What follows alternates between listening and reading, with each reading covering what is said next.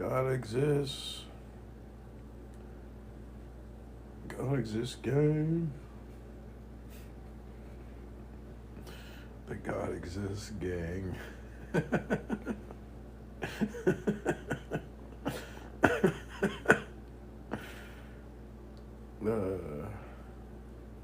God gang. Gang, gang, gang.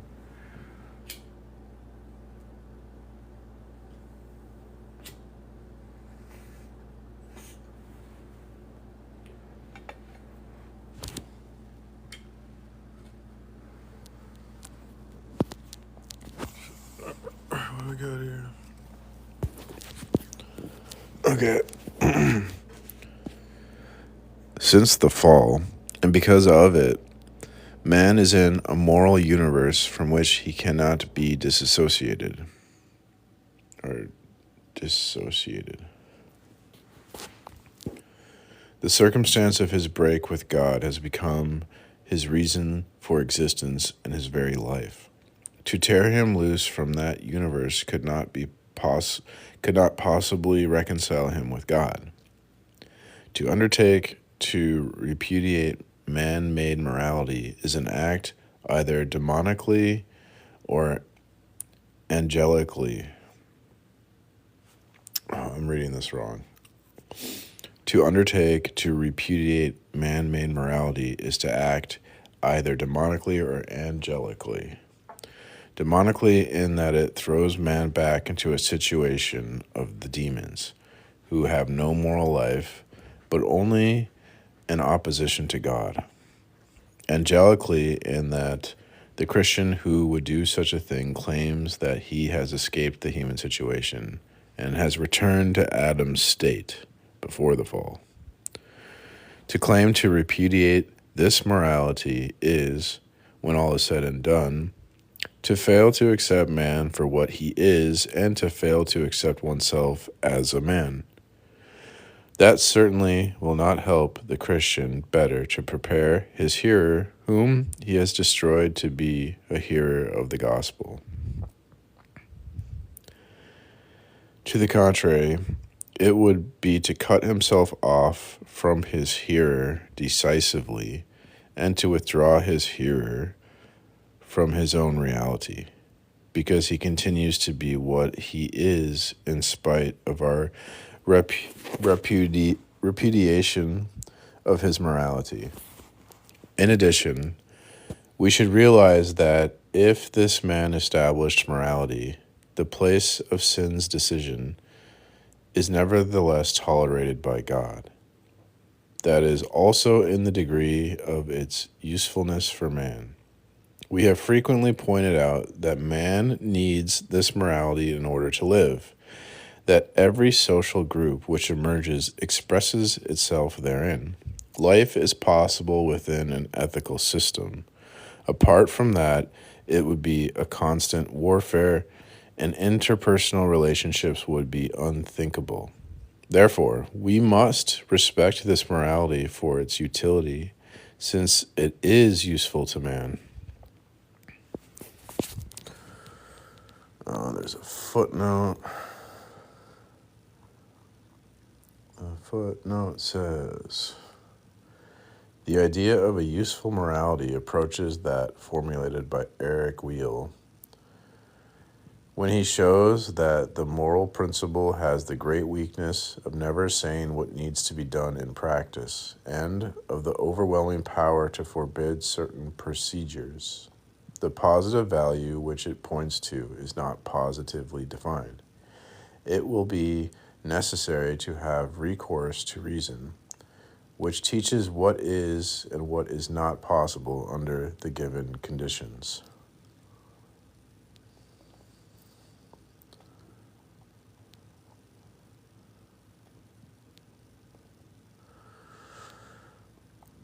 Here we are at the level of a useful morality, which man can both construct and obey, useful but not necessarily debased, which man can both construct and obey, useful but not necessarily debased, which man can both construct and obey, useful but not necessarily debased, which man can both construct and obey, useful, but not necessarily debased.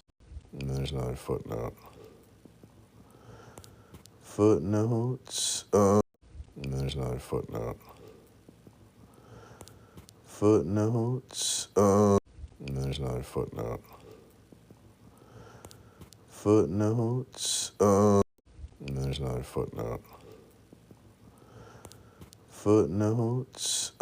Position is, physically speaking, the shape of human life with a view to its preservation. To that, ethics corresponds, and the use of the reason to express it is indispensable and just. Evil, from that point of view, is always a form of the destruction of life. Definitively, this natural disposition is determined by God's will of preservation. The non-natural is that which tends to oppose that will. Granted, always that will of God also can sometimes be one of destruction, at which times it makes use of the non-natural. Compare, for example, the plagues of Egypt, the Assyrians. This implies that the categories of good and evil established according to the natural disposition, the useful and pragmatic, surely are not imposed upon God. We cannot wish to see man placed in a more inhuman life situation. The existence of this morality does not bring man closer to God, and it is not with that in mind that the Christian should respect it. But it does not allow man to subsist, and that is important if we assume that God does not want us to begin the harvest prematurely, but to the contrary, that it is essential to keep alive, in order, and viable the world in which we are placed. Even though it is radically bad, it still must be livable, air fit to breathe, sufficient nourishment, a harmonious order, the possibility of mutual relationships. These are humble but essential needs. We have to take them seriously if we are not to vanish into thin air. The Christian, because he is a man, should lend a hand in making the world livable. Morality is part of that task. The common morality, the morality of the group, interpersonal morality. We must respect it, build it, and strengthen it in company with our fellows. This is the more true, since in all this complexity, there are values to which the Christian cannot remain indifferent. So he's saying that that the morality is like necessary for human life, and that as a Christian we have to respect that even though man's morality isn't aligned with the will of God, God sees value in it because it helps us like function. It has utility.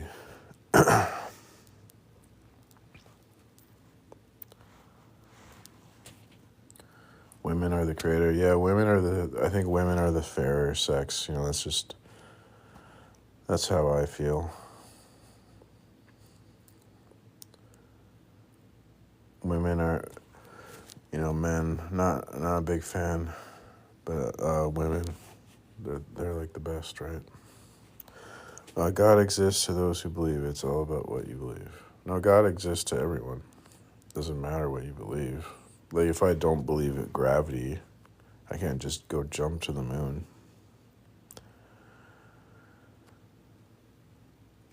You're an ignorant loser. Nice.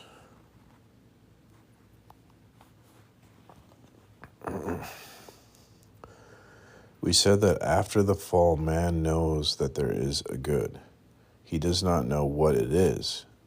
Yet each time man constructs a morality, or proceeds to an ethical choice, or makes a decision, there is a hope, an expectation, a call.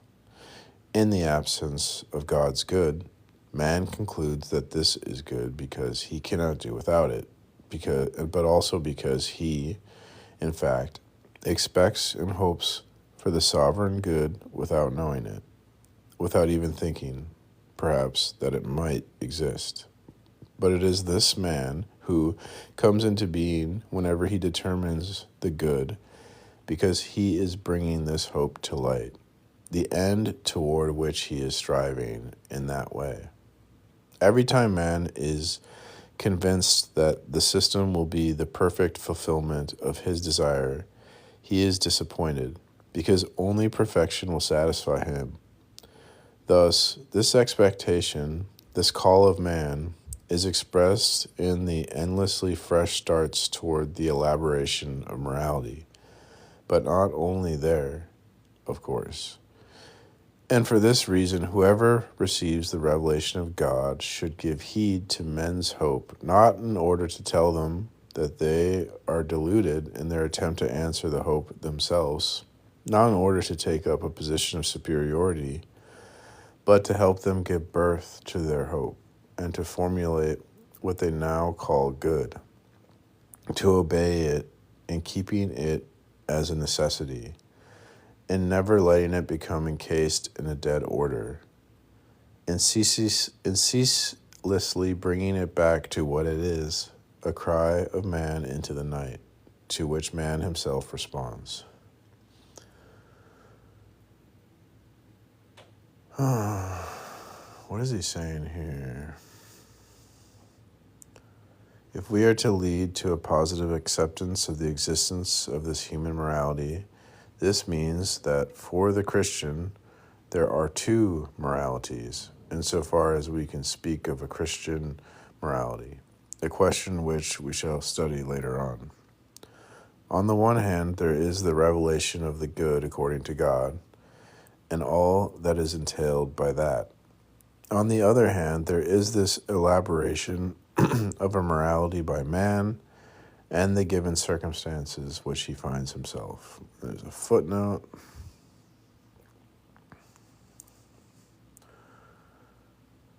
Where it says, whether one likes it or not, the choice has to be made between basing all on revelation or basing all on man. Man is the point of departure for all natural ethic. One can see very well the difficulty for Catholicism in the moral theology of Hering. He lays down true principles. Moral theology can be nothing other than the doctrine of total commitment in the footsteps of Christ. Its point of departure can only be Christ. One must not separate anthropology from Christology. But having said that, he sets out to give an ontology of man, of natural man not regenerated by grace, and it is on that foundation that he rests the possibility of Christian ethics. It is as part of nature that man brings true moral values to pass. In a word, the moment a compromise is sought between God and man, immediately the balance shifts to the side of man. But in the contrast between the two moralities, it especially must not be said that one which comes from God is a religious morality. That is a dreadful confusion introduced, and it is only natural by all Catholic authors. In spite of his excellent theological point of departure, he says, so this is what Catholic authors, but also frequently by Protestant authors, which is astonishing. I'm going to look this one up. I'm confused.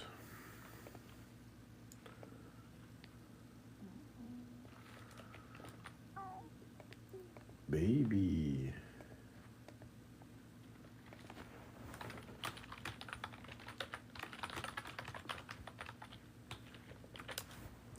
Do you have to be polite? Like, should I say please and thank you to AI?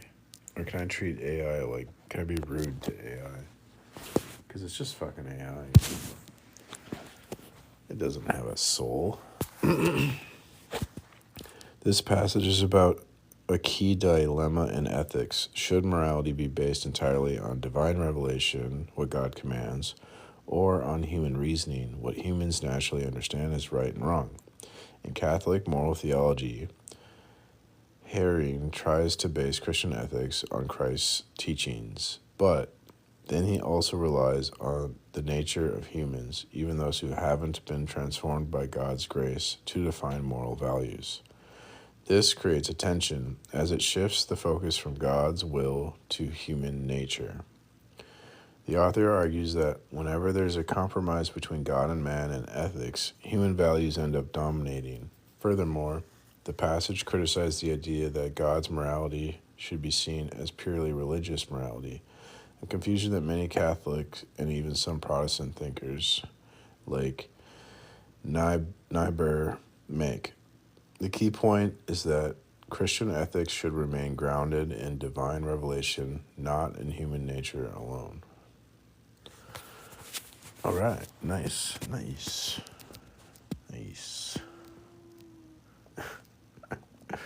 My cat's like wheezing. He like snores all the time. Apparently cats don't usually snore, but if they do, then it's not. If if a cat doesn't normally snore and they snore, they might have a problem. But if they've always snored their whole life, then that's not. I don't know why I said that, but it's true.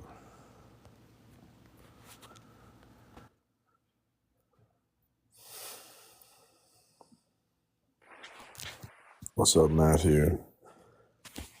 Yo. Do you accept God as your creator? No. Oh my gosh, why not? I don't see why I should. You don't see why you should? Nope. Well, I mean, because don't you want to believe things that are true? So that's one reason. If I knew it was true, then yeah. There's like emotional reasons. And I think there's reasons because like there's a lot of integrity behind the position, right? Like the message of Christianity is awesome. So that's like a good reason to be a Christian. Well, sure. You said your prompt though is God exists. What do you mean by when you say God? Well, I'm a Christian, so I mean, like, Jesus, the Father, the Holy Spirit. Okay. What are the characteristics of God? Were you ever a Christian? No. Never. No. I don't know, like, God is this. He's like ultimate reality. He's like the foundational thing. He created everything. He has a mind. He's like loving. He knows everything. He's all powerful, stuff like that. Sure. Yeah. I guess I don't believe in that. Well, I think you do. You just don't realize it, right? I doubt that. Or at least I don't see how that's the case. Well, because like we all kind of like live our lives like there is a God. We behave, right? Like there's a God, because if there wasn't a God, then the world would be totally different than what we experience, and it wouldn't make sense. It's because like God is like so foundational to reality that to deny God would like, it's like denying reality would just like fall apart, and we couldn't explain anything. Sure. I mean, I think probably you could argue that I live my life in a way similar to Christians, just in terms of, because I live in the United States and there is some type of like Western Christian culture that influences you. But I don't think I really live as if there's a God. I think, you know, most of the way I conduct myself or whatever morals I have kind of arise from my own intuitions. And also, I guess I really see no reason to believe that God is foundational or that reality would make sense without God. Well, what about I got like a toothpaste argument for God, right? So when you squeeze your like toothpaste tube, you expect toothpaste to come out and go onto your toothbrush, right? Uh, I mean, yeah, sure, most of the time. Well, no, like all the time. Well, I mean, I could squeeze an empty tube of toothpaste. I mean, Oh, okay. Well, let's. I mean, like, I think if we're gonna be charitable, like, obviously, if the tube is empty, then you would expect no toothpaste to come out. sure. So, if yeah, so you when you squeeze the toothpaste tube, you expect the toothpaste to come out. So that's a type of like uniformity or regularity or order, like in the natural world. You expect there to be order in the world. Uh, I mean, it's going to depend on what you mean by order. I mean, I expect things to be, you know, Oh man, pretty. why are you being so I difficult? do what? You're just being like difficult and obtuse. Is that your like strategy to debate? No, Like, I'm sure. Sure, I'd probably grant what you're saying. yeah. Well, you have no other option, or else you'd be like, what? You'd just be lying or something. Well, no, Which is what a if lot I of think if I assume you're being good non-believers do. faith, then I grant what you're saying. Yeah, and so like that only makes sense if there's a God. If there's no God, it wouldn't make sense that there'd be that like order and regularity that you could like brush your teeth. Sure, I guess what's the contradiction in expecting some type of order or like you know continuation or like of you know patterns or whatever we observe and not believing in God. Yeah, so we have to have like a reason for why we think something is true, right? We can't just like believe things for no reason. And Um, so sure. and so when like we think about how to justify the fact that we experience that order, you couldn't rationally justify it and you couldn't empirically justify it. And so the only way to justify that, it's called like the principle of induction. The only way to justify that principle is with God's revelation. Well, why couldn't you rationally justify it? Because so the idea is that the future will resemble the past. That's what we have to justify, that proposition. The future resembles the past. And it's not rationally justifiable because it's not logically necessary that the future resembles the past. And so, yeah, we Well, can't. sure. I'm not saying it would be illogical for the future not to follow the past. It's just that as a human, you have a like kind of into your brain a like specialty in pattern recognition. That's why you expect it. It's kind of separate from whether or not it's like logical to expect it. Now it seems to be right most of the time because we think we have some way of understanding like the mechanism of how things work and they seem to be consistent. Mhm. But I don't think it'd be illogical if like tomorrow gravity stopped working because of something we didn't understand or something like that. Right. So that because it's not, there's no like logical contradiction. We can like have a rational justification. And then if you try to justify it empirically, you're like what they call is like begging the question. Well, sure. And I guess the justification wouldn't be like a purely logical one. It would just be that like generally this is how things no, there are. is no And that's not a justification though. well, no, you'd say generally this is. Well, it's not some like pure logic thing. It's just generally this is how things are. We generally kind of like default Now to you're on expecting blind that rather faith. than some other unobserved thing But now you're on happening. blind faith. Now you're on blind faith, and we need reasons for why we think things are true. and God's revelation would provide the reason. So the only reason you're denying God's revelation is because of like some bias, like you just don't want it to be true because it's like so obvious that it Well, is no, true.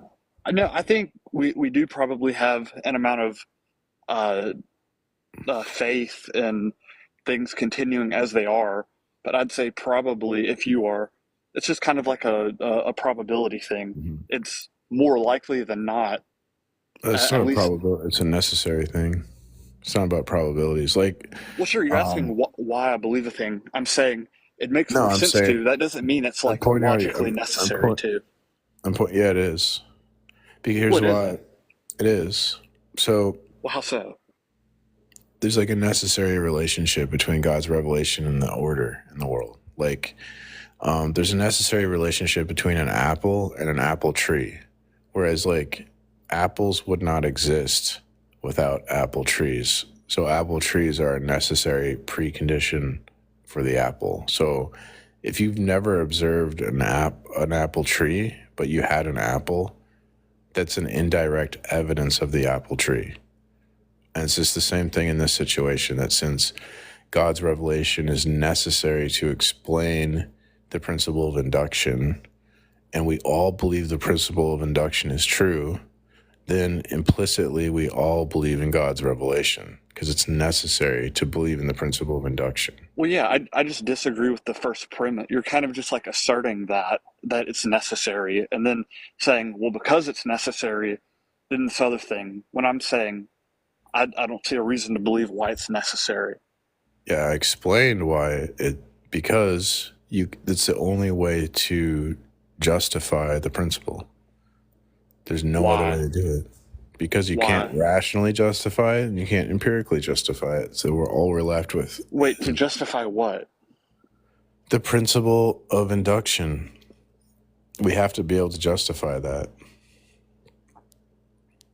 because Yeah, we I feel use like it's just kind of an assertion. I don't see why I would believe that. you already believe it. You already believe the principle of induction is true. You can't. That's not debatable. What do you wait when you say it's true? What do you mean true?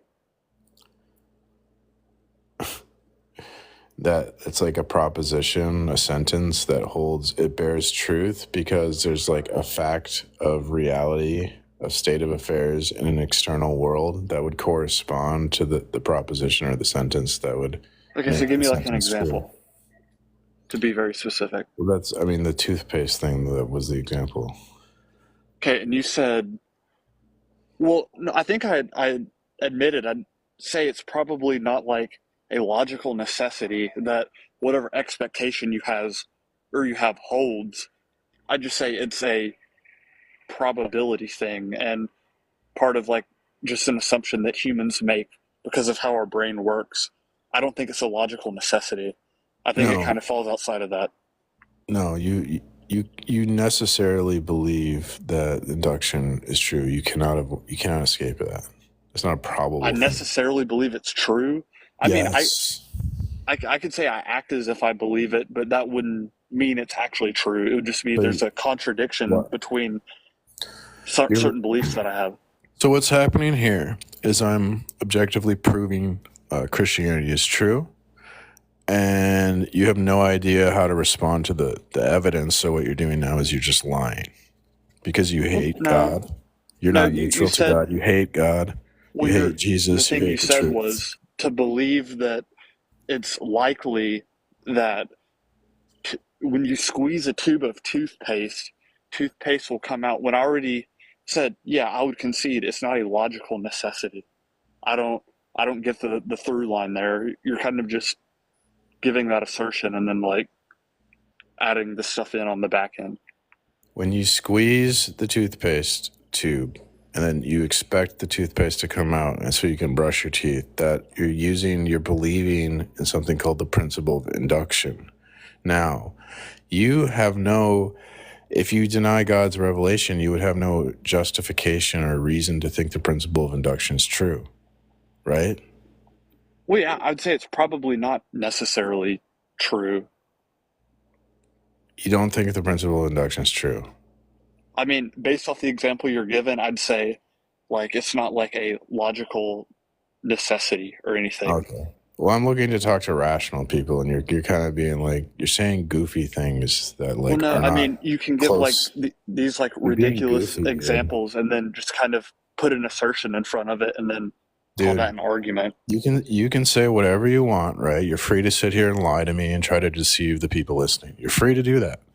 But you believe in the principle of induction, right? That And what you is the proof cannot of that? deny that. Exactly. Well, thanks for coming. I Well, wish what you is the well. Okay, that's pretty weak. Yeah, it's weak. Where do they grow these people? Hello. Hello.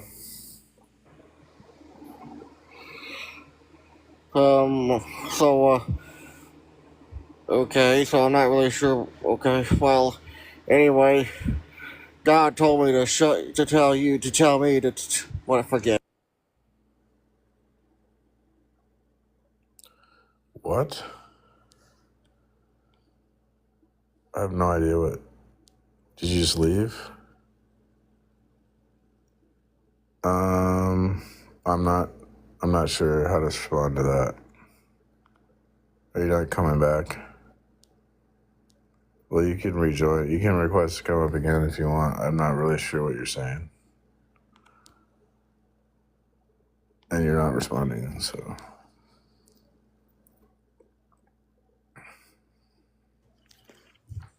welcome. Yeah, can you hear me? Yeah, I can hear you. So I'm actually a Christian. I do believe in Jesus, but I wanted to ask you a question if you don't mind. Okay. So I'm not gonna lie, I've been struggling a lot with lust. I'm a sinner, and I was wondering, do you have any tips for me to overcome lust?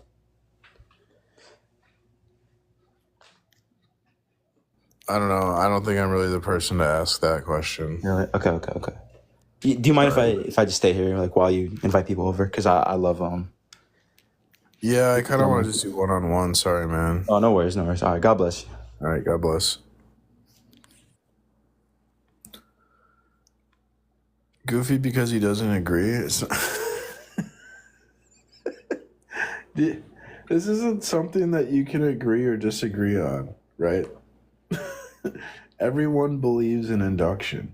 There's no debate to be had there. If he's denying induction, he's just lying.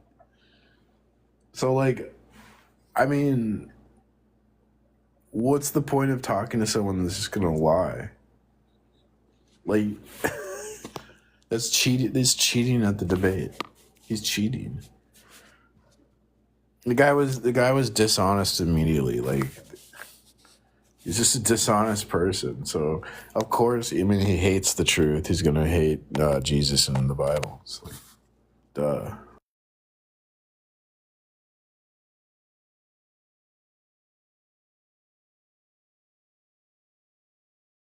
Paul says this in Galatians. He says Jesus was hated for speaking the truth. And what happens when these people come up here and I present them with my objective proof that Christianity is true? They just lie. Why do they lie? Because the devil is the father of lies, right? They lie. The devil's the father of lies. Well, who do you think their father is?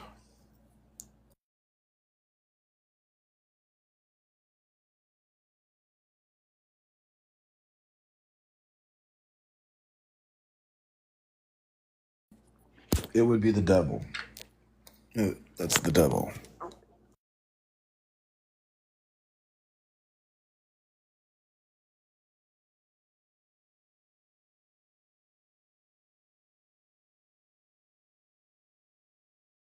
All right.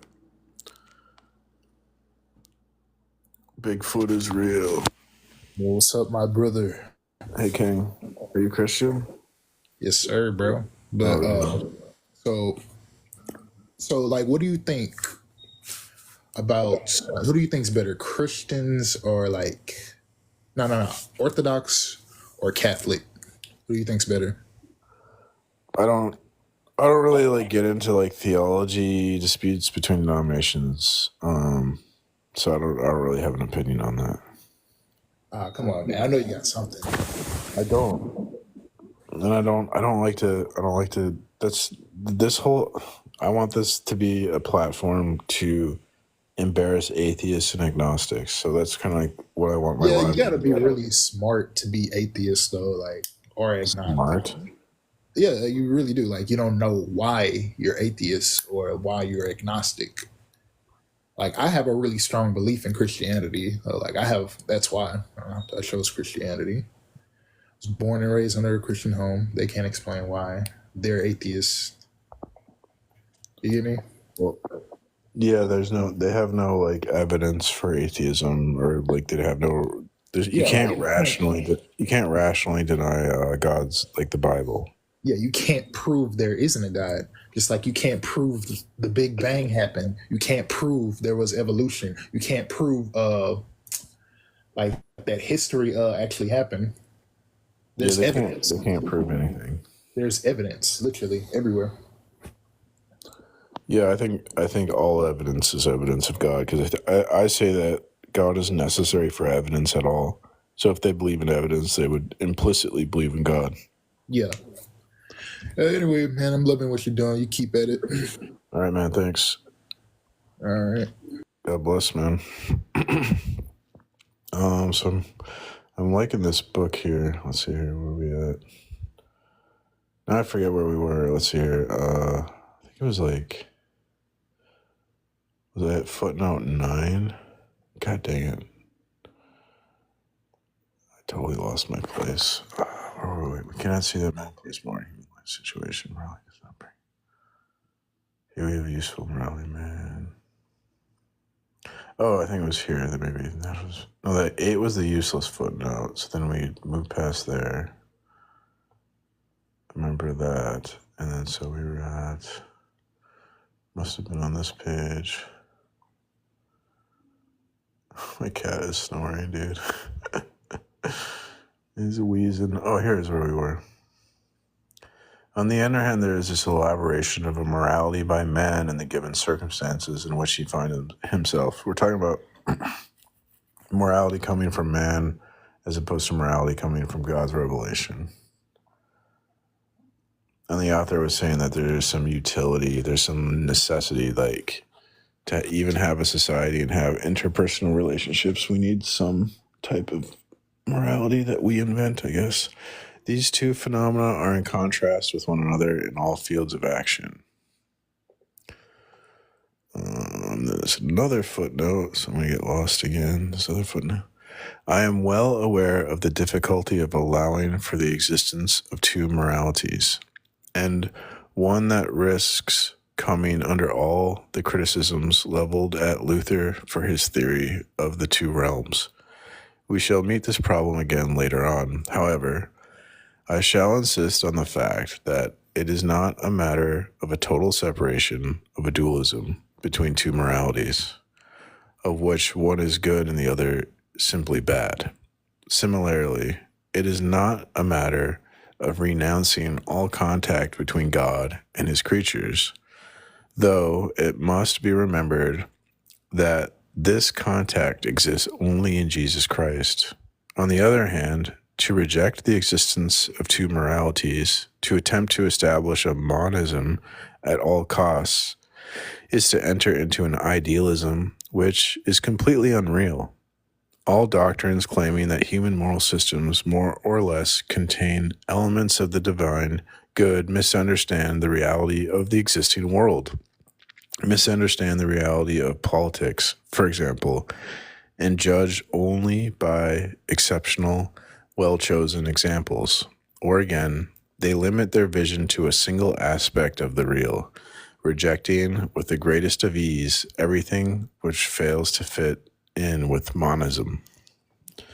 On the contrary, we feel bound to keep in view the complexity of the real in its totality. And the moment we do that, we discover that biblical doctrine of two moralities is also the only one which corresponds to the reality of the world. An example, at once tragic and clear, of this contrast is afforded by the debate which took place on the subject of the condemnation of Eichmann. It is obvious that from the point of view of the survival of the human community, from the point of view of civil justice, as from the point of view of the natural human sentiments, Eichmann should have been condemned to unalive. For, as was said, to let a murderer go free is completely to overthrow the principles of justice and the laws of civilization. But over against that, a Christian conscience has to ask whether pardon is a purely individual matter or whether it also concerns collective crimes, and whether pardon should not involve Eichmann's release. That idea was maintained by M. Golanks, writing as follows: 6 million human beings have been unalived, but what good does it do to unalive one more? Will this action rip away the veil of hate and cruelty which Auschwitz has thrown over humanity? Eichmann belongs to God, and only God can judge him. We should not be guided by the mythical idea of compensatory justice, but by that of spiritual compensation, which is closer to us. The more hateful the evil has been, the greater the mercy must be. The extreme wickedness of Schmittler's demands an extreme act of goodness. Only mercy and forgetting can bring a little light into our darkness. And Golanks concluded with the suggestion that Eichmann be set free with this injunction: go and sin no more. It is obvious that the application of that morality would be disastrous for the collective life, but it is in no less obvious that it corresponds to the requirement of love of neighbor, or more exactly, the love of one's enemy. Here can be seen the contradiction between the two moralities, and we should note with melancholy humor that the morality of civil justice was sustained by a Dominican father, and that the morality of love of neighbor and God was sustained by an Israelite.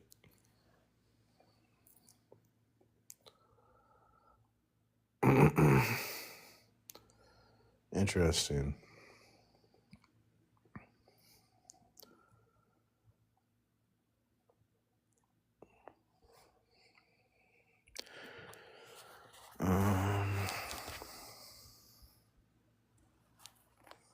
Savage Jerome. Welcome. Good morning. So do you accept God as your creator? No, sir. Oh my gosh, why not? Well, I'm agnostic, and the problem I've always had all my life is that I believe, I grew up in a Baptist church, but the problem, I'll get to the point. The problem is, I feel like if God was real, he would make it unquestionable. He would have us detect him through any of our 5 human senses. He would introduce himself to us physically.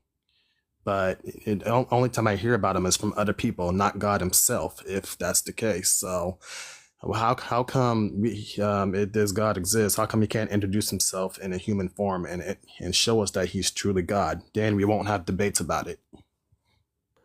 Well, I mean, I kind of feel like when it comes to evidence, there couldn't possibly be more evidence of God. Like, it's completely maxed out because I think that God is necessary for evidence at all, foundationally.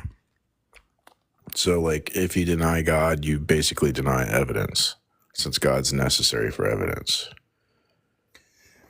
Well, I guess what I'm trying to say is, like, I know you exist. I'm talking to you right now as we speak. Mhm. How come this God can't do the same thing? How come he can't talk to us? How come we can't see him? How come we can't hear him? How come we can't touch him? How come, people even have body odors? We can't even smell him, things like that.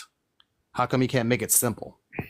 I mean, I think it is pretty simple. Like, I think it's obvious that, like, everything we experience would implicitly indicate there's a God, because we wouldn't be able to have this experience without God.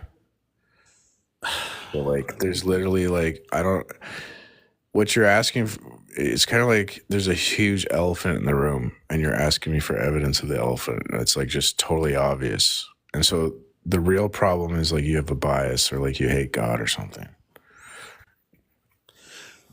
I mean, I don't get what you're saying. I have no debate. There's no debate that you exist. But all over TikTok, there's all kinds of debates just like this on here.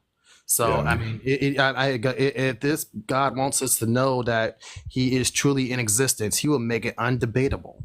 That's the point I'm trying to make. But all over TikTok, not just yours, but there's debates all over, and there's with mixed feelings, just like mine. Well, Why that's would the it even thing, be though. questionable? He made it so you couldn't rationally deny him, because whenever these people come on my stage, I talk to atheists and agnostics all the time. They never have, like, a rational reason why, like, how it could be that there is no God, right? So that it's just, your position is just an emotional position. You didn't come to your position because of, like, evidence or something. I- Or You a can reason. call it what you like, sir, but I'm just trying to keep it very simple. I don't need it don't need to get complex or anything like that. All I'm trying to say is simply, I would need this person to walk up to me and introduce himself to me. That simple. That this person has No. never done this. Even if God did that, you would just find some excuse to not believe him. You're So, calling it an like, excuse. I'm trying to keep it simple. Yeah. It's not an excuse. Well, I'm trying to make you realize you're not, like, neutral, right? You're not just approaching the evidence neutrally, like you hate God. And the evidence for God's obvious, and you just reject it because you hate him. So that's the How can I situation. hate someone I never met? Good question. But why do you deny? Like, I can prove God real easily, right? Like, if God's necessary for evidence, then it's undeniable, right? Okay, I think I'm losing brain cells right now. You know what? We're not getting anywhere with this. I'm just gonna go ahead and leave. Right on. Thanks. All right. I Thanks wish for you letting me. well. Yeah, you're Thanks for welcome. I letting me. wish you well. Yeah, you're All welcome. right.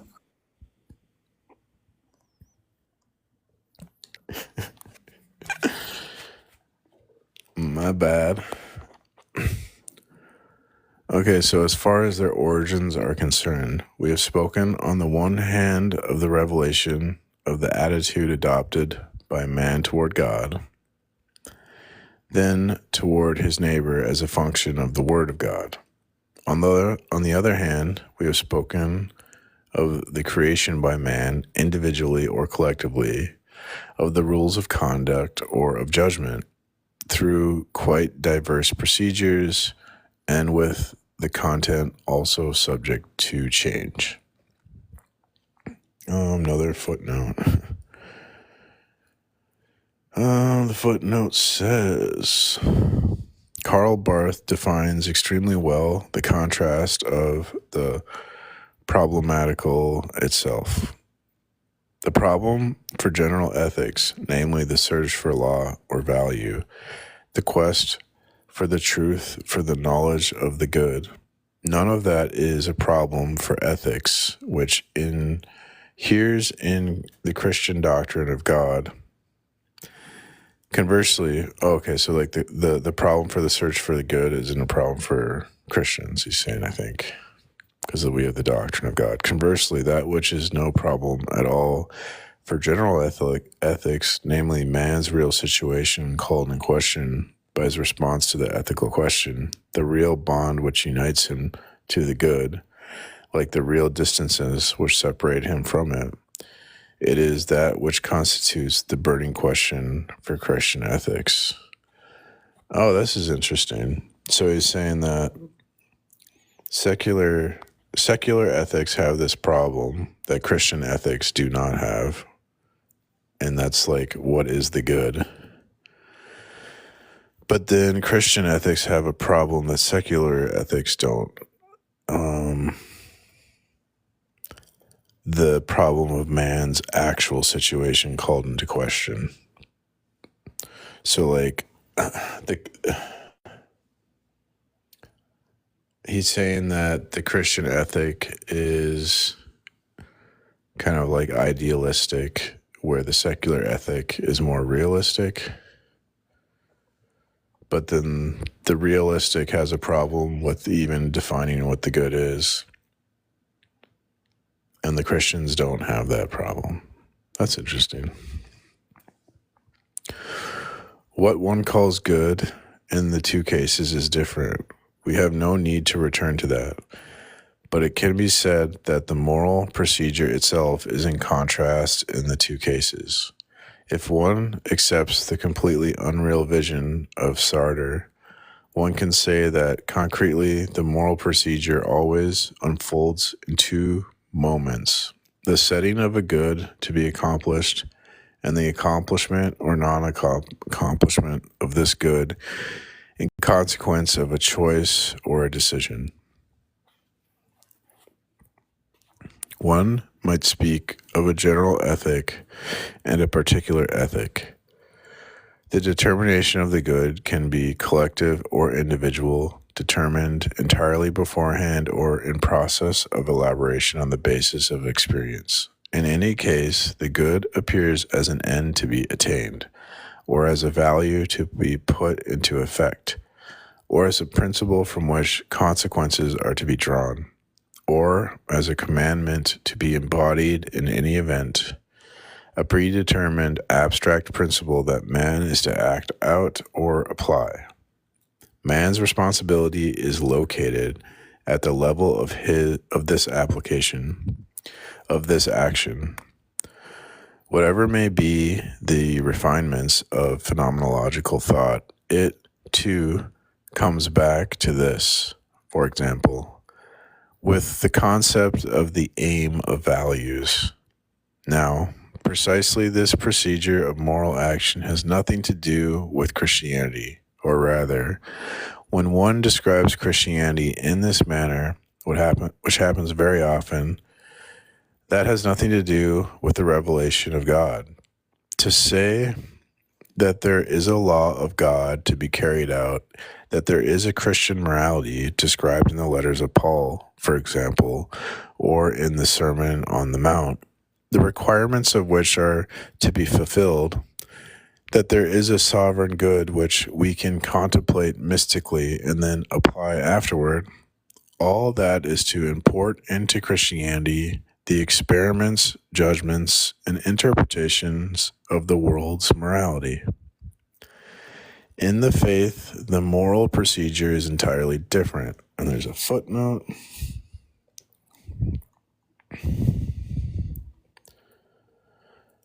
And it's a useless footnote. It's just a citation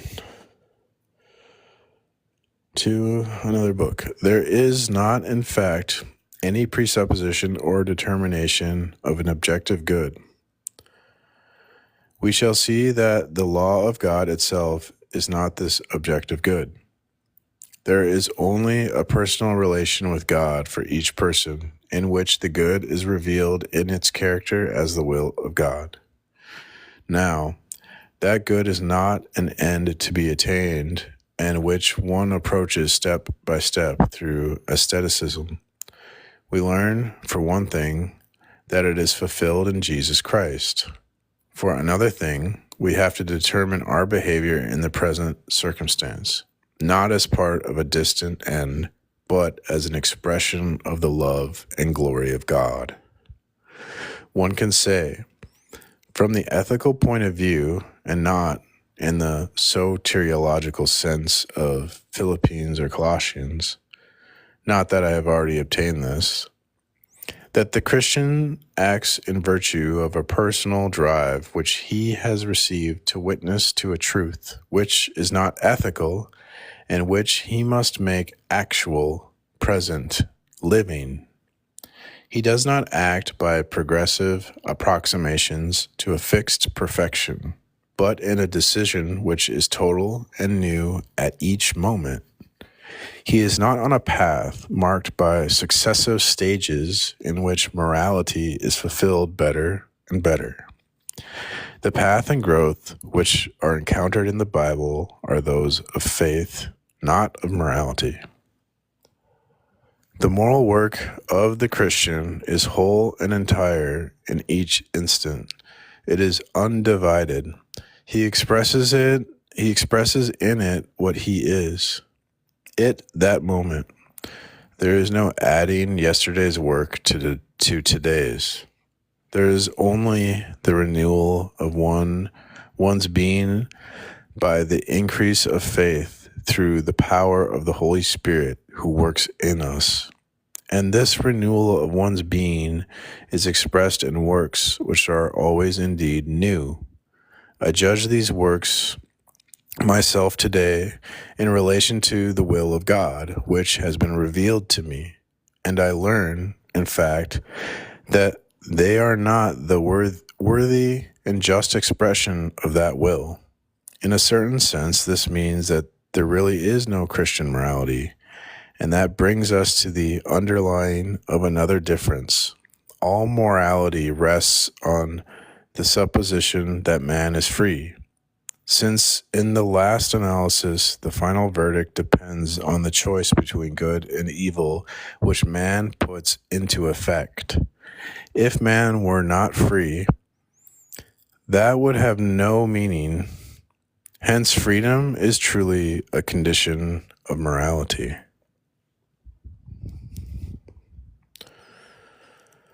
We got a footnote. See the very classical treatment of the relation between morality and freedom in Haring. There's a citation here.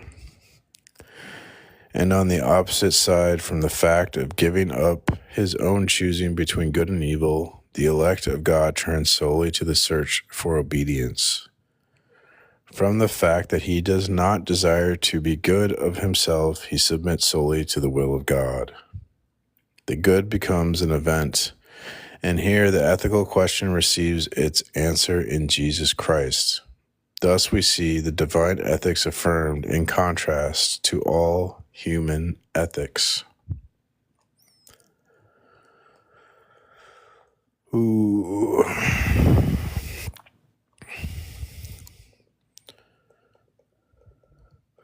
I'm liking this book. I have the sequel too. I think I'm missing part of this book, or I don't know. It's hard to say because, this book never really got published. He was working, he never really finished. He was trying to work on this 3-volume things of Christian morality, and he never finished. And I've never really studied ethics or morality in a philosophical sense, but I like how this guy, he has an approach where he's thinking about morality not in a purely philosophical sense. He's thinking of it in a realistic, how it applies in a real world scenario, not just in a conceptual way. The practicality of it, I suppose.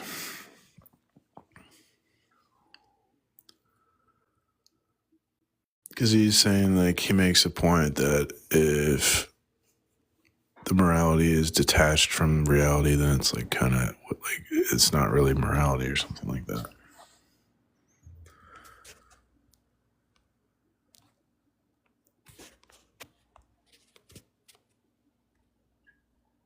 If we lived according to God, morality would not be awful species, if not extinct. Mars, you're definitely in outer space.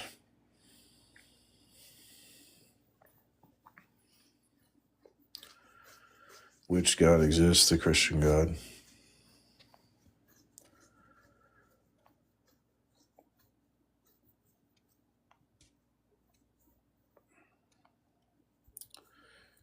Satan sent you Europeans down here on Earth for this exact reason.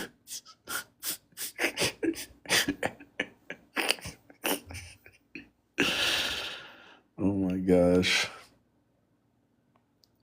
The God I worship is the devil. Oh man, people on TikTok are funny. You think I'm funny? Thanks, man. I'm a comedian. God knows good, and so this is necessary to have faith.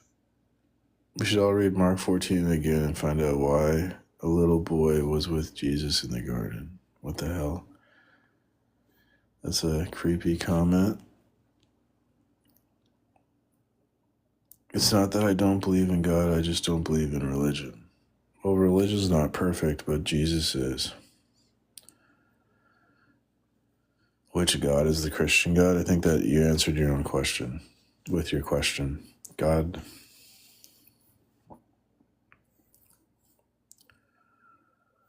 There's another Mars in here. Oh.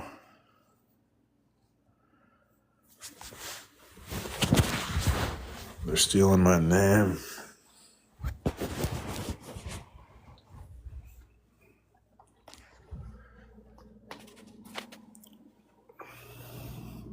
It's not enough that they steal from our worldview. They have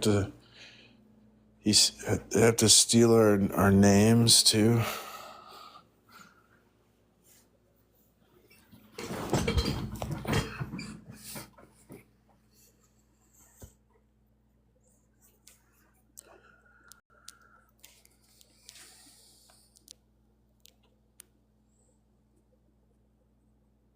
Thanks for the follow, Funny.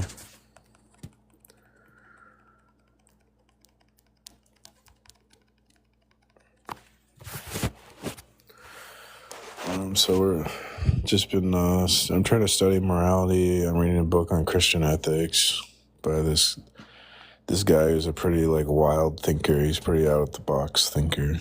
I like I've read a lot of his books. I like his other books that I read.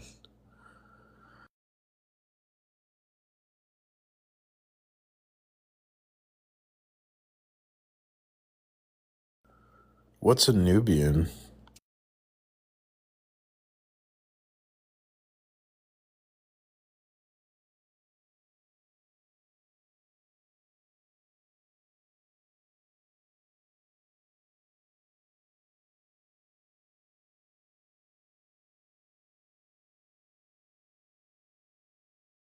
It sounds like a gamer term, like you're a newbie.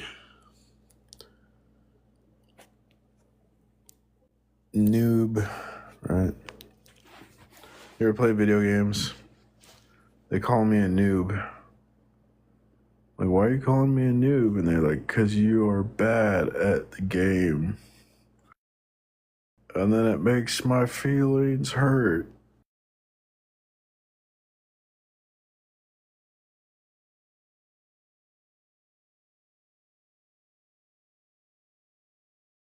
It's like my identity is wrapped up in being good at the game, and then they say I'm bad at it, and then it's like an attack on my identity. That's rude and bullying.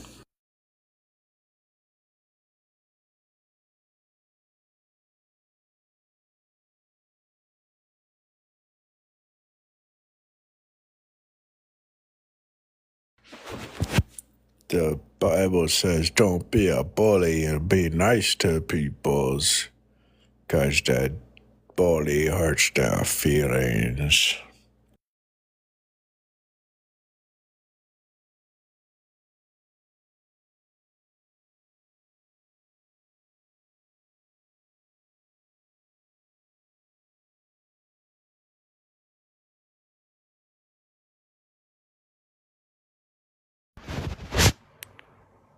Welcome.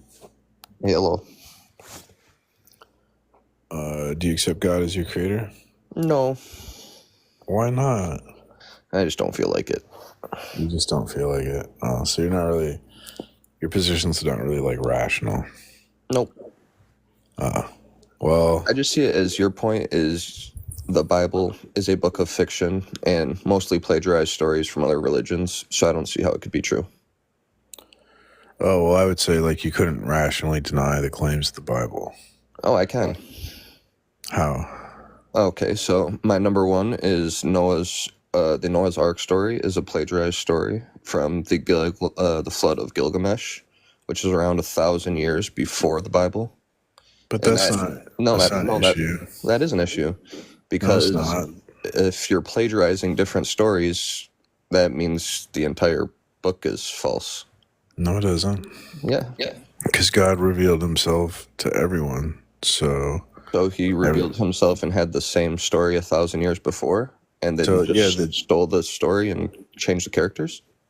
The Jewish people, if you understand the Old Testament, so the Jews were in this, they didn't shut themselves off from other cultures, right? They incorporated things from other cultures into their culture, but then they did it in a subversive way where they would alter the story to give it new meaning under the context of the Hebrew God. So it's a lie, though. It's not a lie. That story never happened. It doesn't No follow. one never had a flood. It's just, you're just not being charitable. No, it just never happened. You're not being charitable. The Jews in the Old Testament, they would take stories from other cultures and incorporate them into their culture. That's all Just that's like going Christians on. did. Yes. They took the story of Osiris and Horus and renamed him and made him Christ. A lot of the writings in Paul's letters kind of allude to Stoicism. Paul isn't right? a real person. Okay, well, thank you for coming. I wish you well. See, you're wrong. Oofta. Can you hear me? Yes, welcome. Hello, I'm agnostic. Oh no, why would you be agnostic? Well, I don't know God, and I've listened to a lot of people, and I don't know how to know him. Well, I have like a objective proof, like a logical argument, but I find Let's hear it. I want to hear the objective proof. I make a transcendental argument. So I basically say that like God is necessary for proof at all, or God's necessary for evidence. How so? I could take like any fact and show God is necessary for that fact. Like, Okay. Things exist. Why is God necessary for that? What is God? So when you say things exist, Yes. So things that's going to be like a universal. Everything. Yeah, things is like a category. Mm-hmm. And that's called a universal. Yes. And so the natural world can't explain like the existence of universals. They don't And what exist. do you mean by natural world? The physical external world. So like only God could explain universals. So And what is God?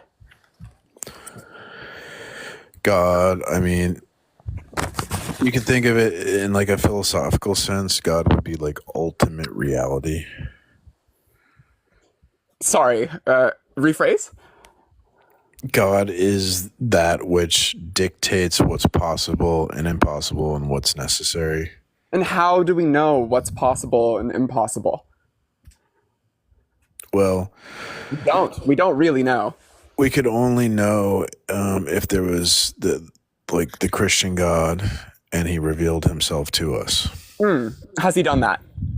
Yes. When? Throughout the course of human history, we have Give some the examples. history of the church. Like when he revealed himself when he freed, he interacts with us, right? Like he freed the Jews from Egypt, for example. That wasn't human beings, that was God. Yeah. Really? Yeah. He God did parted that. the Red Sea and all that. Like there's a whole history of God So interacting this with is us. proven? This is a proven event. We have proof of this. Yeah. Yeah, I'm giving you the proof. What is the proof? What is the proof that the seas were parted?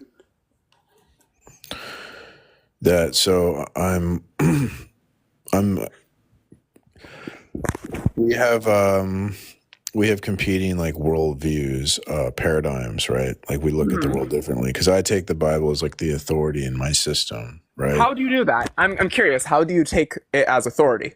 It's word of mouth. Well, People lie. so like if you're gonna to have a system, any system's gonna need an authority, right? Why? Well, without like an ultimate authority in your system, then you couldn't say anything. That's the thing that determines like what's true or false, right? Like so the final court. That's why I'm saying God's necessary for evidence, right? Because you need like an ultimate authority or final court that determines like this is true and this is false. And it's either going to be like the mind of man first rationalizes the facts or the mind of God first rationalizes the facts. And if you say it's the mind of man, then it just doesn't make sense. It's going to lead to a busted, broken system. How do the mind of man and the mind of God differ? Well, like we have finite minds and God has like an infinite. We have finite minds? Yeah. You didn't know that? What do you mean? What exactly do you mean by we have finite minds? Like we die? Well, that's part of it, but also they have a beginning and the end, but they have like a limited amount of capacity. What's the beginning and end of our minds? A human mind can only know so much, right? You can't know everything. I don't know that. I don't know that. You didn't know that? No, I'm not saying I didn't know that. I'm saying I don't know that. How, dude? What? Do you think a human mind can know every fact? I'm not sure why not. Maybe not these human minds. It's not possible. Why? Like that's because your brain, it only has so much capacity. It's like a hard drive with only so much capacity, right? You can't put once your hard drive's full, then it can't just keep expanding. No, it doesn't. It's not possible. And this is like a biological limit. Yeah, there's literally a biological limit on how much you can know. Is biology the only thing we have access to? What do you mean? I don't know what you're talking about. The only thing biology. We have access to? It's a simple question. Is biology the only thing we have access to as humans? No. So, do you see where I'm going? No. We're putting brain chips in people, man. Mm-hmm. Do you see? I don't see. No. The human mind can be expanded infinitely, just not biologically. No, it cannot. Oh, really? Yeah. Okay. You're being kind of bad faith now. It's kind of boring. I'm not being bad faith. Okay. Well, now you're lying. Wait, what lie did I tell? Do you like to talk to people who lie and deceive? Yes, I find them very interesting, but I'm not sure how that's relevant here. What lie did I tell? All right. Well, I wish you well. Thanks for coming. Oh, okay. Okay. Oof. Trying to argue that the human mind is infinite. This is what atheism and agnosticism reduces to. The human mind's infinite, dude, because, like, we could hook it up to a computer, and then, like, somehow we could create a computer that's infinite. Like, what? This is what they do. I mean, this is atheism. So, anything but God, right? Just lie. Who cares? Because there's no God, then you can just lie, apparently. There's no reason not to lie because there's no God. Now, Christianity, on the contrary, speaks of a man bound by personal will, of a man whose first principle of life is obedience. It teaches us that obedience is the prior condition of liberty. In human eyes, this is quite incomprehensible. The idea that the moral life, righteous conduct, should result from the fact that we belong to someone in an impossibility, a veritable scandal for all independent morality. The latter always tends in the direction of a greater mastery of self, of individual autonomy, while the Christian life is an ever deeper belonging to God. From the humanist point of view, the belonging is an alienation, but in truth, and we shall study this in part 11, it is the very fulfillment of the only perfect freedom. Finally, another contrast between the two moralities derives from the fact that God's commands will never aim at bringing a man to realize an ideal, which all moralities of the world tend to do. God's commands always relate to an action connected with the establishment and proclamation of his covenant, with his promised kingdom, which is close upon us. Therefore, in Christian ethics, it will never be a matter of doing some good or other, but of carrying out a certain task relating to the kingdom of God and to the witness which God calls upon us to bear. In the Christian revelation, there is no moral ideal, no typology of the good, still less a symbolism of the good. There is a revelation of the Word, who calls man to obedience because God is bringing to pass his salvation. From then on, the Christian is not obliged to create his behavior at each moment, still less to create his own being, as in existentialism. He receives his being whole from his encounter with Jesus Christ, not with his neighbor.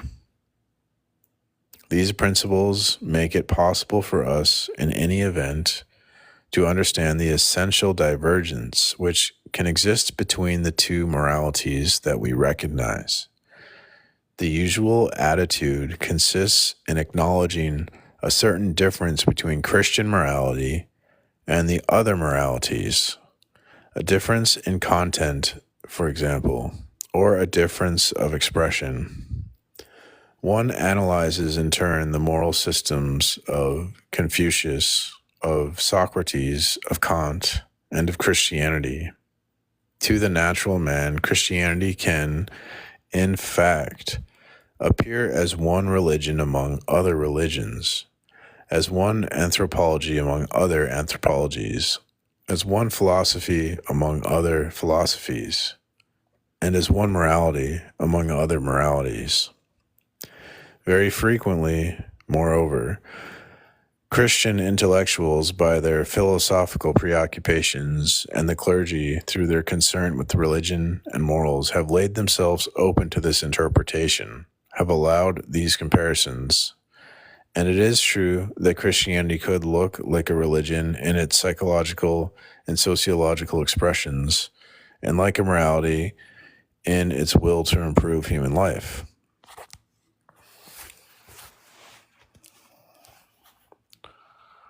Hey, Precept, Mr. Miyagi was Shinto, by the way. I'm not sure what that means. Oh, that is their religion. Yeah, I see what you're saying. Yeah, I thought you were talking about like a martial arts style or something for a second. Karate, Daniel-san.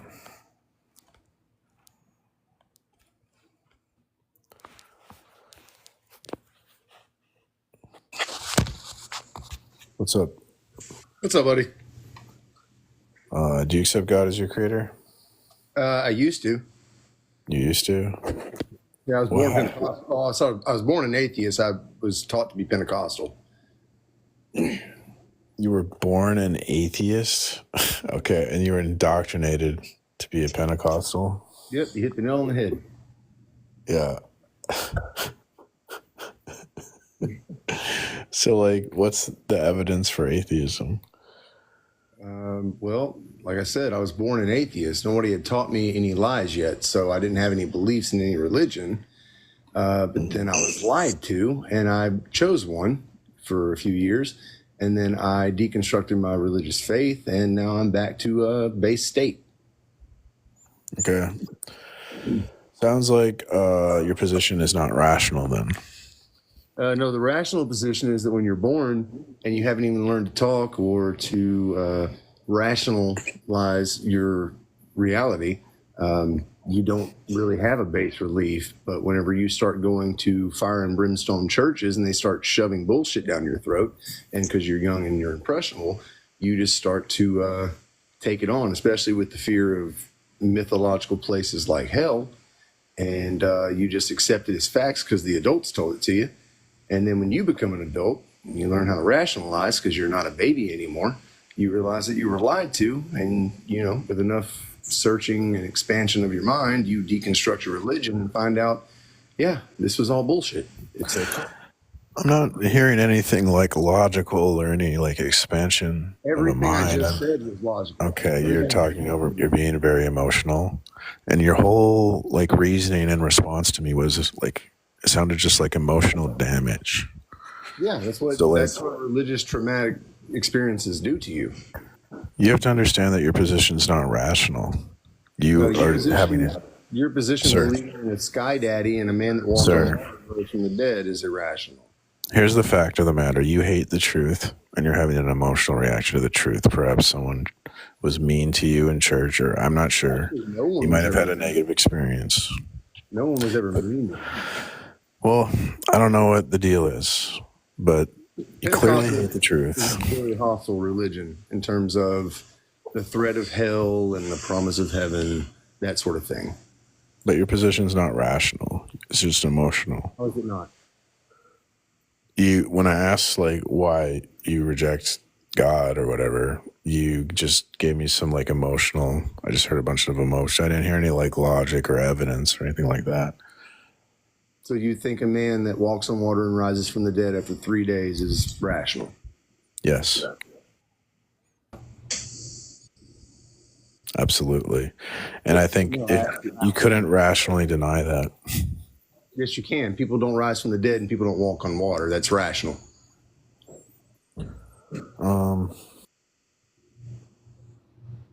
No, you would need the claims of the Bible to be true to make that statement. Bible. Because the Bible reveals to us ultimate reality. Ultimate reality is going to ultimate reality is going to be the thing in your system that dictates possibilities, right? So to say like it's impossible for Jesus to walk on water, you would have to know. You'd have to have access. Yeah, you'd have to know what ultimate reality, some knowledge of ultimate reality to determine possibilities in the first place. True, But you wouldn't have that. You say you get knowledge about quote unquote ultimate reality from a book. Yeah, so ultimate reality is like a personal creator God with a mind that takes the initiative to reveal itself to us. If you deny that, you wouldn't know ultimate reality and you couldn't speak about possibilities. So you couldn't say it's like impossible for Jesus to walk on water. So Therefore, you can't rationally deny it. Do you get your ultimate reality from a book? Yes. Okay. Who wrote the book? God. How do you know that? That's what it says. And if you deny it, you'll be reduced to absurdity where you couldn't say anything is true because you wouldn't know ultimate reality. The book claims the book is true. Therefore, I believe what the book says because obviously the book was written by God, even though it was actually written by men, is true. It's the self-authenticating starting point in the system. So do you deny self-authenticating starting points? It's self-authenticating and it's not based on facts. What's up? So your view of reality is self-authenticating based on a book written by men who claim to have written it on God's behalf, but you base your whole worldview on what you claim as facts from that book. Yeah, it's my self-authenticating starting point for my system. Like, do you deny self-authenticating starting points? You lose yourself at self-authenticating. What you're saying is, I believe it's true, and I want it to be true. Therefore, in my worldview, it's true. So nothing in your position is self-authenticating? You have no self-authenticating starting point? The only self-authenticating thing that I have is I don't know. Oh, okay, exactly. So in that model, right, you can't know anything, right? So That's not true. You can know things. it is true. No. You can say that you don't know everything, and that's No. just you being honest with yourself. If what you're saying is true, that would destroy the possibility of knowledge. That's why you have to face a crossroads of radical skepticism. I can tell you this. I know that shit stinks, and I know that religion lies. And I can show you enough examples of that. You actually don't. Yeah, I can show you. Okay, I'll give you one example right off the bat.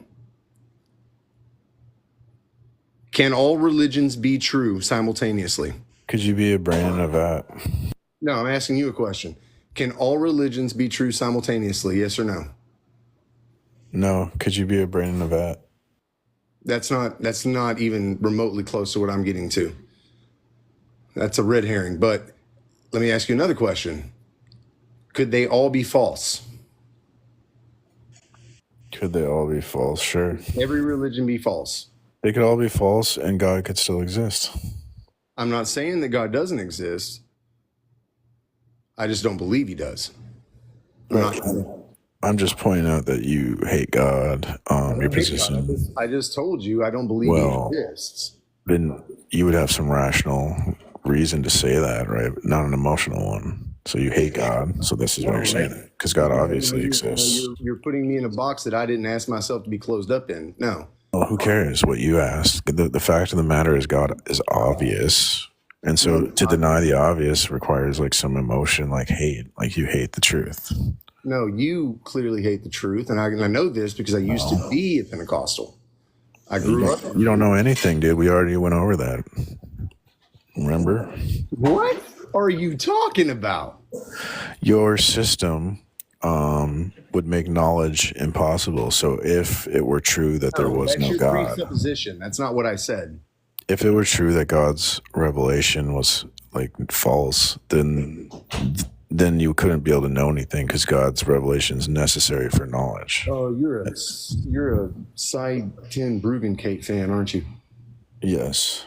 Yeah, of course you are. You're a presuppositionalist. Exactly, because that's where we disagree, sir. We both have a bias, right? Yeah, no, it's not a bias.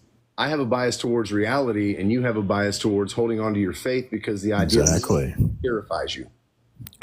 You've deluded yourself into thinking that you can approach facts from a neutral basis. You're not neutral. You hate God. This is what I'm trying to make you aware. On both sides of the fence. So if you stop hating God, if you forgive your earthly father, I have no problem with God. Then why do you refuse to accept the obvious evidence if you don't hate God? Because he's a mythological character, just like Zeus and just like Hercules and just like Mithra.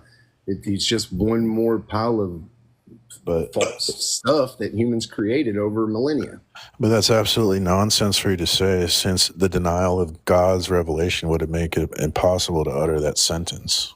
Which God do you worship? Well, the God that you're assuming when you ask me which God, you have to assume the Bible is true to say that sentence. So you're engaged in a performative contradiction. You're contradicting yourself when you deny the Bible. You're contradicting yourself and you're putting it on. Sir. That's you literally projecting. Sir, unless you can tell me what ultimate reality is, whenever you speak, you are assuming the Christian God is ultimate reality.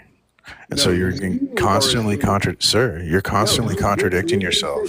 Sir, you're assuming that your God is the basis for reality. That was your claim, not my claim.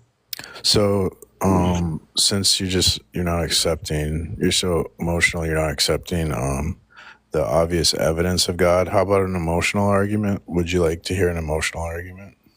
You've been doing it the entire time, so why not? Well, now you're just lying, so thanks for coming. I wish you well. Good Lord.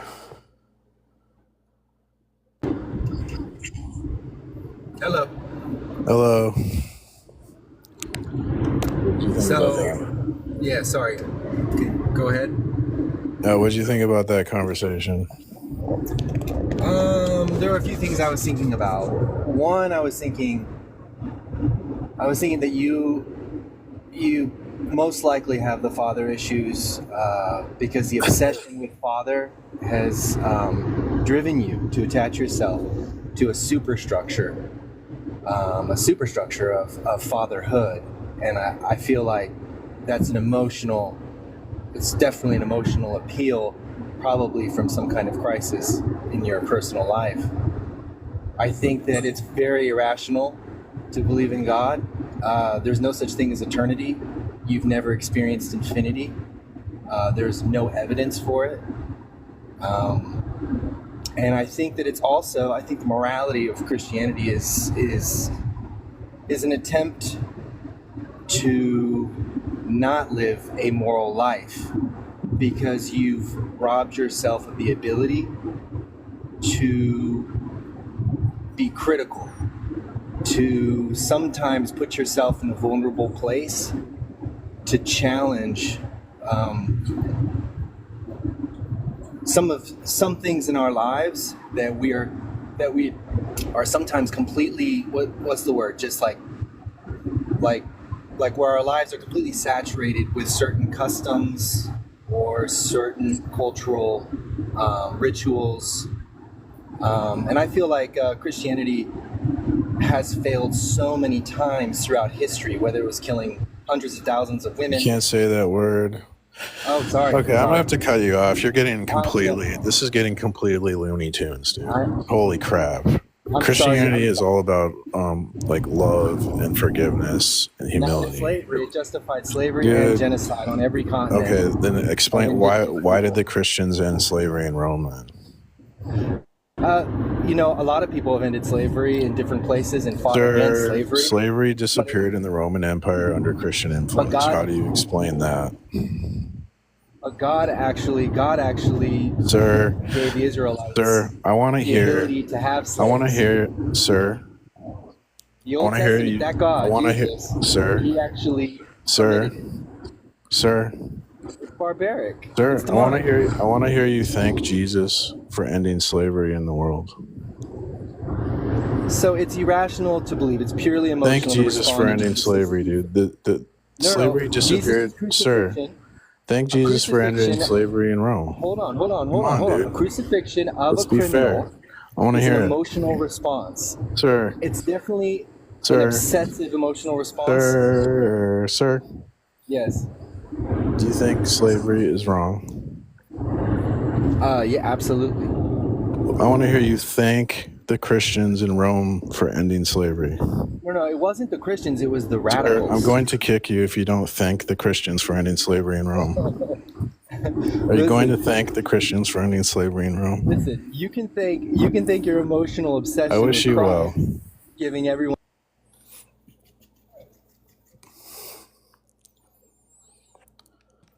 Hello, Mars. Are you against slavery? Absolutely, but the Bible is Will not. you thank the Christians for ending slavery in Rome? No, because your God is a child. I wish you well. Thanks for coming.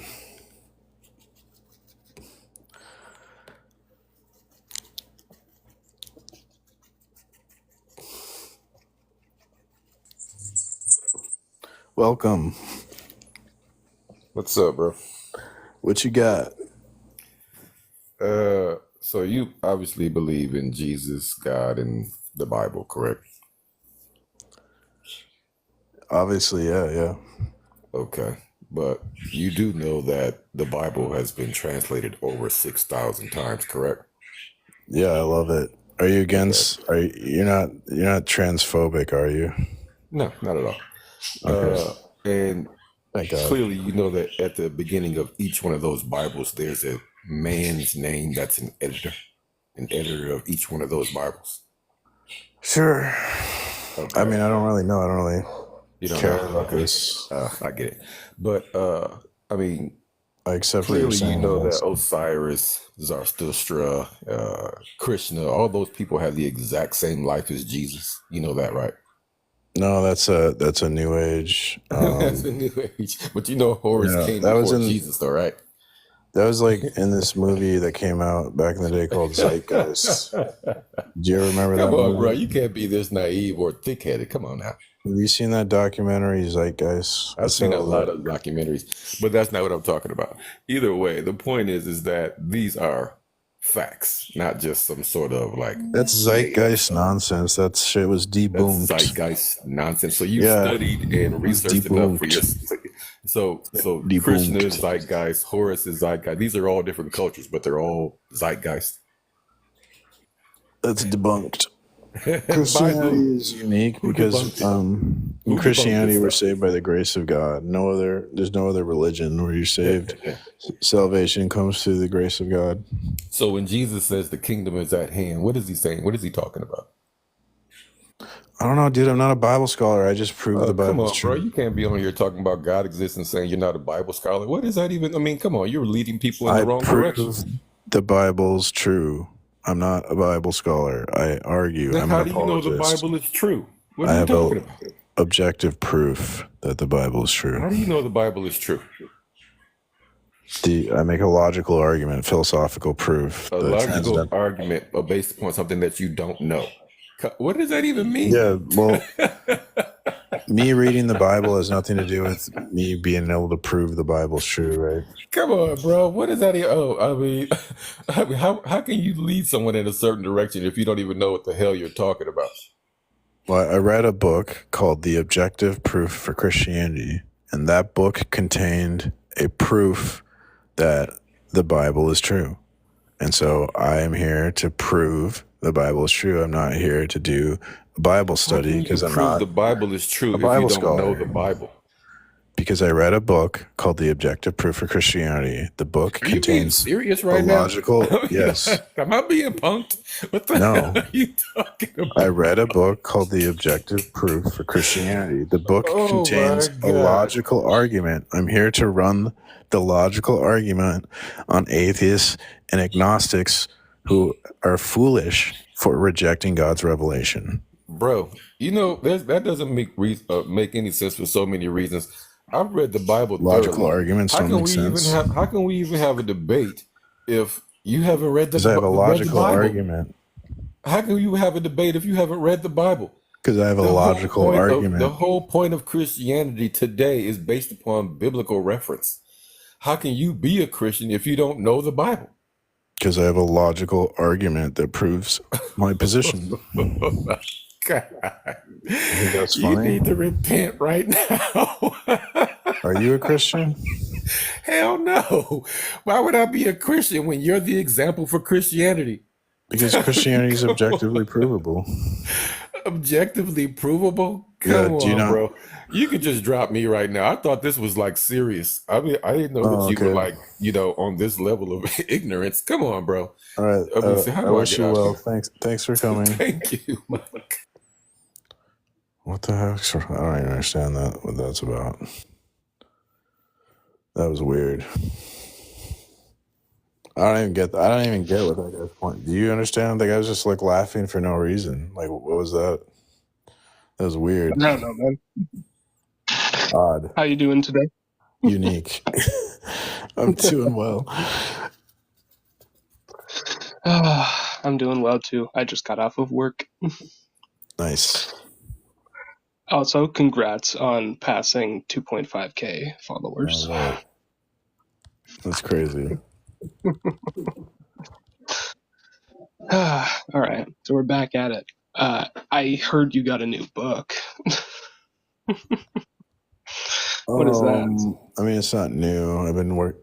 I started reading this book, I don't know, several months back, and then I stopped reading for a while. Been getting busy with other things, and then I'm kind of getting into wanting to read more, so I'm kind of trying to read it again. This is nice.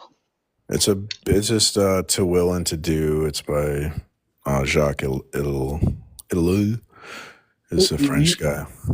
Yeah. I've read like 4 or 5 of his books. I like the way he thinks. So I want to read. Is it again? To Will and To Do. I think it's like an unpublished book. Like I had to search hard to find a PDF. Oh, jeez. Yeah, he was working on these books about ethics and morality or something when He never finished. Huh. So. Oh, did he just like up and die? I'm not sure exactly. I just know he didn't finish. He published one called what's it called? I can't remember. But that's the one I want to read, is the one that he published. But then this is it was supposed to be like 3 books on ethics, and this was the first one, but he never published it or never finished it. But somehow they got like some manuscript. So I'm reading some like manuscript they found, I think posthumously, and then was released on the internet. Huh. Damn, where'd you find that? I don't know, just Google searching. Good stuff. Well, does it have a good argument? It's not really about arguments. It's not an apologetic book. It's just talking about. He's trying to talk about morality in like a practical sense, I guess. Interesting. Yeah. So this isn't really for apologetics, although there might be things in there that can help, I suppose. Yeah, no, it looks interesting. I'm looking at it right now. Not the book, but just like the little excerpts from it. Karl Barth. Yeah, Karl Barth is this guy's like the author's like favorite theologian. Yeah, no, I've heard the name before. He's pretty famous. I think he's like maybe one of the most famous Protestant theologians. Yeah, no, I don't really follow that stuff as much as I should if I'm going to be coming on here and arguing.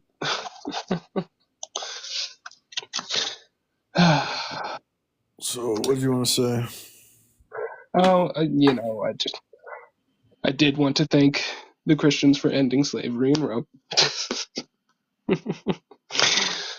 But, that's pretty much it. I'm BSing on that? No. Oh. I think it definitely was a prominent factor. Yeah.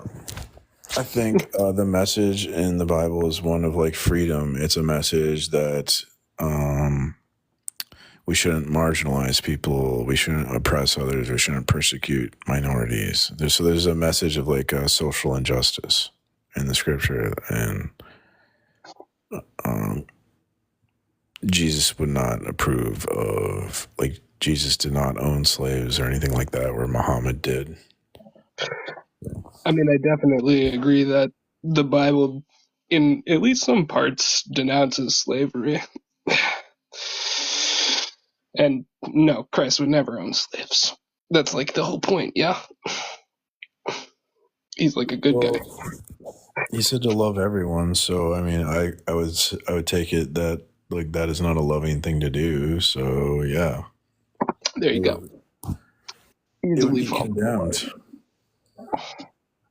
It should have been condemned. Americans made a mistake in doing that. So unfortunately, but in England at that time, the Christians were fighting for freedom of like inequality.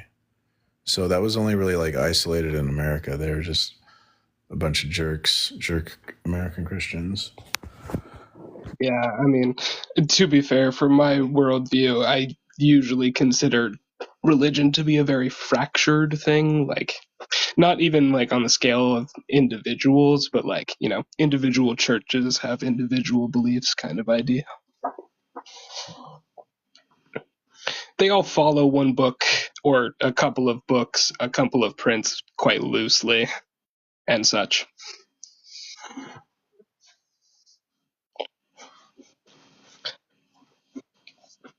So did you have like, I don't understand, like, I objectively prove Christianity, right? So you don't care about that or what, or like, is it I do. I mean, you're still doing the transcendental argument, which is just like presupposing logic, morals, and science with God, right? Yeah, it says that God is necessary for us to reason. So if you deny God, denying God is like denying reason itself. Okay. I'm usually here explaining that I think that like logic, morals, and other things like that can arise from like human reasoning, like societal agreements and evolutionary processes, stuff like that. Yeah, but if you take that position, that destroys the possibility of knowledge. Does it? Yes. Okay. I mean, I usually think that knowledge is like just a bunch of observations taken in consonance. So, like, do you suppose there's something else? Knowledge is a belief state that has a justificatory path to some state of affairs in the world. Okay. So I can definitely agree with that, but I feel like those two things aren't like mutually exclusive, though. I don't know what you mean. What do you mean mutually exclusive? I mean, like, they can both be true at the same time. What about both what? Like, my view and what you said. What? Yeah. I do believe you can still have a bunch of observations having in consonance, as in like you connect them together and you form assumptions from them, but also you can use them like backwards, like you're making assumptions from past events. Are you trying to argue for empiricism? Maybe, I don't know. Oh wait, were you the guy that you think that you can justify induction? No, that was the guy before me. Oh, I don't remember. But I'm Mr. You go the speed of light makes you go to the end of the universe guy. Okay. So like, you can't have, dude, if you deny God, so you're denying ultimate reality. If we You're saying ultimate reality is unknown. Yeah, if we presuppose that all reality or meta-reality is God, then I guess me denying God would be denying ultimate reality. Yeah, I could see that. Or you'd be saying like ultimate reality is unknown, not necessarily denying it. You just say it's unknown. Right. If that's the case, then all possibilities are unknown because ultimate reality dictates the possibilities in the world. Okay. And so then now anything is possible, and now you wouldn't be able to have knowledge if that's the case. Okay. Right. Anything is possible. Like, interesting. I don't know, because it's like, are we saying that like limitations don't exist without like something to constrain them? Yeah, I could say like what would be limiting an entity's state of existence? That's a good question. I don't actually quite know. Like, I figure that like everything is just kind of here and we're just kind of like looking around observing and writing stuff down, and then eventually we find stuff out, connect the dots, But right? when you're observing, you're like assuming that like from one observation to the next observation that there's these like objects that retain the same identity over time. That like when you observe the apple with your eyes is the same apple that you touch, you feel with your touch sensation. So those are like, you're making an assumption there that's not observed, that like it's the same apple that you saw is the same apple you feel with your touch, and then it's also the same apple that you taste when you bite into it. Like you're having these successive observations or sense data, and you're just assuming it's the same apple every time. But there's no reason to think that's the case, right? Yep. I agree with you. I mean, like, theoretically, there could be a worm in that apple, and you could have no idea. But there's a logical reason for that, is there not? There's no reason to think it's the same apple. Oh, okay. At all. I mean, Do you mean like as Because in like as a concept? we don't observe identity over time, right? So you just have these observations, and each time you observe something, it's like a new thing, right? Because if you just go with observation, this is what I'm saying. This is why I like the absurdity of your position. This is what I'm trying to highlight. Okay. Okay, so like maybe I'm thinking of what you're saying a little too literally, because when I think of things like apples, I feel like the next time I see an apple, it is a different apple, but I think you mean like I'm saying conceptually, right? you look at an apple, so you have Right. sense data of an apple. So that's one observation, right? Right. And then you reach out and you grab the apple. So now you feel the apple that you're looking at, but those are two different sense data. Now you have a sight sense data and a touch sense data. And you're just assuming, you're not observing that that's the same apple. You have these two observations, these two sense data, and you're just like connecting this identity of this thing to both those sense data. There's no justification for that connection. So if you're being honest, you'd be thinking it's a new apple each time, and then when you taste it, and that's a new sense data, that's a new apple there too. Like any sense data, it's always going to be a new thing. Anything? Like I can't remember anything without God. Like I don't know which thing is to which other thing. I can't. I can't know. No, I'm talking about the identity. Do you know what identity is? I mean, ontologically, yes, but like we're not. I didn't think we were talking about ontological arguments. Like the apple is the apple. You know what I mean? Like it's a variable. It's like X, like A equals A, right? Right. Okay. I get that. So that variable, that X, you're assuming it's the same thing in all the data. Oh, okay. All the sense data, you're assuming it's the same variable. You don't observe that it's the same variable. Yeah, I get you now. I get you. Okay. I do believe that these are all just observations. I do believe it is all just an assumption made by the brain. Yeah, but that doesn't make sense. That destroys knowledge. I just explained this to you. Okay. You don't care though, right? No, I do understand that it's like it theoretically like you can't have knowledge without there's some like being some like holder of the knowledge, but you're presupposing that's God, right? Dude, God reveals himself to me, right? So I can know God because he takes the initiative to reveal himself to me. If ultimate reality doesn't take the initiative to reveal itself to us, then we can't know anything about it. We can't know anything about the world. So that system doesn't work to have knowledge of the world. Okay. Like all knowledge of the world? Like the full sense of reality? Yeah, you wouldn't know anything. You wouldn't even be able to like talk. It literally, like, God is necessary for us to speak to each other. Okay. I'm just trying to pick at no way out of this. from each angle here, just so I can like. I'm trying to understand. I really am. I'm not trying to be a jerk. It's just like there's no way out of this. I know. It's like I'm trying to like research this shit. It's no, of course. I mean, I quote unquote research my point of view too. But I mean, like, how can you research all of reality when there's so much of it? We have different points of view. We do. So I'm making an argument that compares.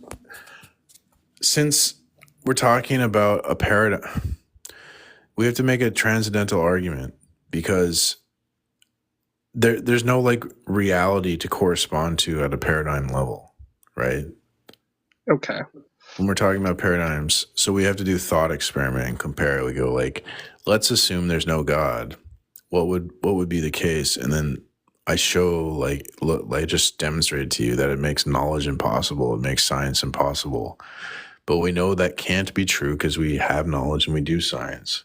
And then I present my assumptions about the world. And if knowledge is possible and we could do science according to my assumptions, then those assumptions are like the most coherent, consistent, correct assumptions, because they allow for truth to be the case, where the denial of that would destroy the possibility for truth. Okay. Like because for me, right, the idea of like truth and false are not directly absolutes. So like, yes, the thought That's an experiment. absolute claim. You just contradicted yourself. Okay, interesting. An absolute claim as in like, this is not true for me wholeheartedly 100%. Because like, To say, again, like, I could be wrong. Sometimes the truths I tell are lies. Right? Like, sure. Right. So like, it's not 100%. Well, you wouldn't say the truths you tell are lies. You would just say you tell lies. Right. But they're masquerades. Well, what is wrong? What are you like? All this like laugh. I don't get this. I told you, I'm off work. I mean, are you in the UK-ish area? I'm in America here. No, I'm in America. Okay, yeah. No, I just came off of 90 time, so I'm a little giggly. Sorry. But yeah, I don't know. Like, I don't know what there's to talk about. Like, either accept the proof or not. Like, there's no. I mean, you're at like a crossroads. Do we have like necessary examples inside of reality, or are we just like negating reality at all? Yeah, reality exemplifies ultimate intention and ultimate design. Okay. You cannot deny that there's intention behind reality. It leads to absurdity. And logic reflects the mind of God. It means that because when we speak about the world, we use unifying descriptions of reality. Like when I say like a plant or a car or a hat, those are unifying descriptions of reality. And so for those to have any meaning, there has to be like inherent meaning in reality. There has to be intention. I can give I have a whole syllogism for this, but like, I mean, yeah, it's just gonna follow. It's just gonna follow that for there to be this. When we talk about the world like there's this inherent order in the world, and that only makes sense if there's some mind intention that intended that order in the world. And so to deny that would be to say that all of our language is like an illusion or not real. So if I'm getting you right, God maintains the orderliness of the universe. Basically. He maintains it and he creates it. Okay. Right. I mean, right. I can't necessarily disprove that as a logical argument, but logic need not necessitate reality, so. Like, you can have logic without reality. I can make a logical argument that doesn't exist in real life. This argument is necessarily exists in reality. If you deny what reality, you couldn't even speak of reality. Like this is, you don't understand. You're constantly contradicting yourself when you deny the revelation. Because you talk about reality. Well, there's no reality without God. You wouldn't know what reality is. Okay. Right. Okay. I can't go back in the loop far enough. Mythological naturalism. I'm trying to think right now because at this point, right, all I can say is that like my point is formed from like consistency that is observed, right? Like uniformity of nature is like an observed phenomenon from like a bunch of people. But when I say that people talk about that stuff with each other, you're going to tell me like God is the only way that can happen. So there's no way to, Yeah, to go past I can prove it. It's not that I'm just like telling you that. I prove it. Like this is what you like. You're not getting this. I guess I'm not, giving proofs. I'm not just I saying things. well, like, here's the thing. I agree with you that, like, as logical arguments they hold, but the problem is, like, I see no practicality for them necessarily, because, like, theoretically, right, there's objective evidence for most things practical, like statistics, chemistry, whatever you want to call it. Why does God have to necessitate them? Why the Christian God necessarily? Because all evidence requires God. If you deny God, you're in a world where anything is possible. You couldn't have evidence in that world. It's a nonsense fantasy world. But you hate God, so you want to believe a completely illogical, irrational fantasy because anything but God. I mean, why not Allah? Just like as an example. Why not deal with what I'm telling and presenting you? Good Lord. Where do they grow these people?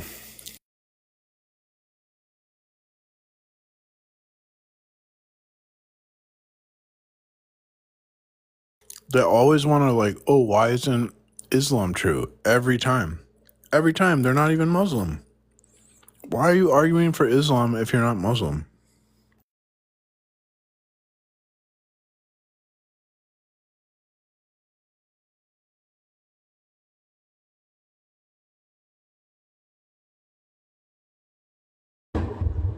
Hi. Hello. Welcome. Hi. Yeah, it's me again. I just was in your life like a week ago, something like that. My memory is really bad. Forgive me. Yeah. So it's a really interesting point that you say that about the reality, because I mean you just say and you put it down the guy who was trying to ask you like I am a Gnostic, right?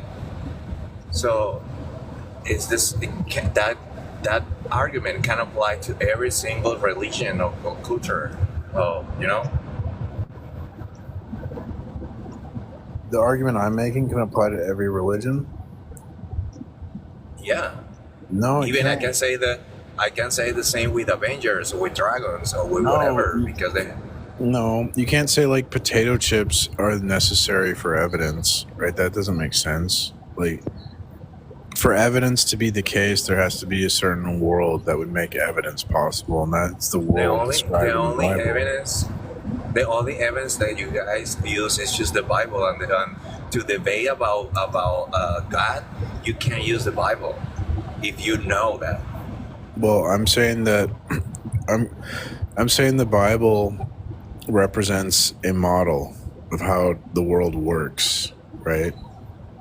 And then I'm saying that is not true. That is not true. It is true. No, it's not. So how do you prove that? How do you prove that? I mean, how you prove the Bible say? First of all, the stories and everything that the Bible say is irrational. Like, you can't make something from nowhere, from nothing. Also, you can't float all the water, and that is something impossible. It's physical and it's impossible. So how you say the Bible explain everything in the war? That is a big, huge argument that you need to prove. That is why you can't use the Bible. Yes, well, when you say that we disagree over, you say like the claims of the Bible are impossible, right? Like Jesus didn't walk on water or something. That's impossible. But I'm saying we disagree over what is possible and impossible at a foundational level. So we have to argue over what makes something possible or impossible in the first place, right? Because that's where we disagree. Because I think it's possible. That is why in the first place I say you can't use the Bible. That was the first thing that I say. Right, but I think it's possible and you think it's not possible, right? You need to prove it. Okay, right. You have the chart to prove. We disagree over possibilities, right? No, I'm just saying that is not an argument. I'm not talking about possibility. That is not an argument I'm at asking all. you, do you want to, are you just not going to answer my question? Okay, what is your question? Do we or do we not disagree over possibilities? What's possible? We disagree over what could be possible. We disagree because the Bible is not a possibility. It's not. So you think the Bible's impossible, I think it's possible, so we disagree over possibility, right? Yeah. Right, so in my view, God makes things possible or impossible. In your view, what would make something possible? Yeah, the Avengers, they made a lot of things possible. Yeah, the Avengers. What? The Avengers? Yeah. Okay. Thanks for coming. I wish you well. He said the Avengers make something possible or impossible. So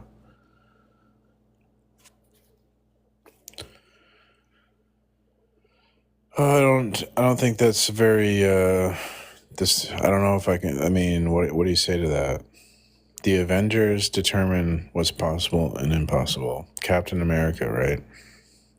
And Iron Man and Hulk, they get together and they say the Bible's impossible.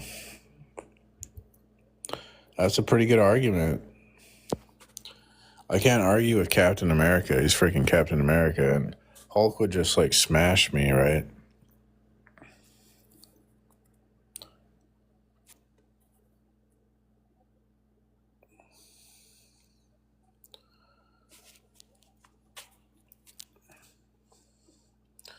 Oh man, Celeste isn't connecting. That's unfortunate. Because women are the fairer sex. Welcome, Nathan. Thank you.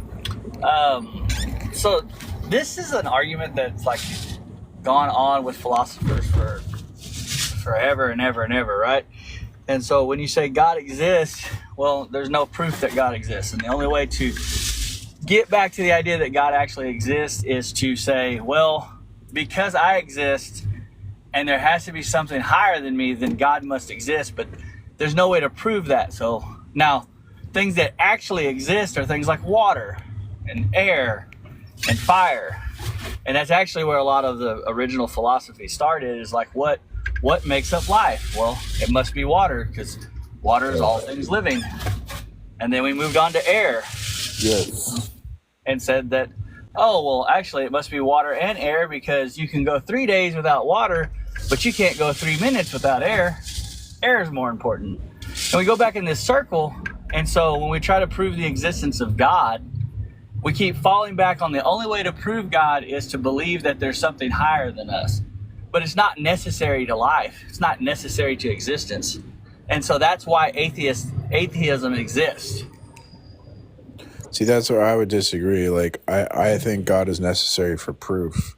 So when you talk about proof, like, I don't think you can prove anything without referencing God. Like, God's necessary for proof. So. Well, but it's obviously not, because then if God was necessary for proof, right? If it was necessary for proof, then we would finalize on everything like 2 + 2 = 4 and God, right?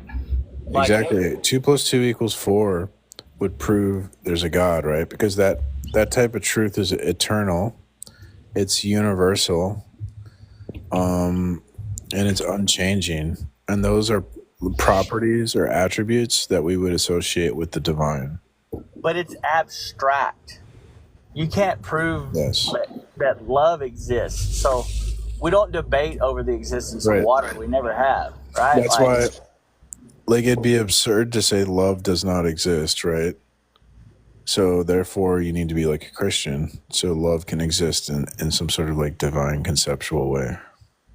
Well, I don't want to get into the same circle that the other guy did, but like when you choose Christianity, you can't choose Christianity over any other religion with any greater certainty.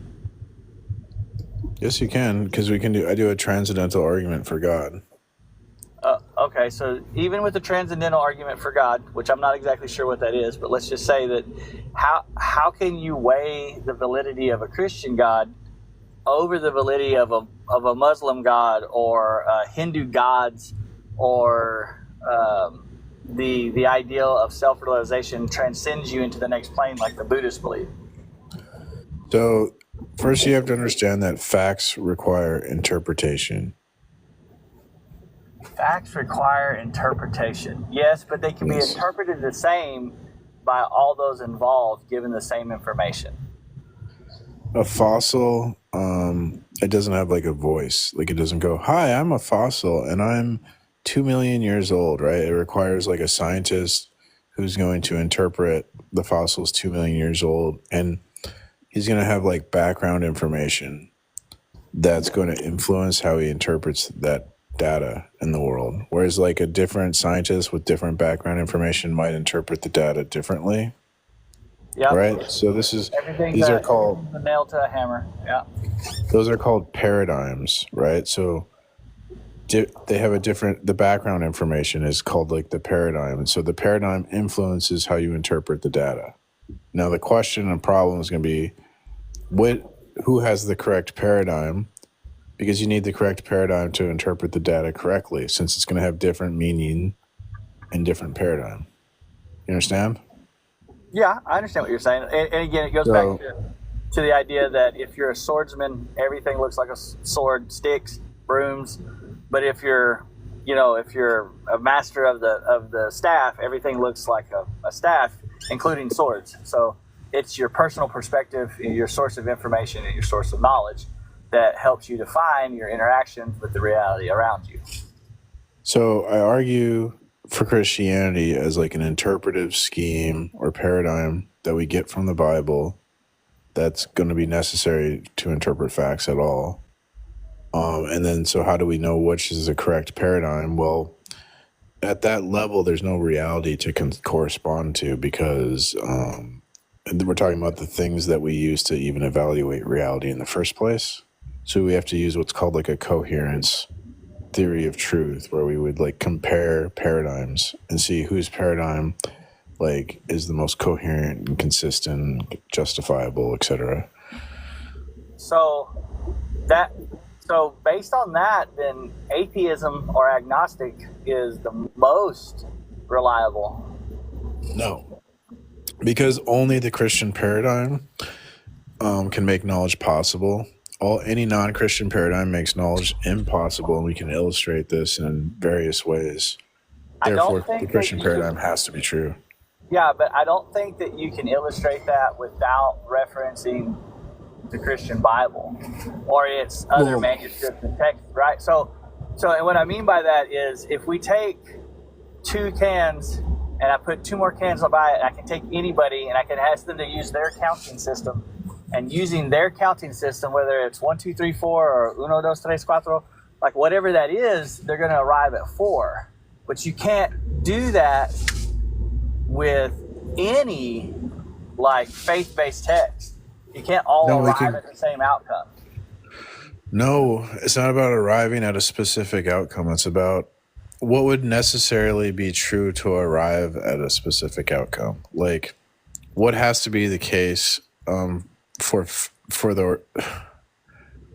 arguments to be possible, or for facts to be possible, that we can like determine I'm correct and you're wrong, right? What would necessarily have to be true? Well, we need the correct paradigm. And the only way we can have the correct paradigm, only Christianity can provide the correct paradigm. All the other paradigms will just fail. We can show this. Well, we actually don't see them fail, right? Because Christianity... No, we do. Well, but Christianity itself is broken up into many different sects because they can't agree on exactly how to worship their God. But which is fine. There's no issue with that. But Islam still exists. Paganism still exists. Hinduism still exists. Buddhism still exists. Taoism, it doesn't matter.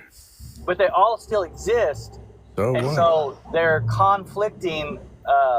They're conflicting this subject of the true God or the Christian God. They're in opposition to it. So you can't lend you can't lend more authority to, I don't know, calculus than you do trigonometry.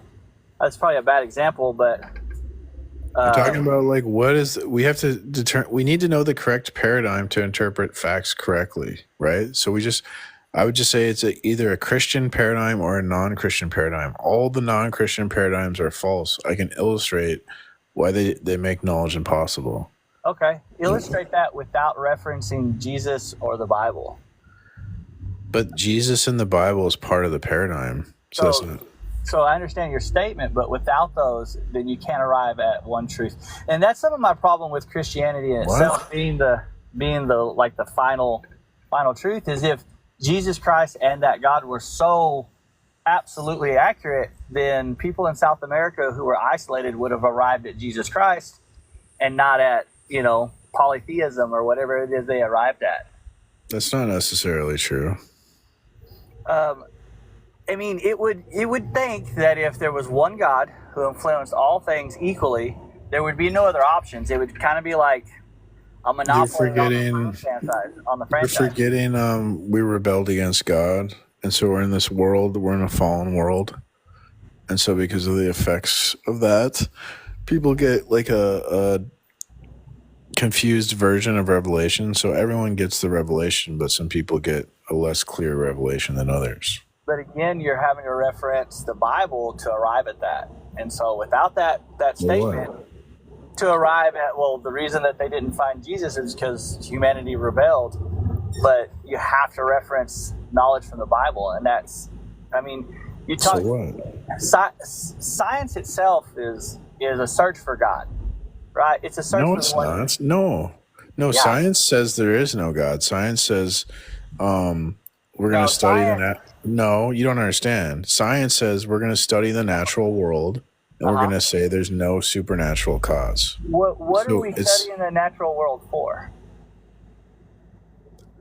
Natural causes to explain phenomena. And we would ignore supernatural cause. God's supernatural. No, God doesn't exist. And God necessarily exists. You can't rationally deny his existence. You can rationally deny it. I just did it. Oh yeah, what is the rationale? It's not necessary to continue doing what I'm doing. That's not true though, because for you to it's necessary for you to speak. You can't prove that. Yes, I can. You'll have to go back to I think, therefore I am. And so there must be a God because I think. You're trying to have an argument that people feel like hasn't been made. Okay.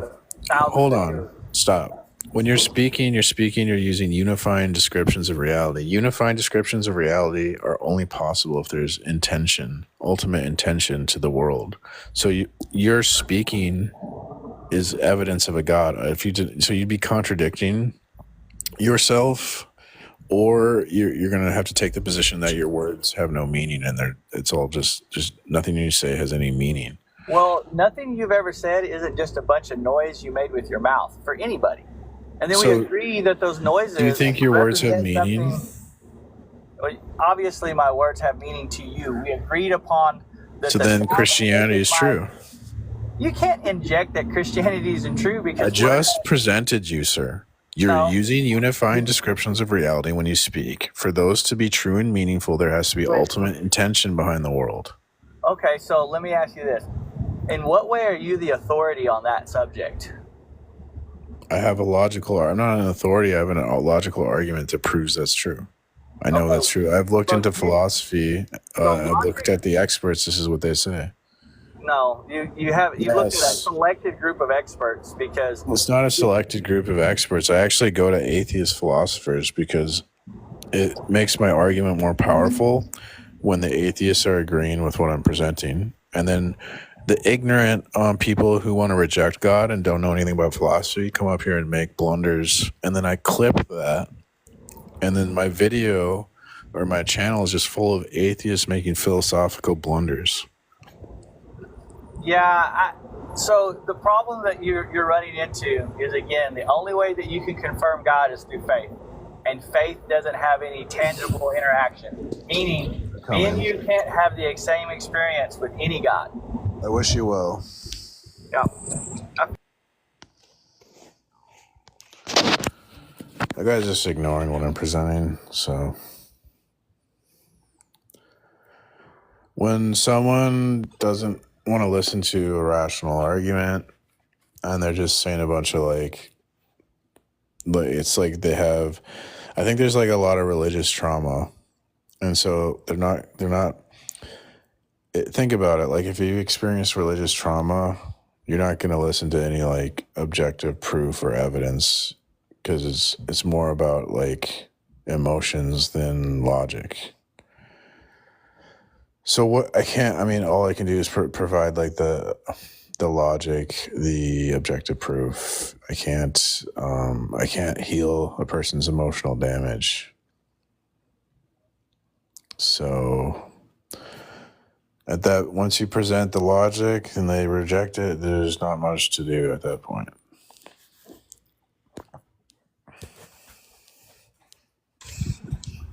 Welcome. Wait, are you an adult? I just want to say that God exists no matter what everyone say. Just have you. You can't keep coming up here. I forgot. You have to be 18. You're right, though. It's a pretty smart kid. You tricked me again. Okay, we're at freedom is truly a condition of morality. Now, Christianity, on the contrary, speaks of a man bound by personal will, of a man whose first principle of life is obedience. It teaches us that obedience is the prior condition of liberty. In human eyes, this is quite incomprehensible. The idea that the moral life, righteous conduct, should result from the fact that we belong to someone in an impossibility, a veritable scandal for all independent morality. The latter always tends in the direction of a greater mastery of self, of individual autonomy, while the Christian life is an ever deeper belonging to God. From the humanist point of view, the belonging is an alienation, but in truth, we shall study this in part 11. It is the very fulfillment of the only perfect freedom.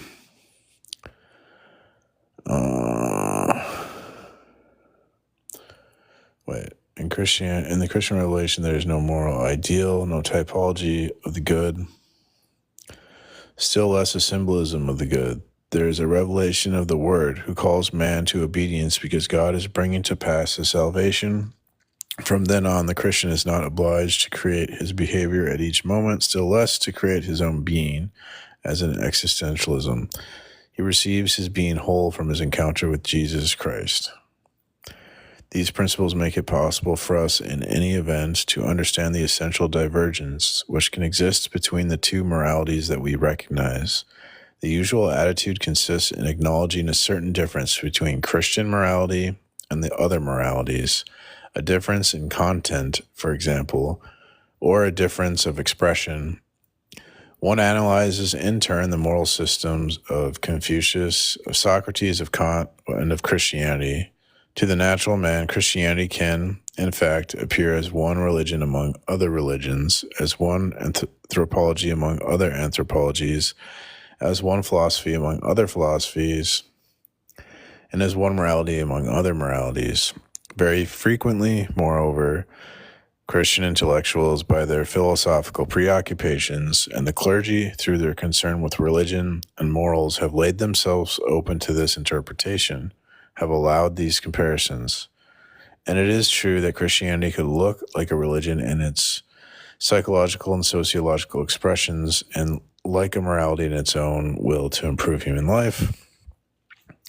Now, just as there is an irreducible contrast between Christianity and religion, as Barth has shown, so likewise there is an irreducible contrast between Christianity and morality.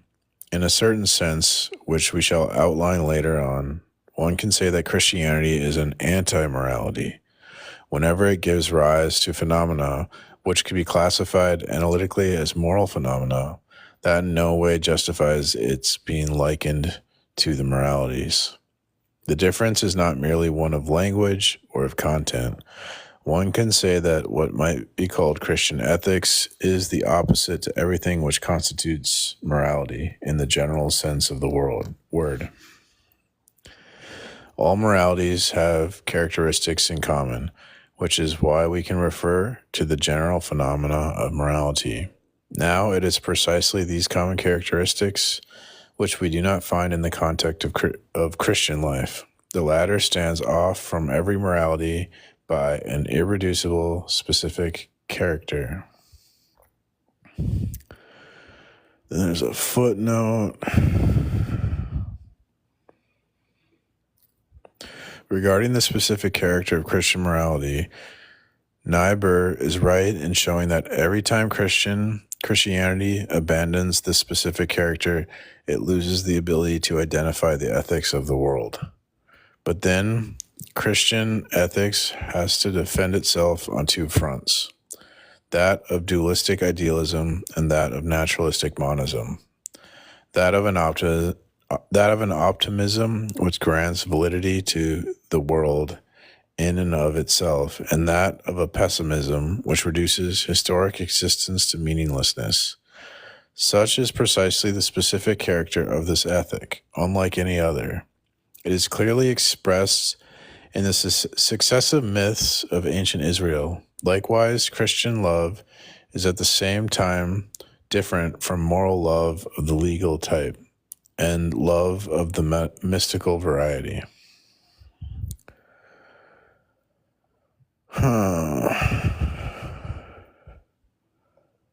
That of an optimism which claims for the reach of the world.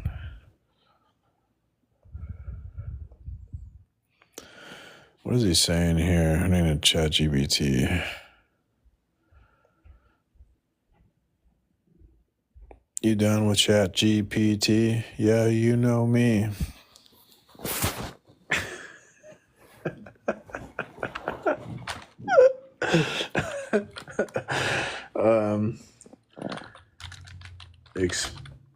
Summarize. Shit.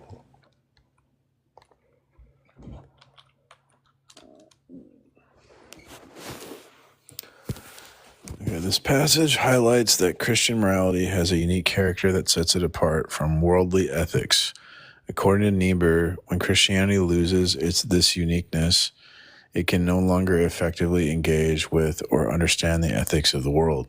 Christian ethics must navigate between two extremes, one that views the world too optimistically, giving it value on its own, and another that views the world too pessimistically, seeing life as meaningless.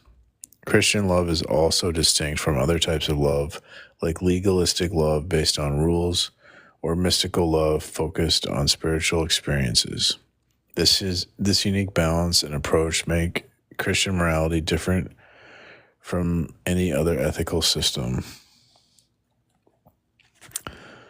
Well, because it balances like the ideal and the real. This is like kind of like transcendental.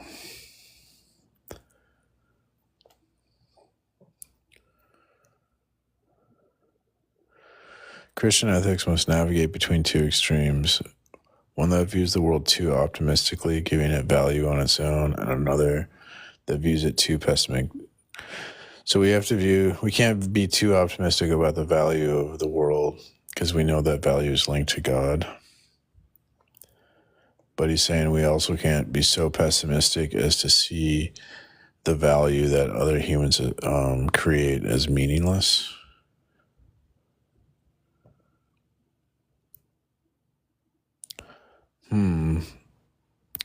So we have to recognize that morality requires God, but at the same time acknowledge the value of human morality in the sense of its like necessity to human life and utility to like society. I think that's what he's saying.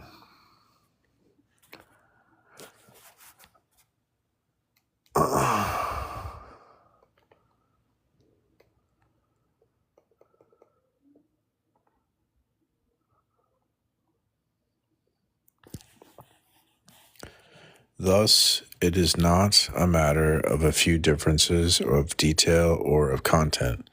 It is a contrast at the very root of the phenomena. One can say that on one side, You have the ensemble of the moralities with their common characteristics, and on the other side, Christianity having nothing commensurate with any morality. It is the essence itself of revelation that rules out all ethical systemizing and all similarity with morality. The Christian life is not a life conformed to a morality, but one conformed to a word revealed, present, and living. There's a footnote. It is certain that the confusion caused by a great number of theologians stems from the fact that the ideal duty and conscience can cause the natural man with a theistic outlook to conceive of God as requiring the good. But that is not what the revelation teaches us. It sets forth God as acting toward us as he would have us behave toward others. Typical of this confusion is J. Boy's, some French crap, some Frenchima words. Was that hateful to the French to not be able to read French? I love French people. I'm not being hateful. I just can't read your language. It's really a failure of my part, right? Like, I should be able to read every language, or else I'm a bigot.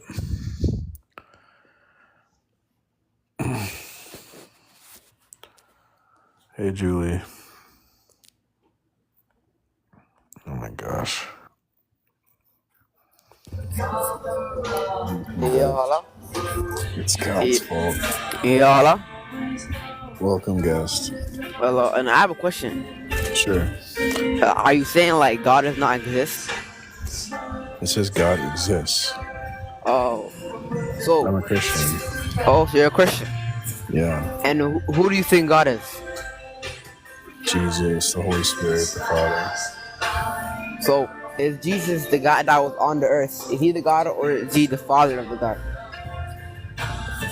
Jesus is the Son. He's So the second person of the Trinity. So that's who you calling God? God would be a triune, so God would be the Father, the Son, and the Holy Spirit, unified in the Godhead. So y'all worship Jesus. Yeah, I worship Jesus, correct. So that's technically meaning that you guys don't what they call and worship the other God. You're saying technically other God? Are you a Muslim? Yes. Yes. I'm looking to talk to atheists, but I wish you well. Thank you for coming.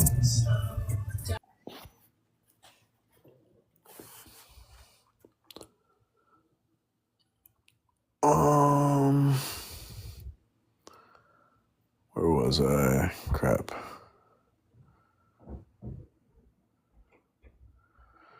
I lost my place. I was here. Okay, yeah, here we go. The specific character of the Christian ethical phenomena will become clearer as we proceed, but it is necessary at this point to set forth this important fact in propositional form. To be sure, it leads to great difficulties.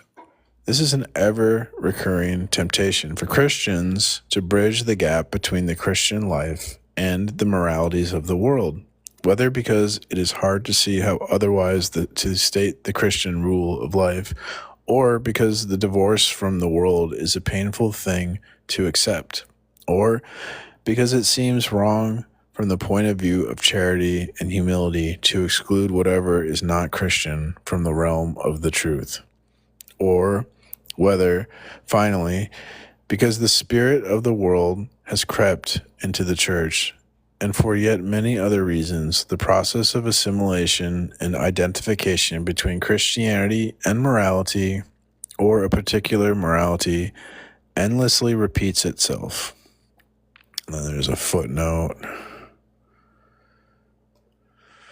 The footnote says the similarity often causes confusion and temptations, as Hillerdale has pointed out, in many instances, only a very little thing distinguishes the hortatory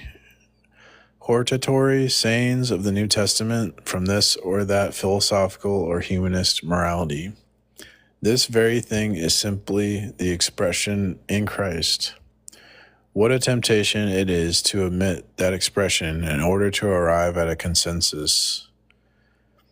And if instead of omitting it, one takes it as his starting point, then the distinction from all other moralities becomes radical.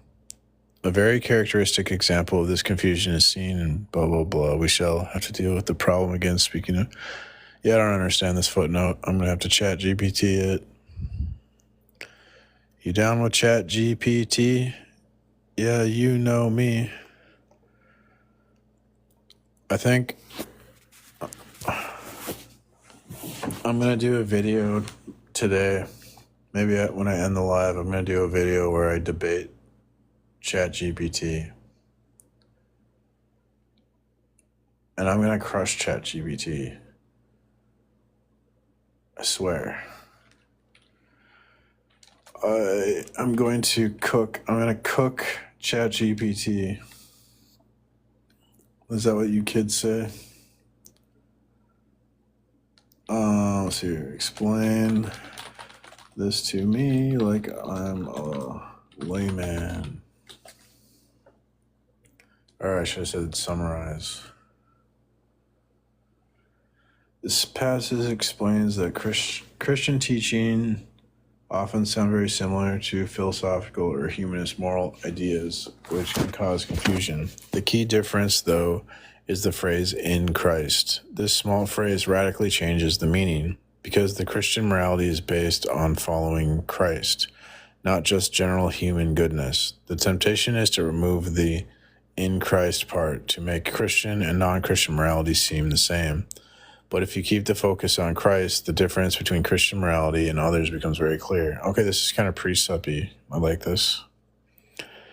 An example of this confusion is seen in the work of some M. Rowe, where Christian and non-Christian morality seem to blur. The passage emphasizes that Christian morality has a unique character that shouldn't be overlooked. Right? This is a precept.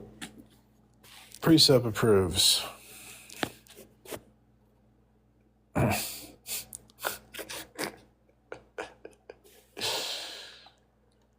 approve this message.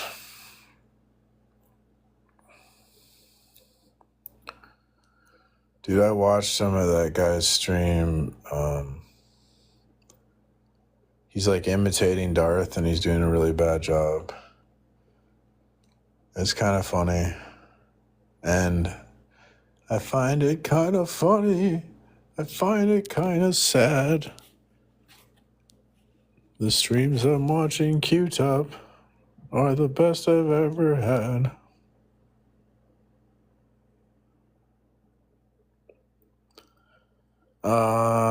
Okay, now we must always remember that the biblical ethic can be confused with the others. Alongside the commandment of God, there are other prescriptions originating with society, with nature, or with history, which one can also take for ordinances of God. This is the more true since God is revealing his will. God, in revealing his will, does not act in his overwhelming omnipotence, but he sets forth this will as an ordinary requirement, just as in Jesus he presents himself as an ordinary man.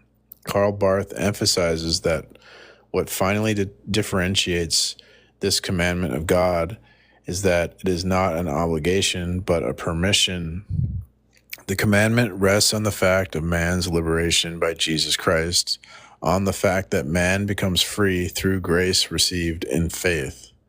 The commandment itself appears as a sort of guarantee of that liberty. The commandment authorizes man finally to live as he was meant to live in the creation. In that character, it is strictly different from all the other moralities. And yet, Christian ethics can be close to non-Christian ethics. And another footnote. Karl Barth has well described for modern times the influence of systemic ethics on Christian ethics and the successive modifications by the latter on the ethical ideas of the world. Well, we see worldly ethics being infiltrated into the church in modern times pretty obviously in radical ways that we don't have to discuss on TikTok because TikTok will not be happy with us discussing those things. So, and yet Christian ethics can be close to non-Christian ethics and Christian behavior to non-Christian behavior, and both good and evil. It is well known, for example, that one of the points of rapprochement between Christians and Muslims at the time of the Crusades was asceticism. Muslim asceticism admired Christian asceticism, and vice versa. Likewise, today it is commonplace to say that communist partisans show a greater sense of justice and a greater spirit of love than Christians. The question of Celsus, what distinguishes Christians in the domain of virtue, is repeated over and over again. We need to remember, as a matter of fact, that what distinguishes Christians is neither a better behavior nor a greater intelligence. To compare asceticism with asceticism and define there an area of agreement, or to compare faith with faith or religion with religion, is to enter into an analogy, into correlation of things human. The asceticism that goes by the name Christian is the same thing as Muslim asceticism. The Christian social love is the same as communist love. What does that show? That Muslims and communists are Christians? Absolutely not.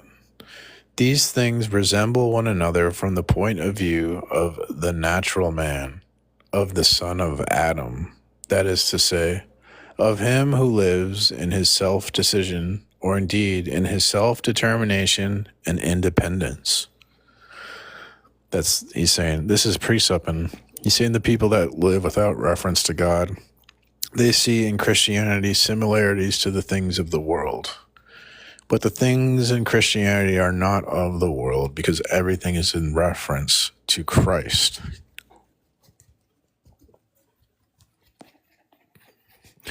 Whenever a Christian finds Muslim asceticism similar to Christian asceticism, he is right to the extent that the latter is not Christian. In that case, it is a matter of mixing the religious spirit of the world with the faith. In order to judge by himself what is good, the Christian ceases to depend upon his Lord. That is, he repeats Adam's decision. Whenever a Christian considers communist love to be similar to charity, he is right to the degree in which charity has been altered into a humanist love of society, importing the same admixture of the spirit of the times into revelation. There again, the Christian has decided for himself what love is, and it is he who has ceased to be what he was called to be. We should emphasize, of course, that in that case, it is not because of communist influence that the changes had taken place. No outside influence was necessary. The change comes from within.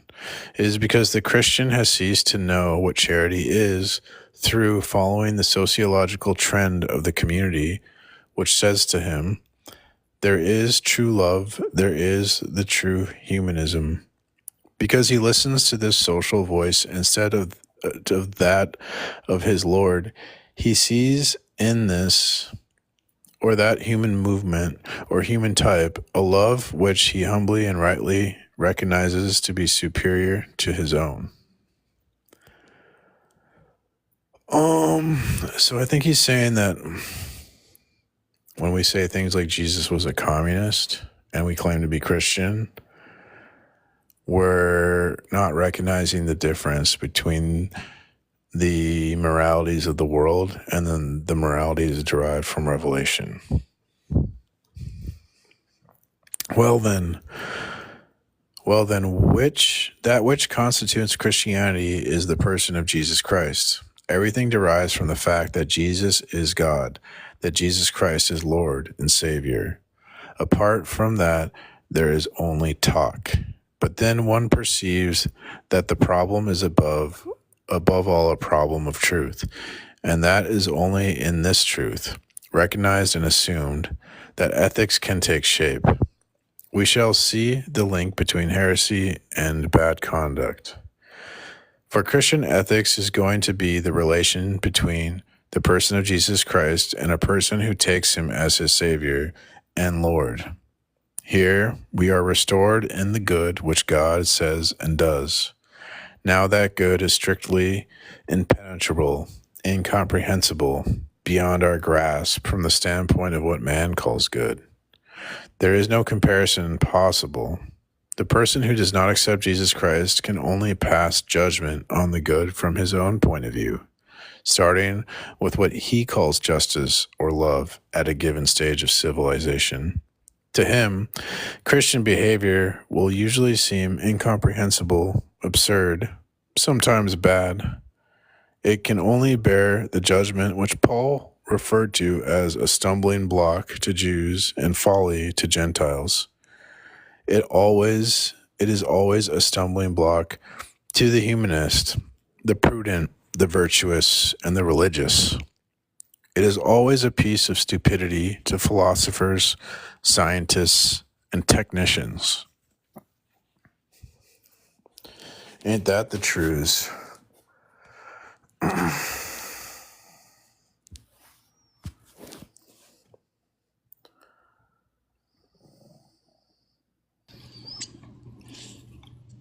I'm back. You're back? Did you repent and become a Christian? No, I'm back in your fucking feed.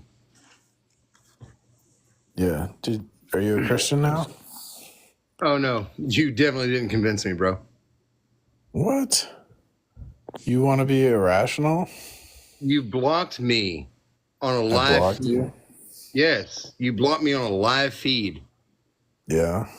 What did you do? Argued with you and you didn't like what I had to say. I wouldn't block you for that. Yes, Was it you Darth? did. You kicked me off your feed. Was it Darth or was it me? You literally kicked me off your feed like 2 hours ago. Well, that doesn't mean I blocked you. I mean, I just kicked you. Okay. Whatever. Well, obviously you didn't block me because I'm here now. Oh my gosh, it's so confusing talking to these non-believers. They can't get anything straight. Okay, so why'd you come back? Because I wasn't done with my argument. What? How can you make an argument without referencing God? God's necessary for arguments.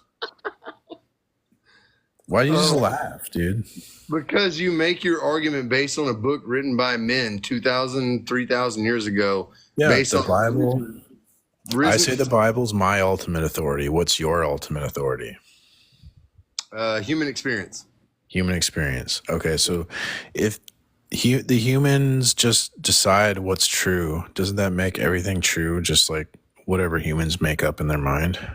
I mean, I guess if you write in a book, it does. Well, see, I have the mind of God, so No, you I have don't. like. No, you don't. Sure, you don't I have do. that authority. No, you don't. You claim that authority. You Okay, don't I have see that. why you got kicked. Thanks for coming. I wish you well. So if you're just going to contradict, look, people, an argument is an intellectual process, okay? Contradiction is not an argument. Contradiction is the automatic gainsaying at what the other person has to say. So if I present a position, like, look, I'm saying, if I present an argument, right, and you just go, well, no, it isn't. That's not, you're just contradicting what I'm saying, okay? I'm not just making claims here, I'm making arguments. You have to respond with substance. You can't just go No, it isn't. What's No, up? that's What's just up? contradiction. I have a question. What's up? So you said you need God to make arguments. What if I just Yeah. said that we need Allah to make arguments? Not your Well, God, just my God. Then this is a common thing because no one wants to defend the non-God world. They'll go to Islam, and I This would is just say definitely like because religion, Islam that's why I can't bring be it up. Islam can't be true because the Quran says that Allah is a great deceiver, and if your God's not always truth revealing, then that's gonna destroy like truth in your system. Really? Yeah, because then you'd have like the Descartes demon scenario. So can I ask you, why do you need God to make arguments when arguments has nothing to do with a deity? You just asserted, well, you need God, but you just left it at that. How do you know? Arguments are going to require things that, like, you need to use like induction and deduction, for example, right? So God's going to be necessary. Yeah, God's which are human made, not God made. Humans made that. We with our brain. God What? didn't do that. No. So the inductive principle, right? Mm-hmm. The human concept, not God. God didn't divinely give that to us. That's a type of reasoning is induction, but you have to justify that type of reasoning, the inductive principle. No, and if you don't justify the inductive principle, then you couldn't have deduction, right? And so you How do you wouldn't be able know? to make, without God justifying those things, you wouldn't be able to make inductive or deductive arguments. Okay, so what if I made a good deductive argument for justifying slavery because it's in the Bible and God condoned it and He gave instructions on how to do it? I mean, it sounds like you just don't know what you're talking about. It sounds like I do because there's lots of scriptures that say how to do slavery. You asked me like, well, God's not necessary for arguments, wah. And I just explained how he's necessary for arguments. So if we're going to follow your guidelines, then I can necessarily and I can absolutely make a positive and good argument for why slavery is good. No. If we're going to follow your thing, then absolutely, yes, we can. No, you can't. Do you want to read the scriptures? We absolutely can. Like, I am so down for Well, this. why would I want to read the scriptures with someone that hates God? I don't hate God. If you believe in God, that's fine, man. You Okay, why would I want to read the scriptures with someone that lies about hating God? Not only do you hate God, but you just lie to me too. No reason to hate God. If you believe in God, that's fine. If it brings you comfort, that's fine. You literally have debate live in big yellow text, and now you are questioning why I am bringing up scripture. Really? Yeah, I presented an argument and you just ignored it and ran to the Bible like a I coward. didn't ignore it. You just assert things and then just like you don't like. You I don't ignored know my who to talk argument to. and ran to I like don't know. slavery in the Bible like a coward. You're a coward, sir. Because I want to talk about the only slavery in the Christians Bible. have balls to face the harsh truths.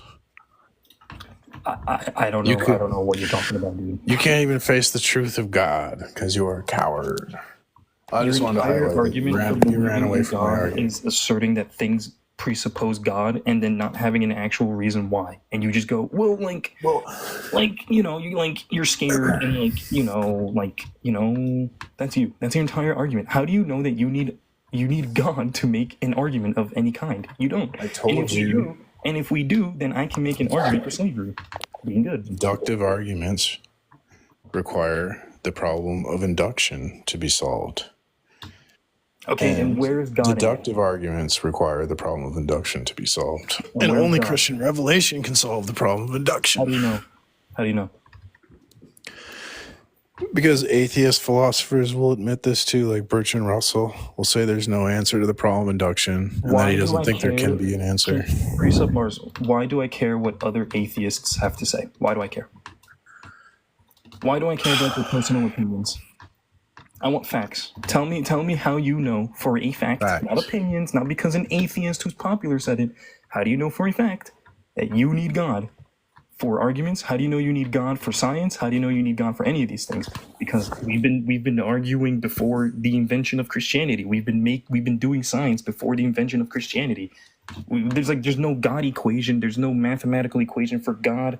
There's no constant for God. Like, none of the equations for the formation of Earth, the formation of the solar system require a God. Nothing. None of this. Humanity's biggest questions, like what is the purpose of life, has nothing to do with God. Okay, but I'm just hearing like emotions and opinions, right? Yeah, same for me. When you say we need God for Let me talk, Okay, Mr. Emotional. Go for it. Yeah, so atheist, highly respected intellectual, academic, atheist philosopher Bertrand Russell will say that, like, if you don't solve the problem of induction, that science is impossible. And he doesn't think the problem can be solved because there's no rational way to prove it or an empirical way to prove it. And so No, God's he's revelation. He's a philosopher who doesn't understand science because you absolutely don't need to solve that silly thing that you're bringing up to do science. All right, well, because, thanks for coming. We've been making science. We've been doing science. I wish you well. Some people you just can't reason with. That's a closed mind. The guy that I was talking to? Oh, absolutely.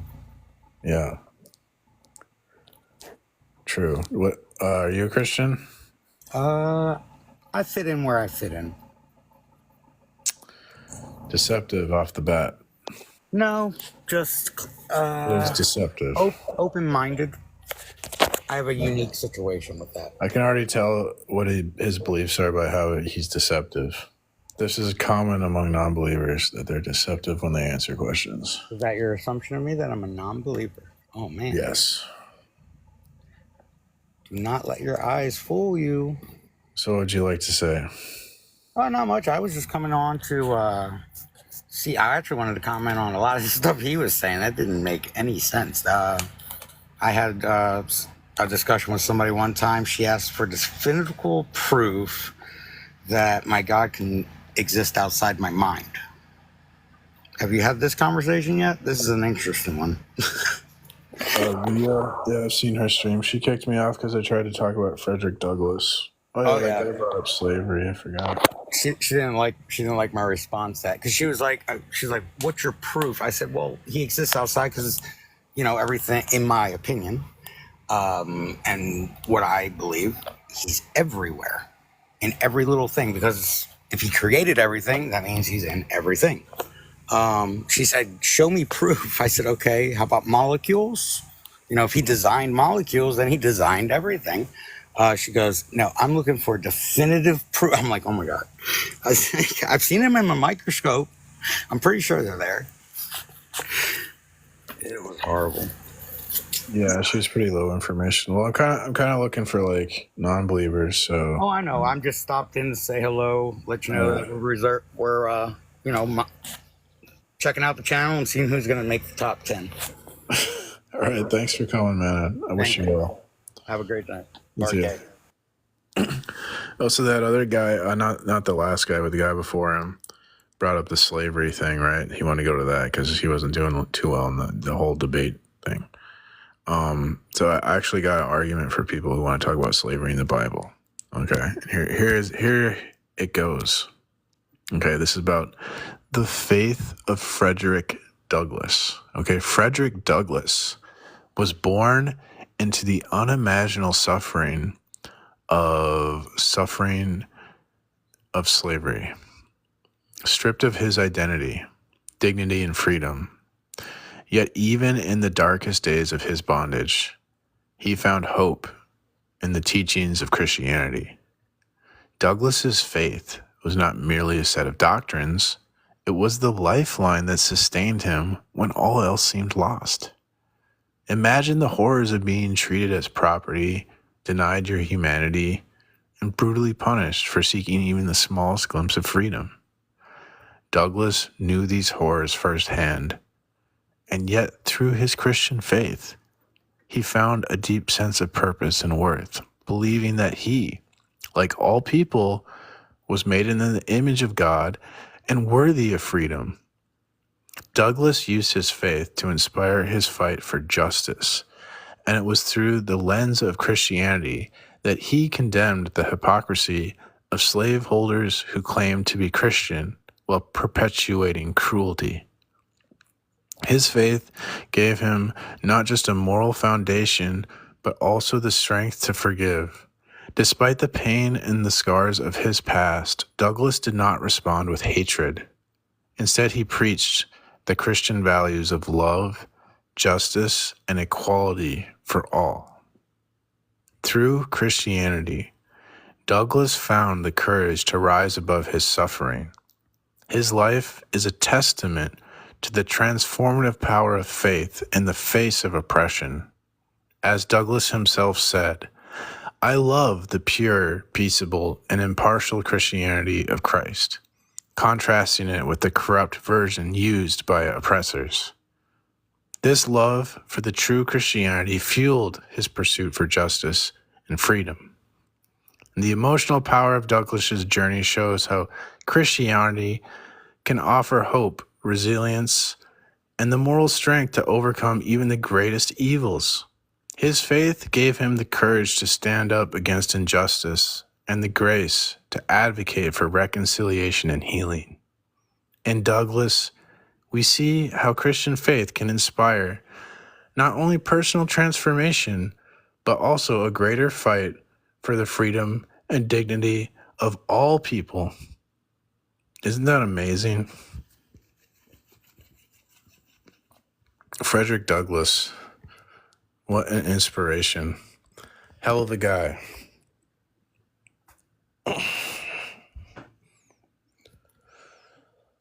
Oh, that makes me cry.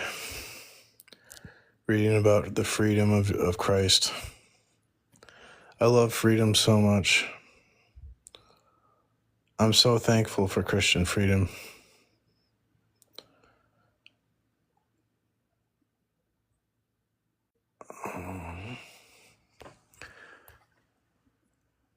I don't know why they want to say that it's all like the Bible promotes slavery. It's just, I see it totally opposite. Now I can't remember where I was reading. Oh yeah, we're reading about this.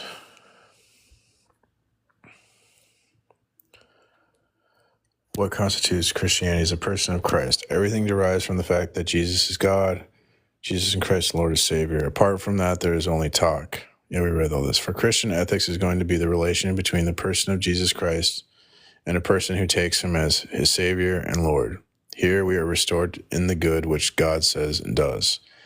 Now that good is strictly impenetrable, incomprehensible beyond our grasp from the standpoint of what man calls good. There is no comparison possible. The person who does not accept Jesus Christ can only pass judgment on the good from his own point of view, starting with what he calls justice or love at a given stage in civilization. To him, Christian behavior will seem incomprehensible, absurd, stumbling block. We read that. Within the faith, then, it is a matter of expressing this oddness of Christian conduct by starting with the person of Jesus Christ. But be very sure that this does not mean a striving after originality at all costs or an ipso facto rejection of all modes of human behavior. There can be ad occasional and accidental overlapping at the behavior level. Still, this overlapping will often seem odd once again whenever such conduct in which a man takes his bearings is found to be in an unexpected context, and whenever the separation takes place in a very short time. It is often a cause for scandal to non-Christians who think that they are on a common moral ground when they discover that the Christians are interested in something quite different. It is at the moment of association and at the beginning of the road, which both might travel together, that the misunderstanding should be cleared up. How often have Christians fallen short rather than disappoint and shock their fellows, bestowing the name of love and charity on what is nothing but cowardice, a lack of clear-sightedness, and a betrayal of the truth. It is especially on, I think that happens. Like when Christians complain about Darth Dawkins' behavior, They're calling love cowardice, right? Because it's coward. Like, Darth is correctly calling people out on their bad behavior. And it would be cowardice to just be nice to them and not openly rebuke them. These people deserve to be openly rebuked. It's cowardice not to rebuke. If someone deserves rebuke, it's cowardice not to rebuke them. And Christians confuse this like cowardice with love. It is especially on the basis of these equivocations that Christianities are forever reconstituted. It is easy, then, to formulate an intellectually perfect orthodox theology, but the moment one is called upon to put it into practice, the lived and concrete expression of Christianity, one discovers that the most orthodox theology is of little use, that it is very poor at becoming flesh. Faced with the necessity of an incarnation of the faith, one feels the need to state Christian truth in such a way that it can be lived. From that moment on, we witness a theological effort which ends in heresy. Barthenian theology at the present time finds itself faced with that difficulty. Attempts are reappearing at reconciliation with the moralities of the world.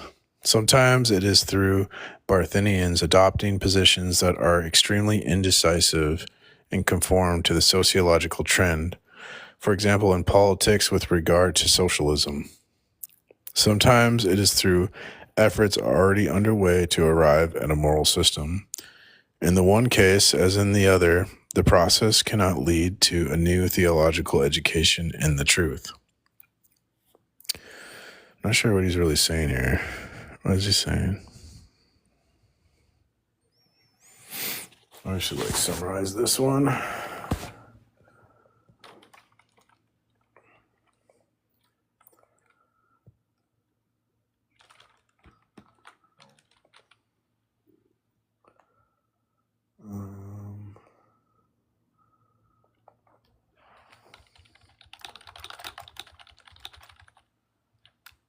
Summarize.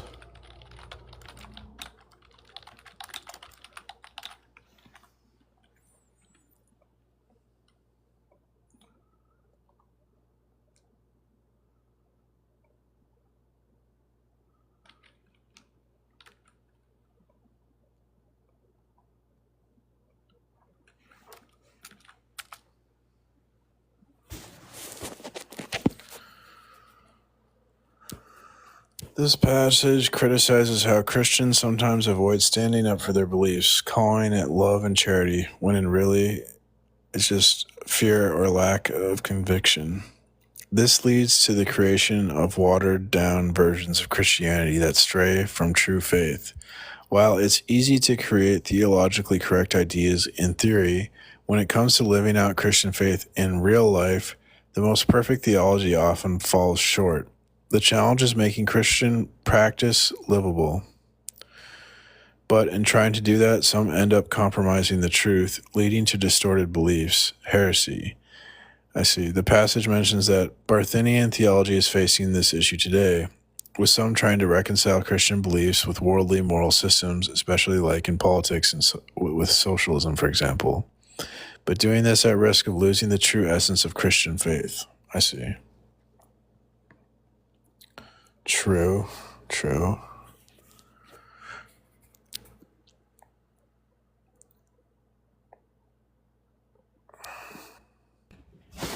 bro, I was just reading. Oh, okay. So, I know you don't know too much about the Bible and stuff, but do you think what have you seen Genesis meant to be interpreted? Is it meant to be interpreted as literal? I mean, it kind of depends on context, but I think, there was a literal fall. There has to be a fall of man and a rejection of God, rebellion. That has to be literal, because when Jesus atoned on the cross, it was for the sin of Adam, right? So if Adam didn't commit a sin, then what would Jesus sacrifice? Wouldn't mean anything. Right. But Genesis 1 and 2, the creation, is that supposed to be literal? I mean, I believe so. Okay, okay. But Perfect. like, I think eating from the tree of knowledge of good and evil, I think that's sort of like symbolic. It's like maybe like like sometimes when we talk, we'll say like, I'm so hungry I could eat a horse. Well, it doesn't really mean, it just means I'm super hungry. It doesn't mean that I'm actually going to eat a horse, right? So there's like language like that, I think.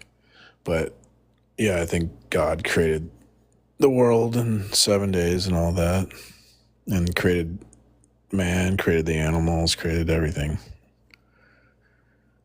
And it was good in the beginning, and then we rebelled, and then that's why there's like death and suffering. So that, I mean, that's pretty much the gist of what. Anyways, the problem of Christian conduct is one of the insoluble problems which people are always trying to solve by theological modification, and which it is important not to solve. Or are you saying some problems we shouldn't solve? Let us once again recall with emphasis that what constitutes the Christian life is not morality, but faith, and the center of faith is not the good, but Jesus Christ. At this point, Christian ethics breaks off all possible relations with every morality whatsoever. If we have been forced to recognize the existence for the Christian of a double morality, what consequence does that entail? Obviously, it sets up a relationship between the two, but what relationship? As a footnote,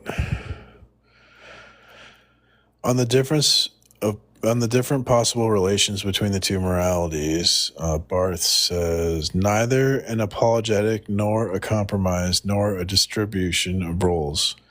Karl Barth opposes differentiating between the two on the basis of the criteria of the world's ethics. But we also accept, he's saying we can't use a worldly criteria to differentiate. But we also accept Barth's attitude, which considers that ethics should examine the problems, intentions, and motives of general ethics for what they are. In order to accept them or reject them, ethics should adopt a comprehensive and not a negative attitude while remaining essentially critical. What is he saying there? Maybe I'll summarize that. ChatGPT is good if you're reading something and you don't understand it. You go, hey, summarize this to me as if I'm a big dummy. And then it explains it in easier to understand language. This passage discusses how Christian morality should not, or how Christian morality should relate to worldly morality. Karl Barth argues that we shouldn't try to explain or defend Christian morality based on the world's ethical standards, nor should we compromise or divide responsibilities between the two. Instead, Barth suggests that Christian ethics should carefully examine the issues, goals, and motivations of general or worldly ethics. It should have an open-minded approach, accepting or rejecting ideas as necessary, but always remain critical and grounded in Christian principles. Essentially, Christian ethics should engage with the world's ethics without simply adopting or dismissing them.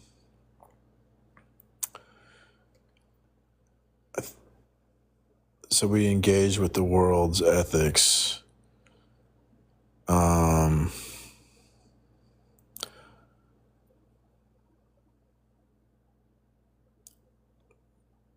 What is he saying? It should have an open-minded approach, accepting or rejecting ideas as necessary. We should open-mindedly examine worldly ethics from a Christian perspective, accepting or rejecting them based on that. The criteria of revelation, I think.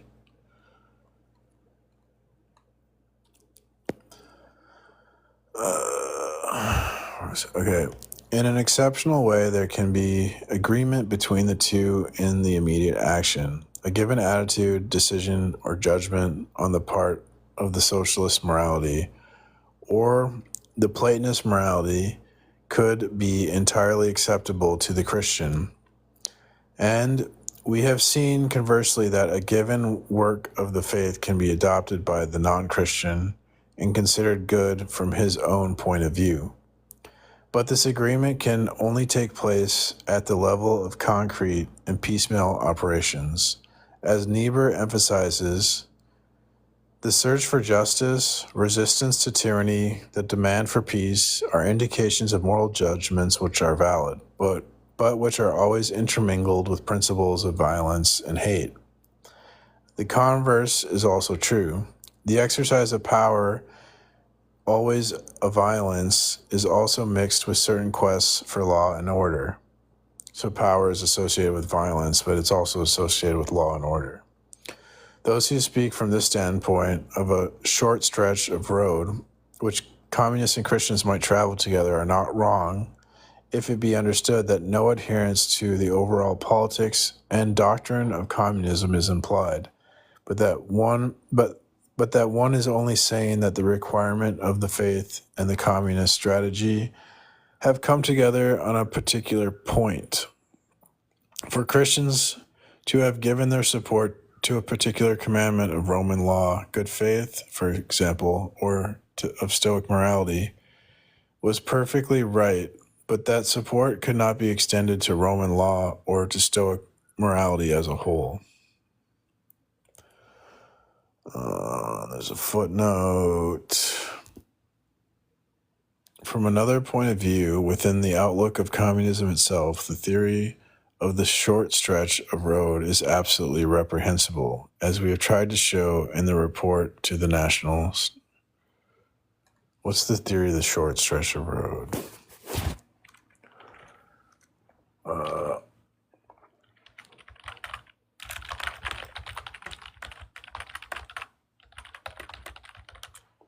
Stop.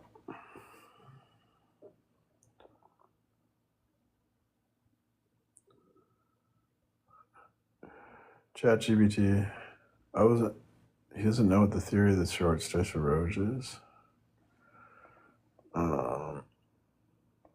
ChatGPT didn't know. Whatever.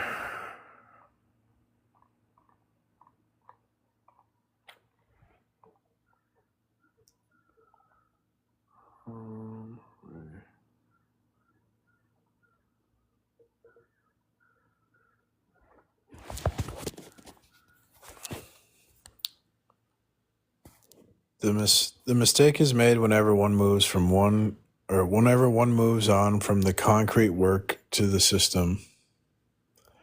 When the non-Christian pretends to assimilate Christianity to this or that other moral system, that is not a matter of great importance. It is a misunderstanding which is inevitable.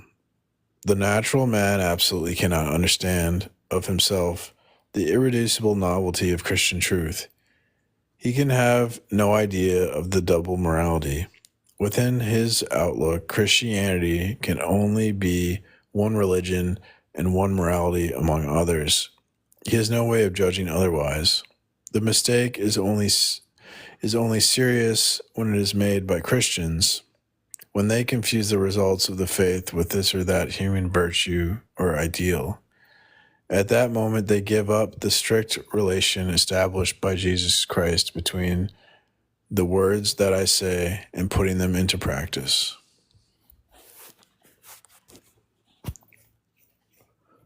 Specifically, Christians attempt the following two types of conciliation. For one of these, the morality of the world is a minimum which is not opposed to Christianity. Christian morality simply includes the world's morality, but goes still further. Thus, Christianity is an additional requirement. Aside from that, it recognizes whatever exists as natural morality. This could only have been maintained in strongly Christianized societies, where the lay morality was, in fact, a Christian morality secularized. That becomes absurd in speaking of the Marquesians or the Chippewas. Moreover, we have seen how impossible it is to establish a continuity between natural morality and Christian morality.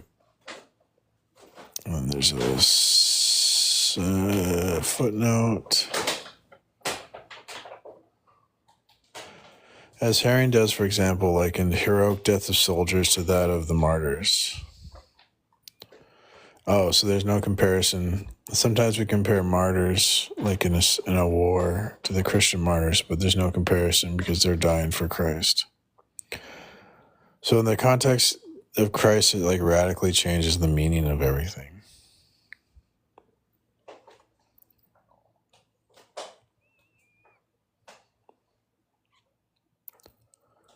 Now I lost my place, of course. I found it. Another attempt at conciliation consists in saying, fulfill Christian morality and you will find that society will accept you. Yeah, right. Like the opposite. There we see the effort of the Christian to justify his morality. A validation of Christian morality from the standpoint of general morality is impossible. It is absolutely out of the question to try to attach the first to the second or to claim to develop, extend, or enrich one by the other. There is no longer a question of discussing the matter on common ground as with partners. Yeah, we're not on a common ground. Christians want to treat non-believers as if we're on a common ground. We're not on a common ground.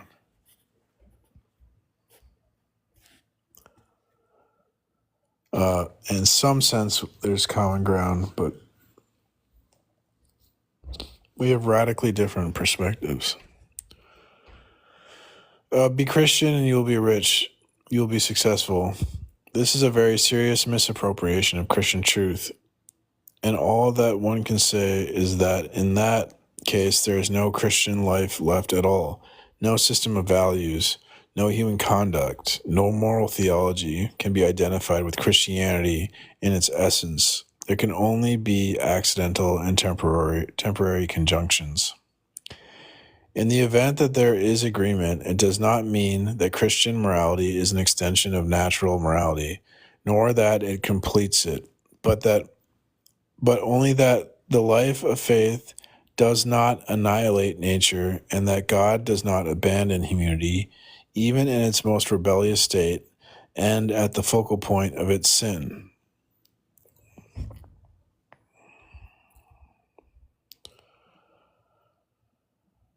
The useless footnote.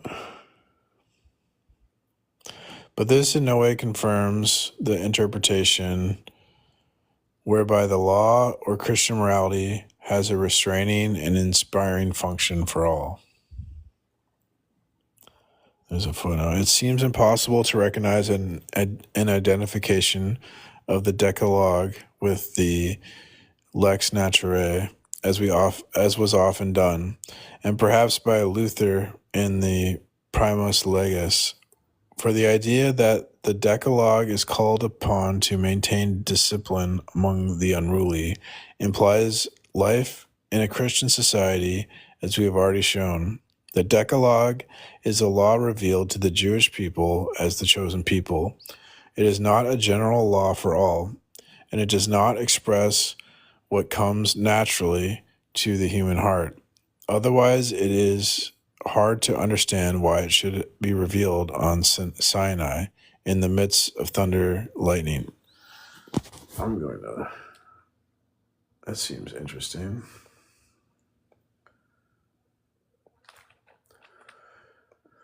I'm going to chat GPT that. Let's here summarize this to me like I'm a layman, which I am.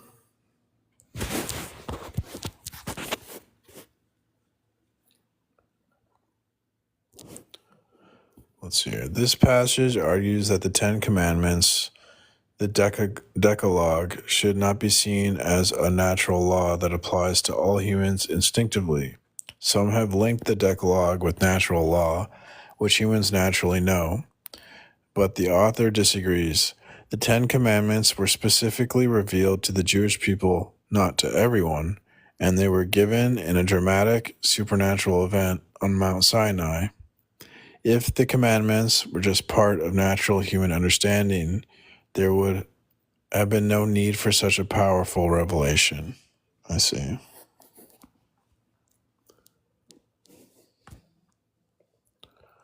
That's true. Seems reasonable.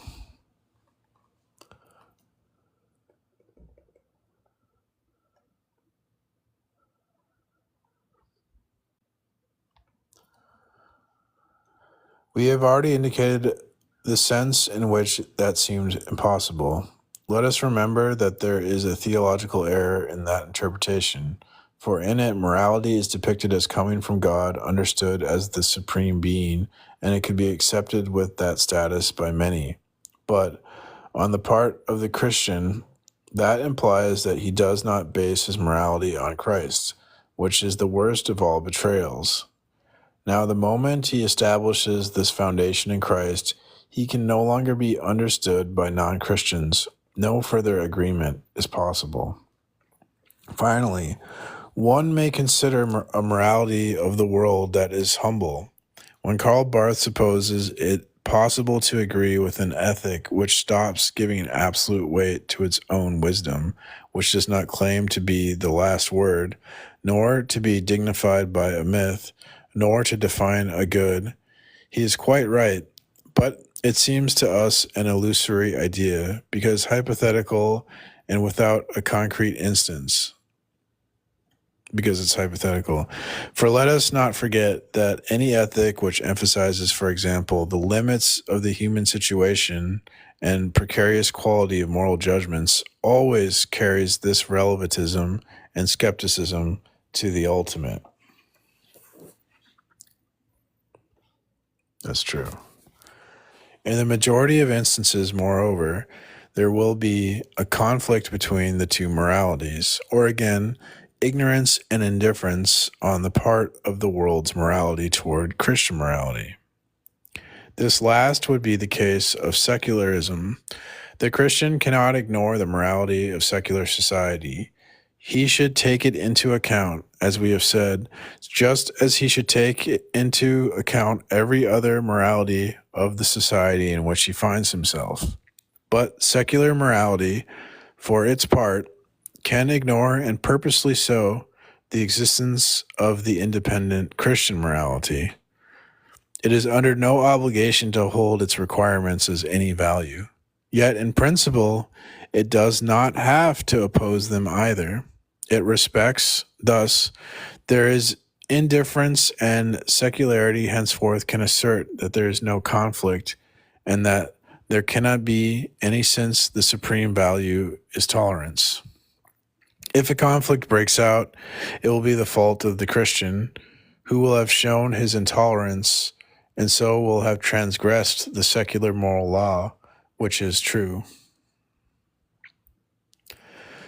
So he's saying that, like, we shouldn't expect secular people to have, like, Christian values, and that they're gonna assume their position as true and view any of our, like, view us as transgressing upon their freedoms or something. Let's see here. Summarize this.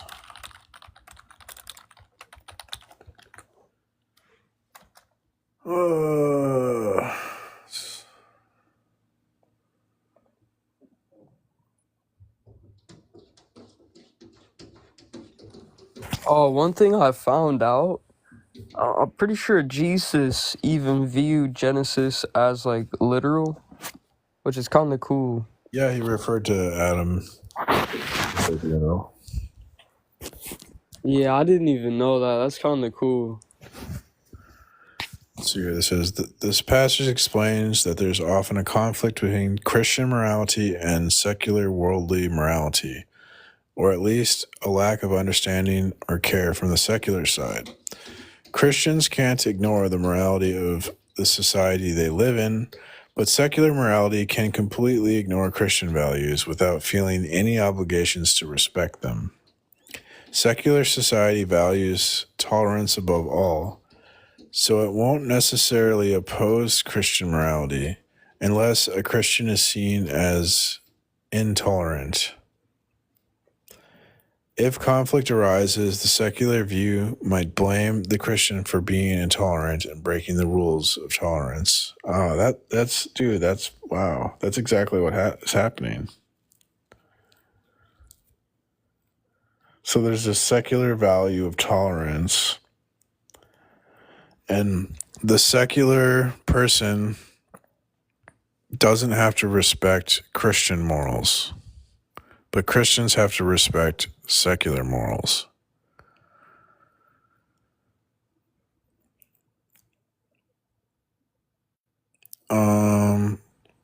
So if there's a disagreement between a Christian and a secular person, the Christian is always going to be seen as intolerant, since the secular person has no obligation to respect the Christian's morals, but the Christian has an obligation to respect the secular person's morals.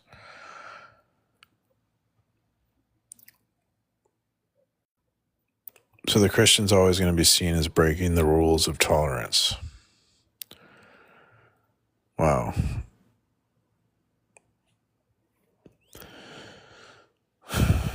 Dude, this guy's like really insightful into like the human nature. Like this guy's got he's really good. He understands people better than like anyone I've ever read.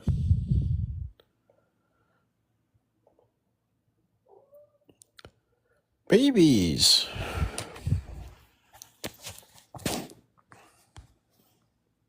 Yeah, I find it cool that I've been talking about morality for the past few days, and you started reading that book.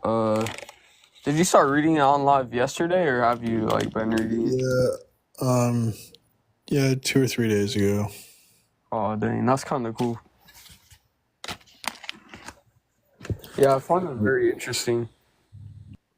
Welcome, KDT. Hope you guys are having a great day. Yeah, I'm doing good. How are you? Pretty good. So are you an atheist or agnostic? Agnostic. What about you guys? I'm a Christian. We're Christians. Oh, okay. So I believe that like Christianity is objectively provable. Because my whole thing is like you can't be neutral to facts. Facts require like background beliefs for how to interpret like evidence in the first place, right? Okay. Yeah, I agree with that, I think. And like basically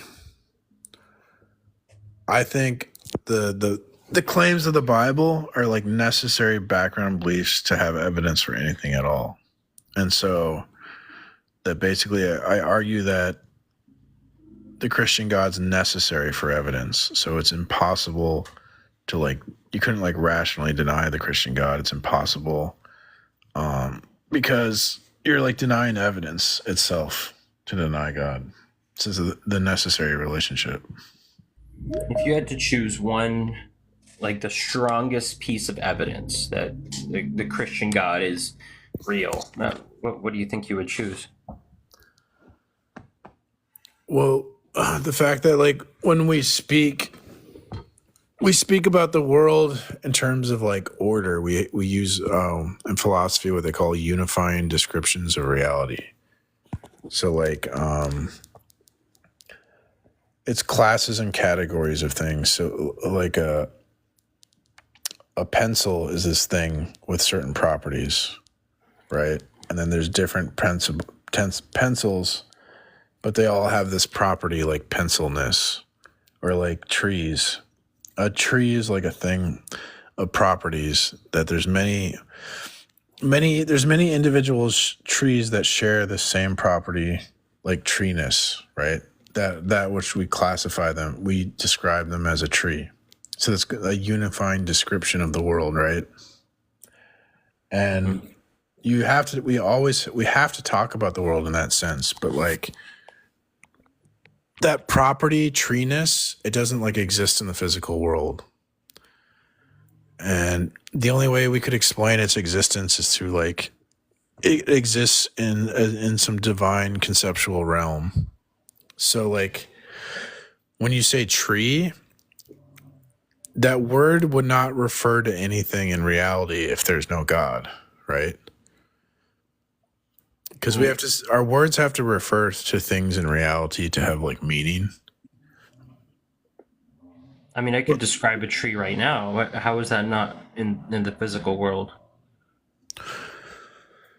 Because there's particular trees, there's individual trees in the physical world, but that property, treeness, is not in the physical world.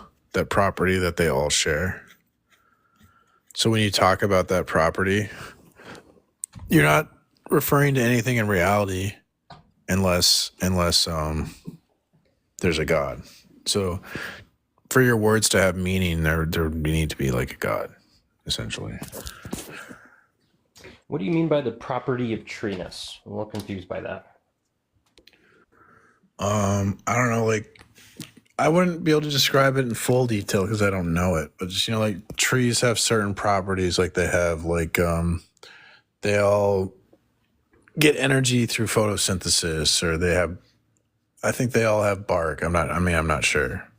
They all have leaves, or I guess there's pine trees. I don't know if those count as leaves, some sort of leaf thing.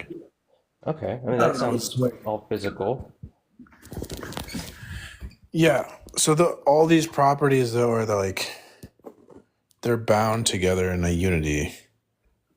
They're connected. And it's a thing that exists. Because we talk about it like it exists. Like, you can think of seven coconuts, right? Mm-hmm. The 7 is a universal, or like it's a category, class. These are 7 coconuts. But the 7 doesn't like exist in the physical world. So when you speak about 7, you're not like referring to anything unless there's like there's this divine mind of God where the 7 exists. Yeah, like math itself is just this concept that's not something physical or tangible. Is that what you mean? Math has to be real. It has to exist. We talk about it like it's real. The principle of one, anytime you speak, you use the principle of one. So if the principle of one isn't real, then nothing you say is like meaningful. So these things have to be real and meaningful. They have to have a referent in reality. And the only thing, like the natural world, they don't exist in the natural world. So the only way they could have a referent in reality is through like divine conceptualism. They exist in the divine mind of God. How do you draw that conclusion though? Because I mean, there could be other possibilities that you don't know about that caused that existence of this concept of math. No, there's no other possibilities. We could only know it if it reveals itself to us. No. I've researched this. We can only know these things if they're revealed to us. And so we need God's revelation for knowledge. And then that can explain all this stuff like math, and it makes our sentence meaningful, universals.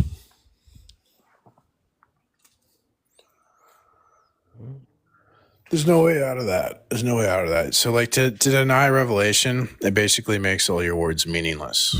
So because that would be absurd. That can't be true.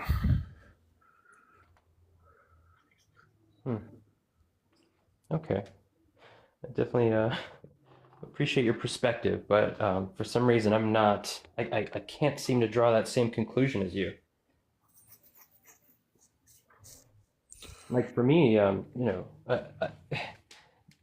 you're just kind of using God to kind of fill in something that we might not understand. No. That would be God of the gaps. That would be a fallacy, right? I'm saying God is necessary as a foundational belief to understand anything at all. Here, I could like draw this out. we talk about like a model of how we can know things. Mm-hmm. You have to like put your mind in contact with the world to know the world. So in our system, we have God at the top. And we have a line going from God to the world, because God creates the world. And a line going from God to people, because God creates the people. Because this is our model, this is our system. I'm arguing Christianity is a model of how we can know things. So if this is the world, we have to be able to put our mind in contact with the objects of knowledge. So since God like designs the world and he designs our mind, our world and the mind can like connect together, sort of like two. If you think about it as like puzzle pieces, right? They have to go together like a puzzle piece, connect. If you took two random puzzle pieces, like you take all the puzzle pieces in the world and randomize them, and you just take two at random, there's not going to be a connection between the puzzles. There needs to be intention and design to the puzzle pieces to connect. And so because of like God designs our mind and intends us for this world, and God designs the world, he can design our mind so that it connects to the world. So this connection, being able to connect our mind to the world is necessary to know anything at all. And if you deny that connection, you don't believe in God, it's like denying knowledge itself, because you're denying the thing necessary for knowledge. So the non-Christian is going to have to explain like what's connecting your mind to the world. And they'll never be able to do that. So with your drawing, you started with God on the top. Like you almost have a presupposition that God exists. But what if you added an S to the end of God? Then your whole argument still works. No. Why not? If there are multiple gods, then what if one God designed our mind and another God designed the world? Then there would be no connection. Well, the thing is, you wouldn't understand how those gods would work, or It higher has to be dimensional beings singular. work. It has to be singular. It can't be a plurality. If it's a plurality, that I just explained, if it's a plurality, we could have one God design the world and one God design our mind. So then there's not a match. But you don't understand how these higher dimensional beings work. You don't know that. The only way we can know them is if they reveal themselves to us, and that's happened in the Bible. So when you're talking about this thing, you're just bullshitting. No. Unless you have revelation. No, I'm not. I'm saying that Unless you have the whole argument that you just gave, I'm saying if you add an S to the end of God's and explained it the same exact way, it would still make the same amount of sense. I literally just explained why that would not be the case, and you are now ignoring what I'm presenting to you. Yes, I heard you, man. Now you are yes, because if there's multiple gods, then there could be one God creates the human and another God creates the world, and now there's no connection. That's why it can't be the case. Okay? But that's not a very good argument as to why. I mean, because there could it is. Let's say No, it they actually could have is. And now you're just between fucking them in lying the to me. same. Why are you doing this? Whoa. You don't have to get so mad, man. Well, you don't have to just sit there and ignore what I'm saying and then lie to me and try and deceive me and deceive the audience. Who do you think I'm you're not trying to fooling? Do you deceive think do I anybody. sound like I know what I'm talking about or not? Do you think I know what I'm talking about? Well, no, listen, I'm just trying to have a conversation, dude. No, you're not. You're just contradicting what I'm presenting to you. I just presented to you. I said, look, if there's more than one God, then there wouldn't be the connection, because one God could create the person, another God creates the world, and now there's no connection between the person and the world, so it can't be multiple gods. And you refused to acknowledge what was being presented to you, and you just said, no, it isn't. That's just a contradiction. You're just ignoring what I'm presenting to you. I just gave you an objective proof that Christianity is true. You have no response. So now you're the one who's being emotional, sir, because you're rejecting the evidence. Based on what? Mm-hmm. So to me, that isn't evidence. I'm providing an alternate explanation that still works. Now, if you allow me to finish, What's the single unifying principle that has Yeah. causal powers? So, it doesn't have to come from one. An alternate explanation is going to be a single unifying principle with causal powers. What would that be? So if you can imagine two human beings working on a project together to build something, let's say, there's collaboration between these people. Who's to say there aren't higher dimensional beings that are working together? Okay, sir. All I heard was a bunch of horse shit. Now, do you want to present a single unifying principle with causal powers or not? Who's to say there is one, brother? Well, I'm saying if you deny it, that leads to an absurdity where you couldn't speak. So the fact that you're speaking assumes you believe in a single unifying principle with causal powers. Now, if you don't know what it is, then you must be assuming my single unifying principle with Christian causal powers, which is the Christian God. So you are just, anytime you're speaking, you're just proving the Christian God exists. Do you not get this? What? Hey, what? Hey. Now you're just ignoring what I'm presenting to you, dude. I'm trying to speak, but you won't let me speak. What do you mean? When you speak, it proves Christianity is true. That's what I'm presenting to you. Now, I need a single unifying principle with causal powers if you want to argue with me. The reality is that nobody can prove what that is or if there is one. Then you lost the debate. Speaking, it doesn't prove anything. Then you lost the debate. Okay. So you just lost the debate. Mm-hmm. I think you're a little delusional, my friend. Okay, so you're at a crossroads now, right? Are you going to go with radical skepticism or Christianity? What are you going to choose? I would say that I'm skeptical about everything. I used to be Christian, but I'm skeptical about everything. Well, you don't know anything at all then. You could say that, yeah. Okay. Well, thanks for coming. I wish you well. Okay, same to you, buddy. All right.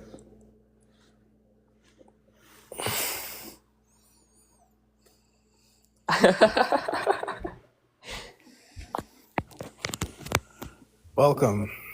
What's going on? I'm just presenting objective proof for Christianity, and then they're getting emotional. You know how it is. Yeah. Well, yeah. I'm agnostic. I'm not going to try to prove you wrong or say what you believe in is wrong, but I just want to share my point of view. So, I want to believe God exists, but it feels like I've been abandoned because just all the bad things in my life, praying as much as possible and nothing coming of it. I believe, I know you got to have faith, but I've been shown nothing and it feels like I've been abandoned. And people say oh, well, I've seen God before and he touched my shoulder and I've just seen him and I felt this fear. I've never seen that happen before. And it just, like I said, it feels like I've been abandoned. Yeah, well, a lot of people have had worse things happen in their lives than you've experienced, and they didn't abandon Jesus. In fact, they see Jesus as a source of strength that can help them overcome the hard times in life. So I don't know. I think you've self-deceived yourself. You probably just hate the truth and you hate God, and you're not willing to examine your own bias, and you're just deluding yourself. Is what's going on.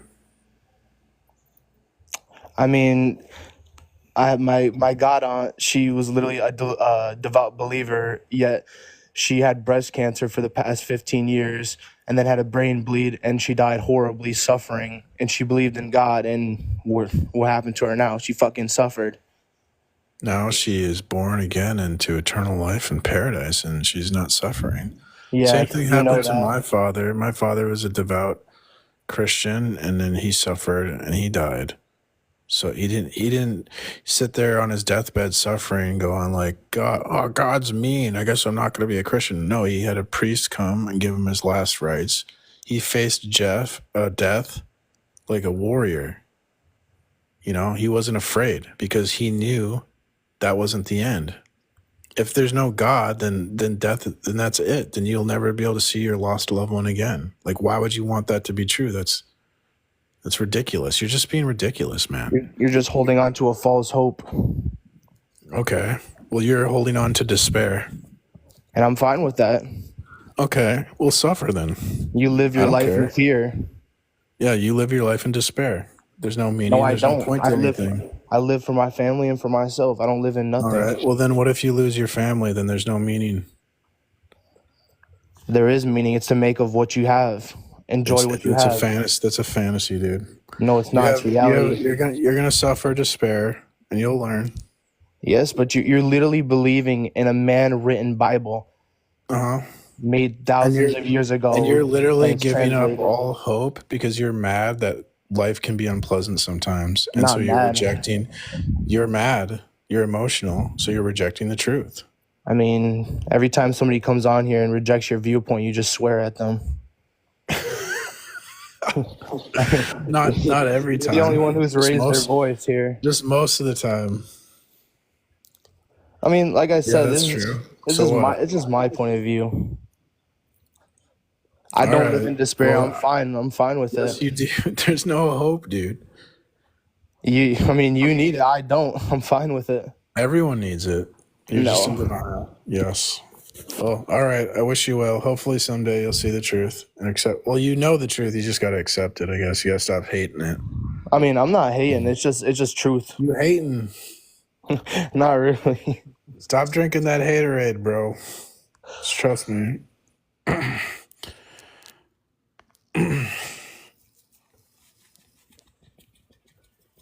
What's up, G? Jesus loves you. How's it going, guys? It's going well. My name's Matt. I was just listening in for a while. The same guy's still on, right? Is that the same dude, 777, that I was talking about? He prayed, uh, and nothing ever happened, and his kinfolk got cancer or something, right? Yeah. Okay, well, just so you know, there is absolutely hope if you put your faith in God. Now, the problem is, I don't know if you've ever heard the story about when Peter was on the boat and they saw Jesus, uh, and Jesus said, come on the water with me." I'm paraphrasing. I don't have scripture in front of me, but you've heard that story, right? I mean, I remember when Jesus walked on water. Yeah. Okay. Well, this could be ones you could use, whenever you're discipling the people. I'm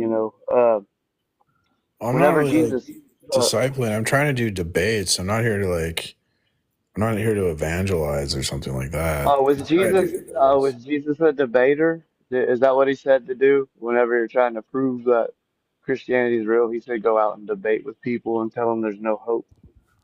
Is that what he asked you to do? Was that your calling? To tell people there's no hope and you're just gonna rot in hell, basically. That's what I get from you. And that's not a good way to prove that God exists. You're going at it way wrong, and maybe you need to go back on some milk and get spiritual instead of No, trying to I be a can prove God maniac better and than I you. know everything, because But you're I not can gonna prove save any God souls better like than that. you. So what's the point in What's you your? debating that God How do you exists? How prove are you God going to prove that God exists? exists without the love and the spirituality and all of that? You Well, can know all the you're books. not even listening to me, dude. You're not very loving. To listen to someone is an act of love. And why are you trying to force me to evangelize people? I'm not here. That's not what I'm here to do. I'm here to debate. It says debate live. It doesn't say evangelize live. I'm not here to bring people to Christianity. I'm talking to people that hate God. Do you not understand? They hate God. Do you not get that? Yeah. Run away. 2 Corinthians 10:5. We demolish arguments. Right? We demolish arguments in every pretension that sets itself up against the knowledge of God, and we take captive every thought, make it obedient to Christ. That's what I'm doing, bro. I'm here to demolish arguments, not here to preach, not here to do a Bible study, not here to discuss theology, which denomination's true. I'm here to show that atheism and agnosticism is irrational and ridiculous and foolish. And that's it. And if you have a problem with that, watch another live. Quite simple.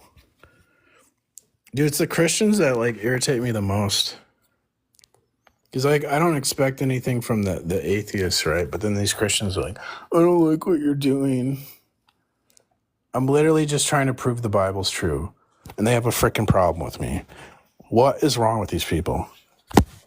Yeah, I agree with that. Like, there's times to evangelize to different audiences, but there's also times to like debate and discuss these types of these types of issues, because not everybody loves not everybody's open to God, like you said. Like, these people are people that hate God, that aren't willing to accept him.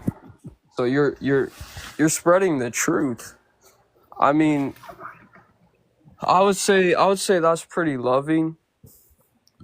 Yeah, I listen to what they have to say. I listen to all their nonsense. Oh, he wants to come back up.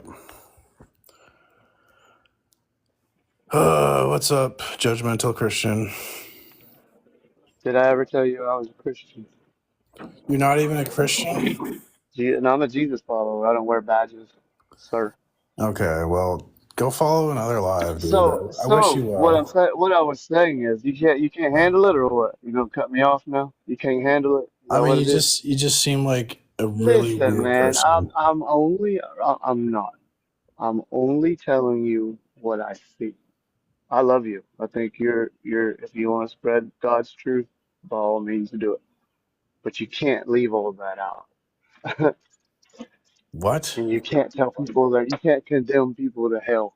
It's Well, why not don't your you do job. what I do? Why don't you go do it better then? Why are you telling me what to do? You go freaking do it better. You know You everything. did a You go great do it job better, dude. representing Jesus. You go do your own Doing a live. You great go job. do it better. Why are you so mad? Because you're a jerk. I'm not. God. Why can't I just sit here and be a jerk?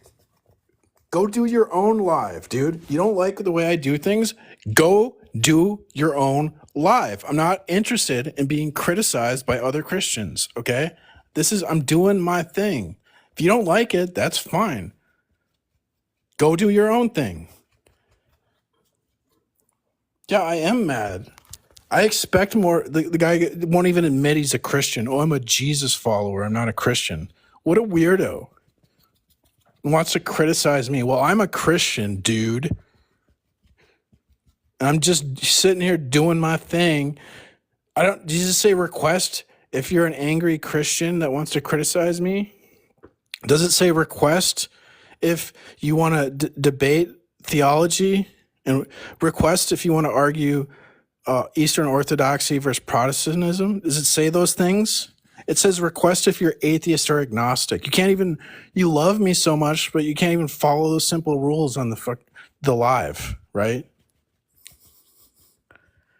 But you're loving, but you're not even like respecting my live and it says request if you're atheist or agnostic, dude. You're not even respecting that, but you're loving. You're going to teach me about love.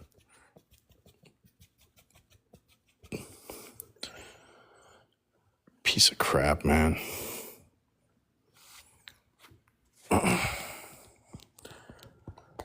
It's literally the people that claim Jesus. Those people drive me nuts. Like, the atheists don't bother me at all because, like, of course they're gonna be liars and treat me like crap and all this stuff. But I get crap from my own supposed brothers in Christ. Get crap from all sides. It's stupid.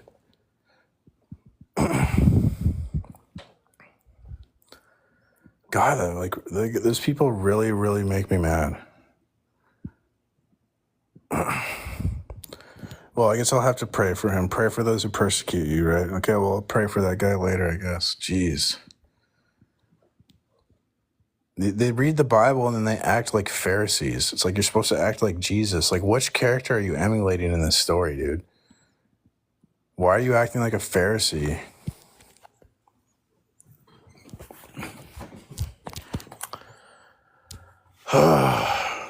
The secular person obviously cannot perceive the motives which keep tolerances where does it be?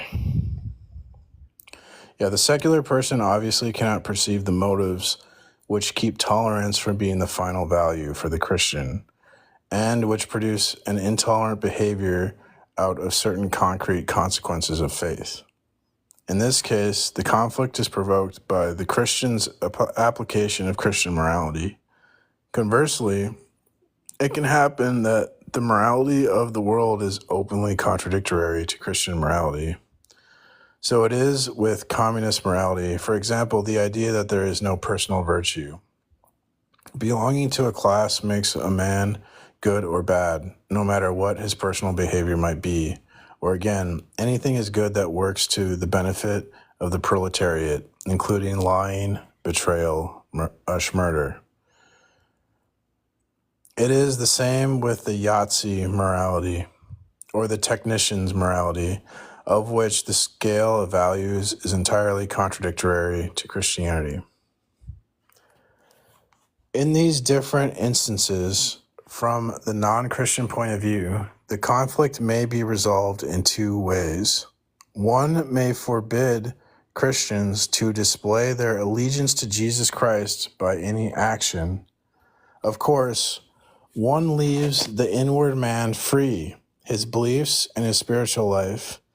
But it is important that this interior life should not express itself in outward conduct. What seriously embarrasses the unity of action of a society is divergence of action, not divergence of belief.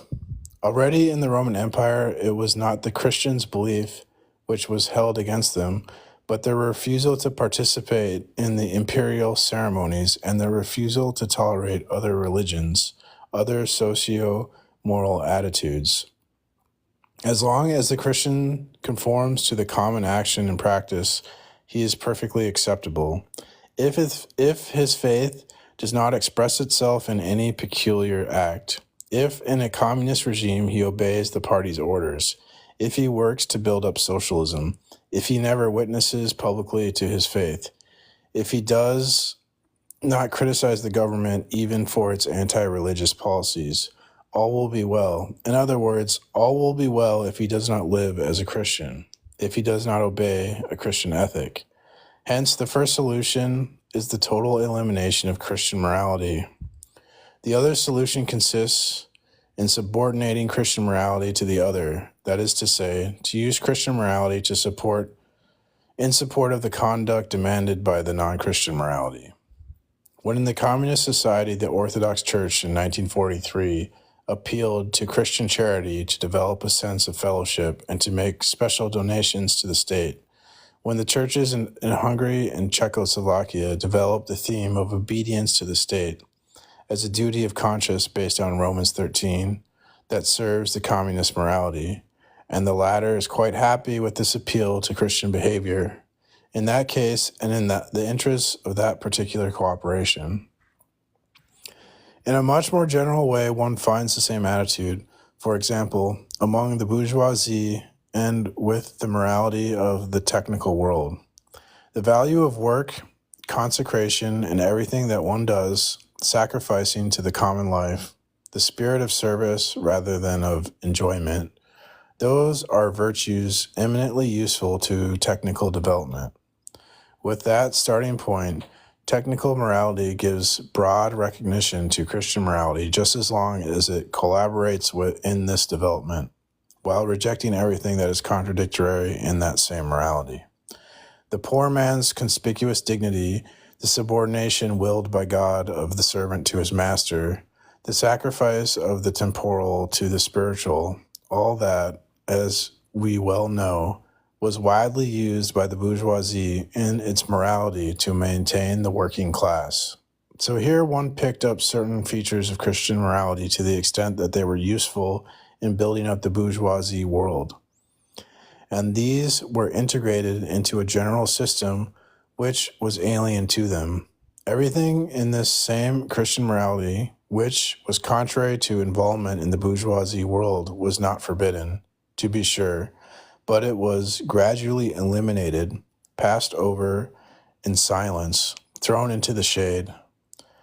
Now, by the very fact of this amputation, what had been an authentic Christian virtue ceased to be that when it was integrated into another moral system and turned aside from its source and from its end.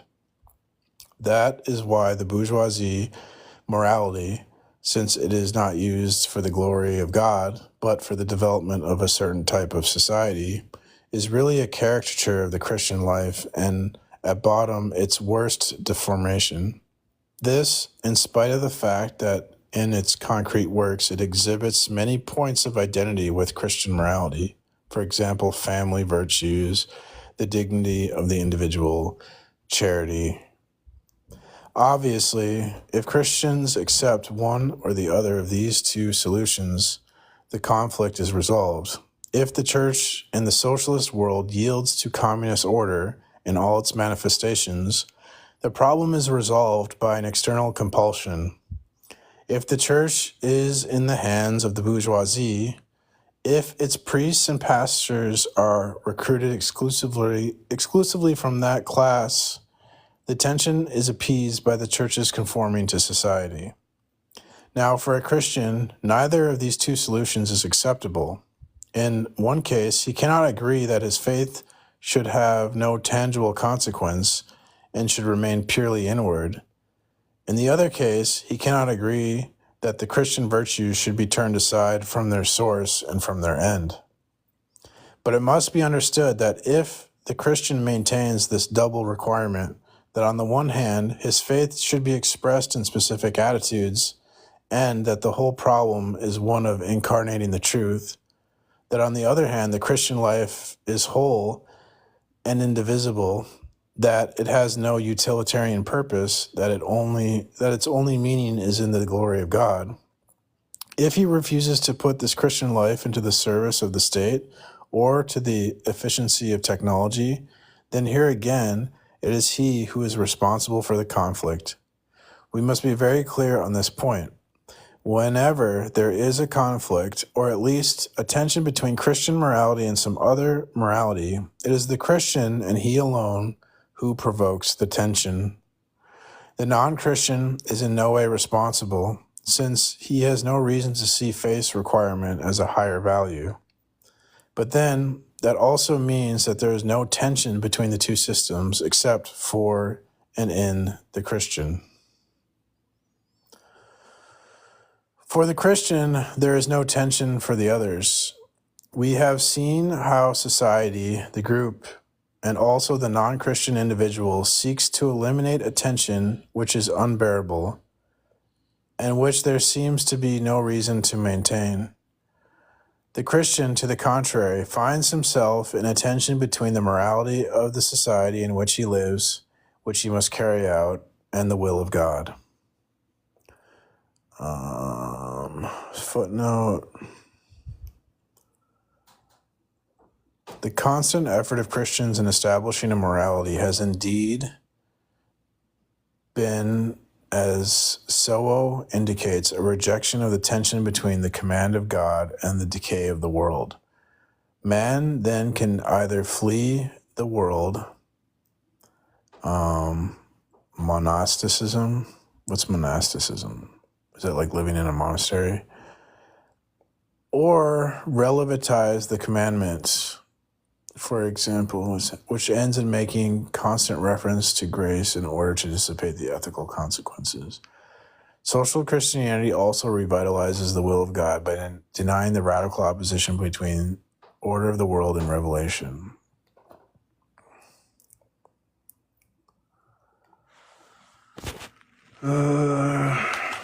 ChatGPT that one. Summarize this as if layman. This passage explains that Christians have struggled with the tension between following God's commands and dealing with the imperfect, flawed world. Some Christians, like monks, chose to avoid the world altogether. Others, like those in Lutheran traditions, try to soften or adapt God's commands by emphasizing God's grace to lessen the pressure of strict moral rules. Social Christianity does something similar by downplaying the idea that there's a big conflict between God's will and the way the world works.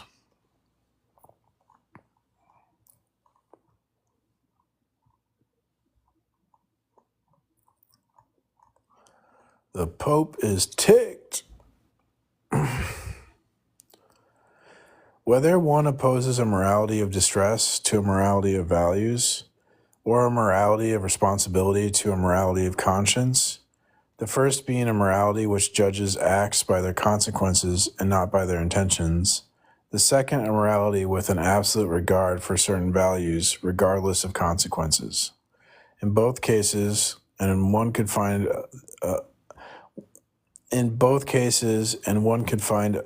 other qualifying functions, one is implying that the Christian is caught in an opposition of moralities, which can neither reject nor bring to an end. In the Christian, this tension exists only in the very person of the Christian. It is not a conflict in itself. It is not an opposition of doctrines, nor an objective difference in the scale of values. It is not a theoretical nor an intellectual divergence. If it were that, the conflict obviously could be resolved.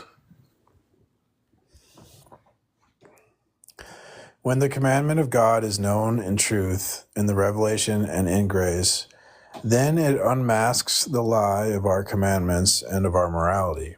It opposes the human high-handedness that chooses its own good and comes to terms with the permissions and marks of satisfactory. It rules out the reservation whereby man wants to reassure himself by obeying God conditionally. It strips man of his power to judge good and evil by himself.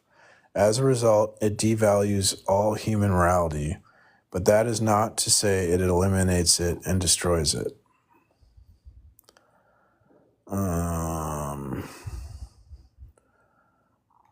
What is he saying there?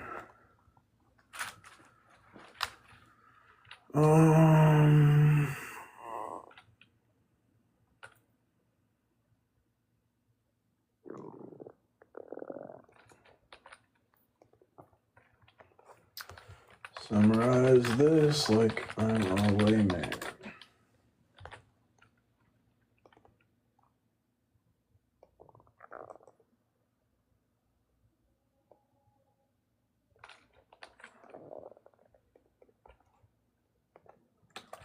It's kind of nice with the PDF. I can use ChatGPT real easy to help me understand what I'm reading. This passage explains that when we truly understand God's command through revelation and grace, it exposes the flaws in our own human-made rules and morality. It challenges our tendency to decide what's good based on our own judgment or comfort. It shows us that we can't just follow God's will on our own terms. While this understanding of God's command reveals the limitations of human morality, it doesn't mean that human morality is useless or should be destroyed. It just puts it in perspective. Okay. Agreed. Oh my God, my cat.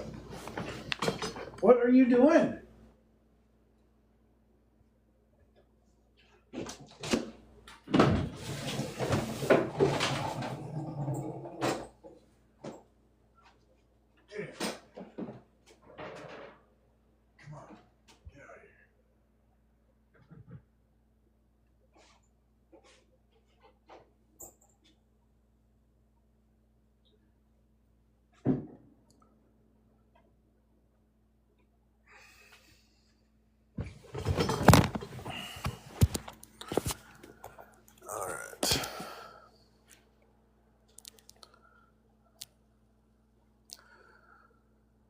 Someone's trying to join. Sweet uncle.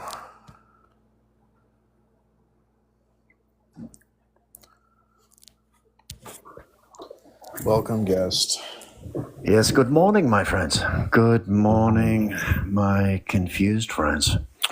Who's confused? Yes, that's what you need to ask yourself. That's what you need. Well, look, do you believe in praying? Do you think anyone's listening to your prayers? Yeah, God listens to my prayers. God listens to your prayers.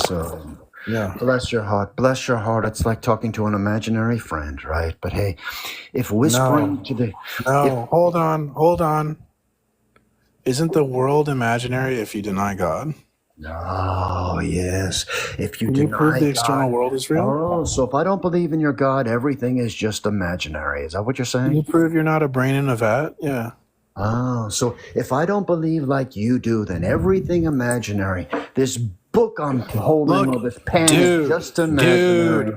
Oh, it's adorable. Dude, you said my God's imaginary. So you must know you're not a brain in a vat. Because Never as far said as it was I'm concerned, imaginary. isn't everything imaginary if you deny I never God? said your God's imaginary. It Yes, could you be. did. You said I had an imaginary friend. Oh, yes, he is your... I said what I said to you. I said it's like talking to an imaginary friend. It's like whispering to the ether gives you comfort. Then who am I to Never say? come back. Never come back. I never want to talk to you. Fucking weirdos, dude. Okay, so in any case, whatever might be the similarity of content of a commandment of God or the values of God's laws and human moralities, there is a radical difference of meaning and purpose. The divine requirement is distinct from all others in that it makes us the property of Jesus Christ in order to put us at his disposal. It is at this point that the question is settled whether our power and our duty are those of God's command, whether we have to do with that command or with some other. The command of God is as distinct from every other morality, has only one meaning and purpose: to bind us to Jesus Christ. Amen. There's a footnote for that, which is nothing, and it's just a citation to a book. Some of the footnotes are like a little paragraph, little blurbs. Some of them are just like citations that are not very helpful to me. But I guess unless I want to like go further into it, which I don't. Where the heck was I? I think I was here. Yeah. There is not on the one side a system of Christian morality and the other side some other system to which it is in theoretical opposition. We shall see that it is impossible to formulate Christian morality as a system. It is never a matter of anything but a Christian life, which is a consequence of God's will. So he's like, Christianity isn't a moral system. It's a lifestyle. It's a way of life, which is the way of life under the consequence of the will of God. This life is lived or it is not lived. If it is lived, there is a Christian conduct. Hence, dude, I like this. I like this. If it is not lived, there is nothing. Therefore, the conflict takes place at the level of life, of the incarnation of the truth, and of a requirement. It comes into being on the occasion of a decision which has to be made. There is not in that any problem which might be solved intellectually. Of course, from a theoretical point of view, it is very easy to find answers, solutions, and accommodations. But at that level, there simply no longer exists any significant Christian ethic at all. Hence, to talk about this tension is not an intellectual game. It is the very reality of the Christian life, and it has to remain such. Properly speaking, that tension is what constitutes the person of the Christian involved in the world. It cannot be stated in abstract terms because it only manifests itself at the occurrence of concrete situations in which decisions are called for. And each time the decision is made, the conflict abated, there has been a response but not a solution. The conflict renews itself immediately at a different level in a new situation which is created. So as Christians, we don't have a morality, we have a way of life. So in that way, it's like this, You could think of it as like a living morality where it's constantly changing, it's alive. It's not like a morality fixed in stone is dead.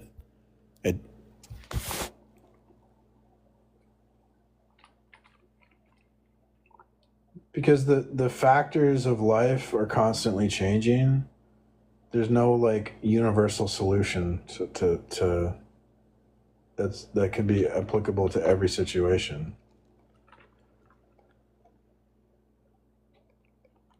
So we need the living God with a living morality.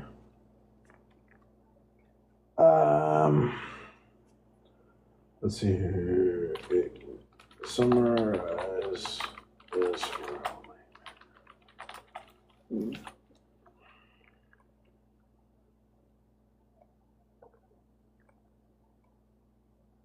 Christianity is a way of life.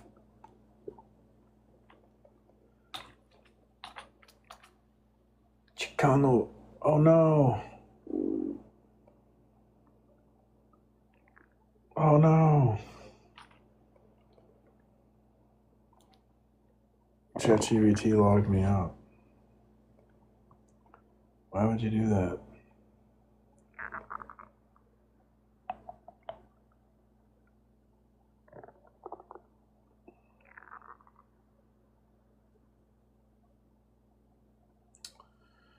Okay. I have to redo all this.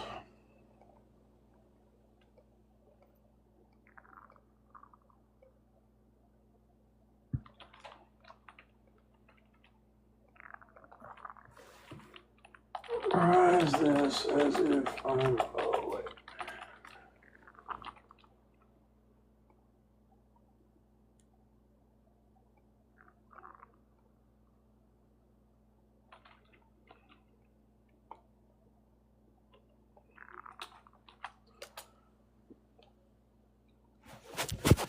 This passage explains that Christian morality isn't just a set of rules that stands in opposition to other moral systems. Instead, it's about living a Christian life that reflects God's will. If someone lives out that life, they exhibit Christian behavior or morality. If not, there's nothing. The real conflict arises how we live and make decisions, not in theoretical discussions. While it's easy to come up with intellectual solutions to moral questions, true Christian ethics can only be understood through real-life situations where choices need to be made. This ongoing tension is a part of being a Christian in the world, and it shows up whenever a decision needs to be made. Each time a decision is made, the conflict may change, but it doesn't go away. Okay. We have to live out the will of God. It's not like a concept. Our ethics are not conceptual. They're lived. They're metaphysical.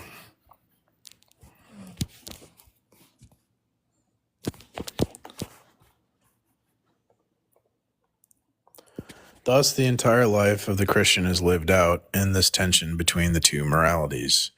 It can never arrive at an equilibrium or at a satisfying solution. It is never finished. We are not in the presence of a clever dialectical game in which the combinations are always changed.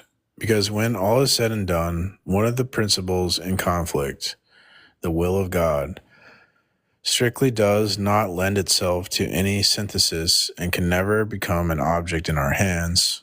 On the other hand, just as this tension manifests itself solely in concrete situations, so it is also renewed with each individual person. The temporary solution to contradiction which is found by a given individual will not do for his neighbor or his son. The experience of the contradiction has to be fresh for each one. What one of them has done can only be a testimony, and in that last resort, an example for his neighbor. But this tension, which is inseparable from the Christian life, does not produce neurosis, since it is an element in the circuit of faith and hope. These two forces which bind us to Jesus Christ reduce the tension to the modest dimensions of our earthly life and keep it from overrunning our person. They keep to our psychology and from becoming the despairing negation of all response. I wasn't really following that. ChatGPT saved me. Well, summarize. This is.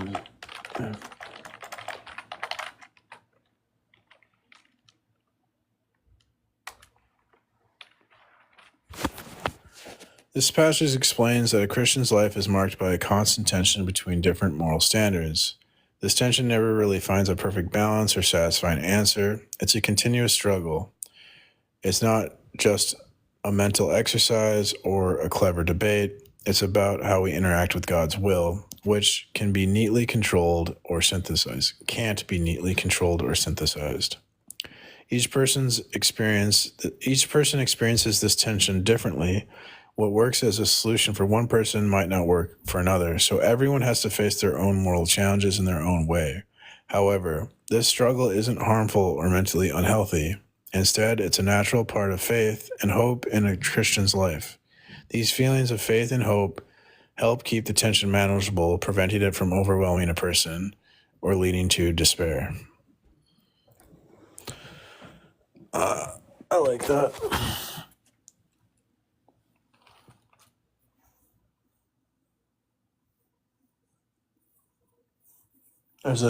We each have a tension between the will of God and the morality of our society, and we can never relieve that tension. And so each Christian has their own experience with that tension and has to resolve that in their own way, I guess.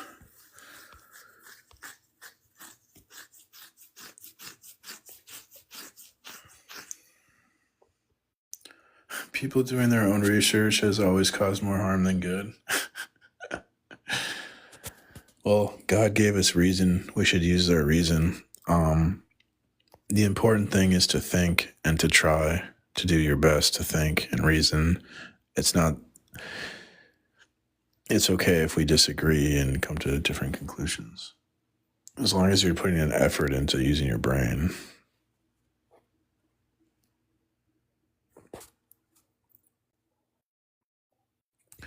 The greatest tragedy would be to not use your God-given reason. God gave you a brain. You should use it. Precept, another question. Do you think that the unquenchable fire mentioned in the scripture is like a symbolic metaphor? Or would you think that it's like a literal torturous like punishment? I'm not really sure. That's not really, I don't think that's super clear. Okay. Because I don't know, like part of me kind of thinks that like it's more of a symbolic metaphor rather than like actual torture, but I don't know. Yeah, I mean, it seems like there's going to be separation from God, whatever that means. It seems like it won't be very nice. I don't know. I don't know. It's hard to say what happens in the afterlife. I agree.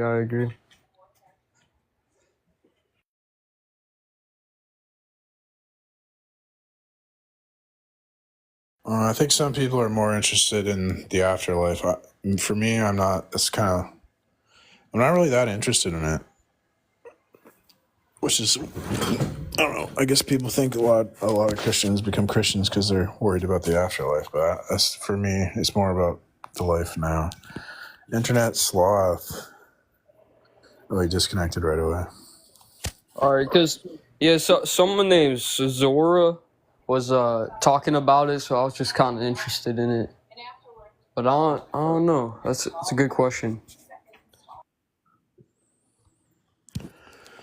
Okay, so over and above, how close am I? I think I'm almost done with this. This chapter is long as hell. Over and above the tension in which he finds himself, the Christian knows that there is a response already given, incomparably more vast than the conflict which he is faced with.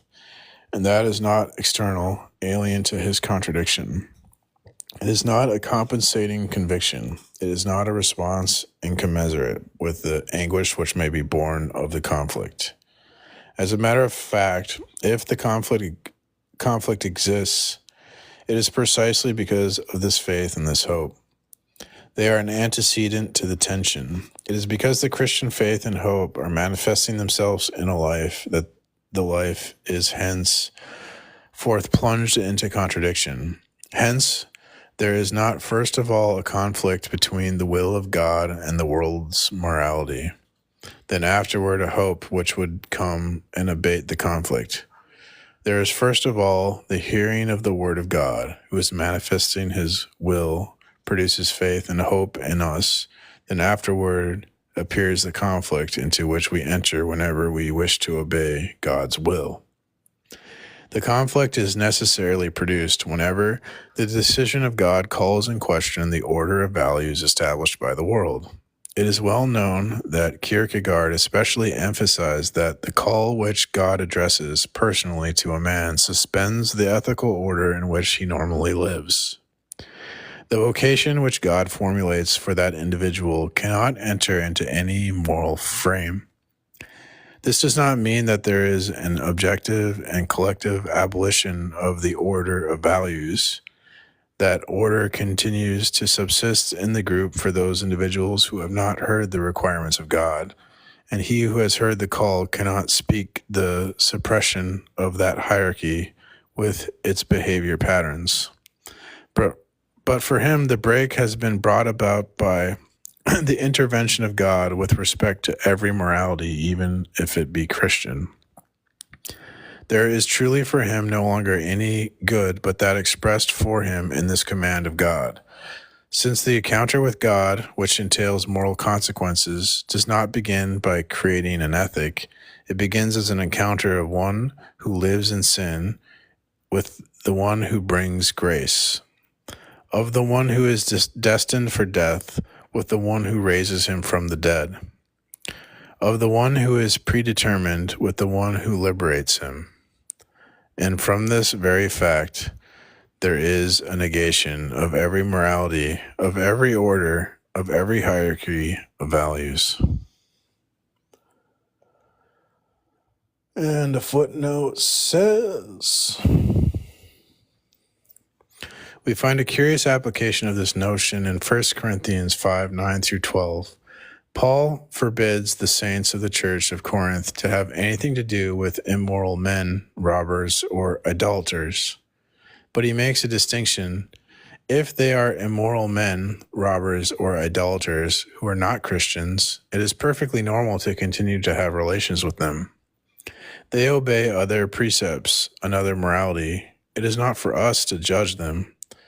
We can meet them in accepting them for what they are. Otherwise, says Paul, it would be necessary to leave the world, which God never commands as a permanent and final measure. But on the other hand, if it is a matter of Christians who behave like that, then one must break off all relations with them, not eat with them, cast them out, because they have another rule to live by, that alone which we are known as Christians. That's what I feel like about that guy, that follower of Christ. I'm not a Christian, I'm a follower of Christ, and he wants to condemn me. He's claiming Christ. So I have a higher standard for that guy than for like an atheist who wants to act like that.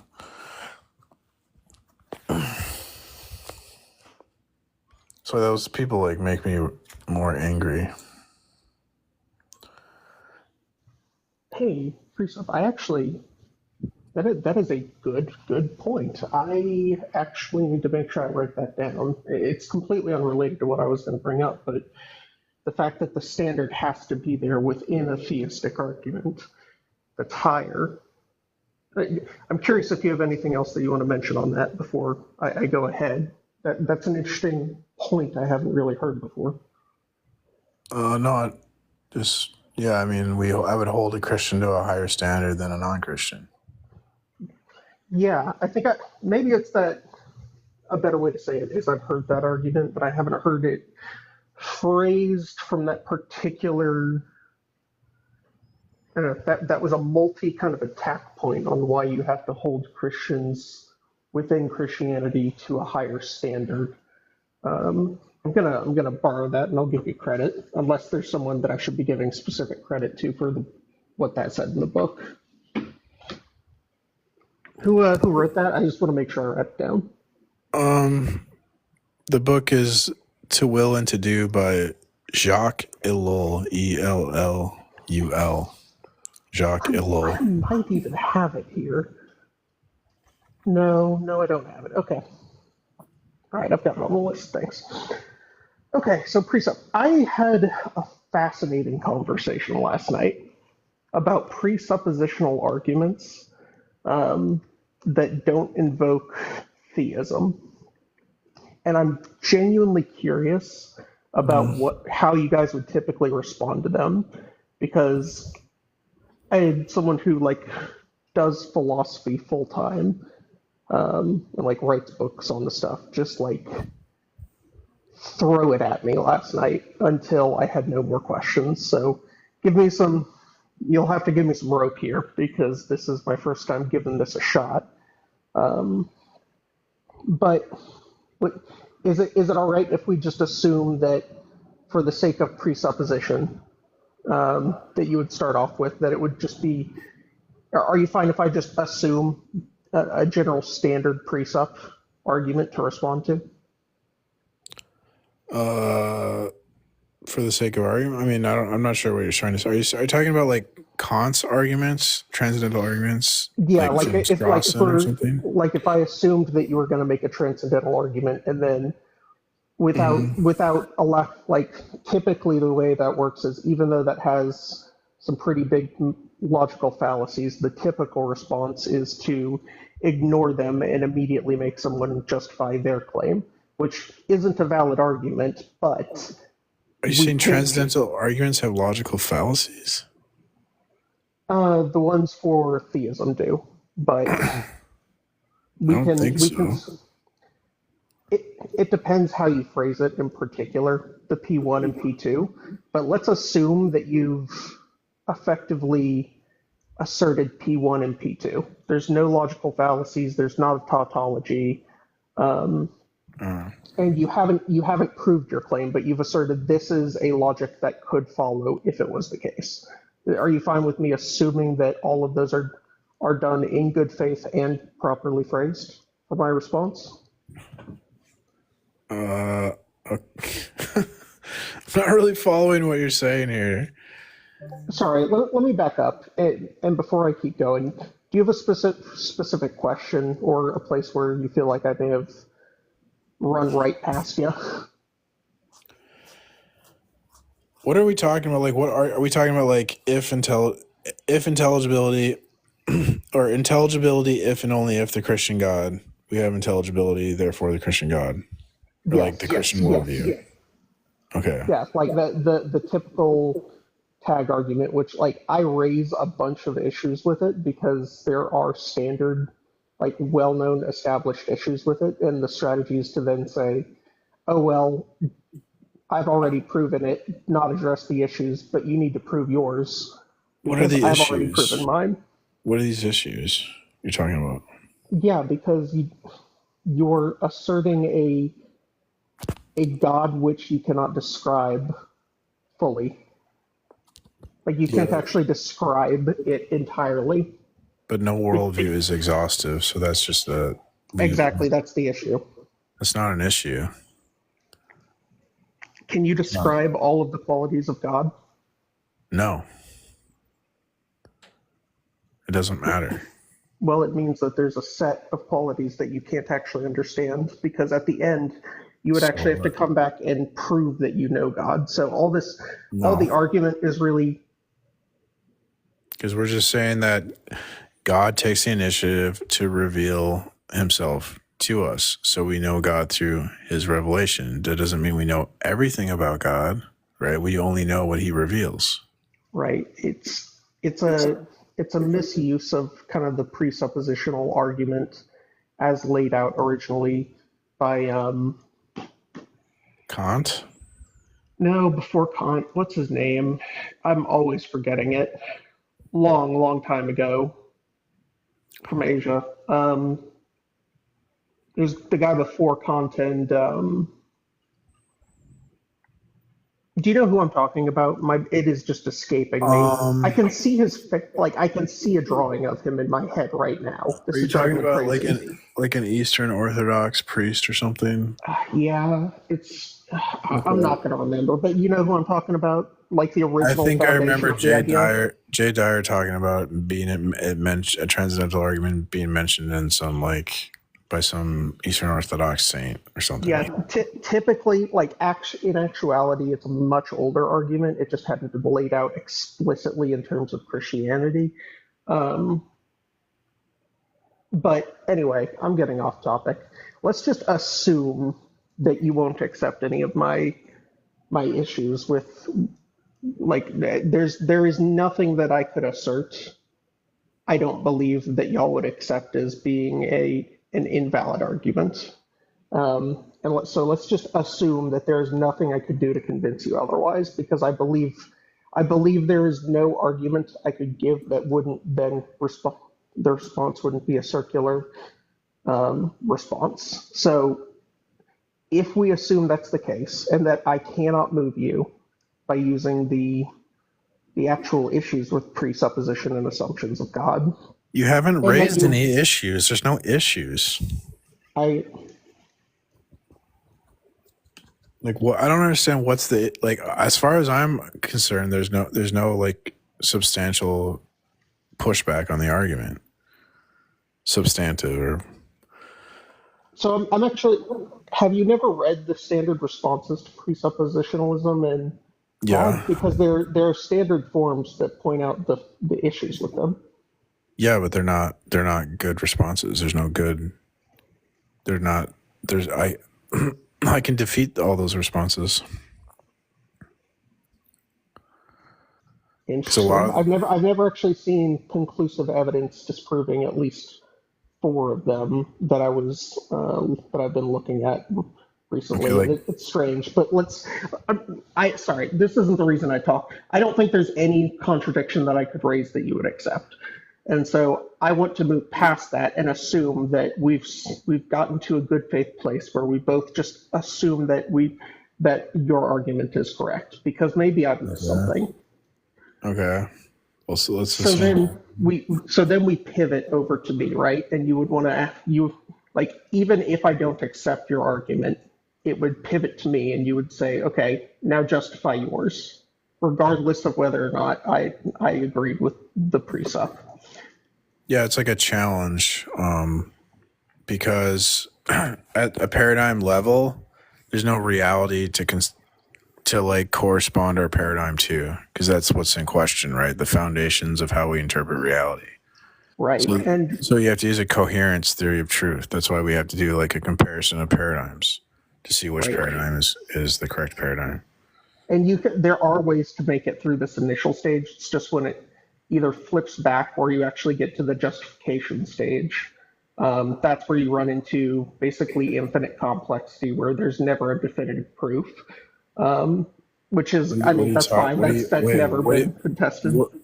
What are you talking about?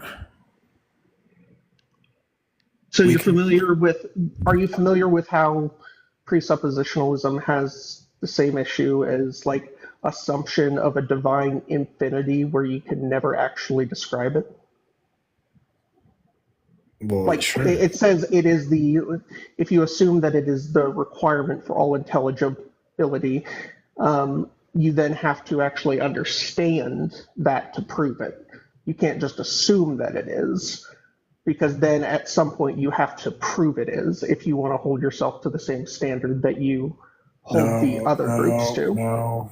No, because we're not using a secular epistemology to verify God or something like that. We're using God's revelation as a foundation, a necessary foundation for any epistemology.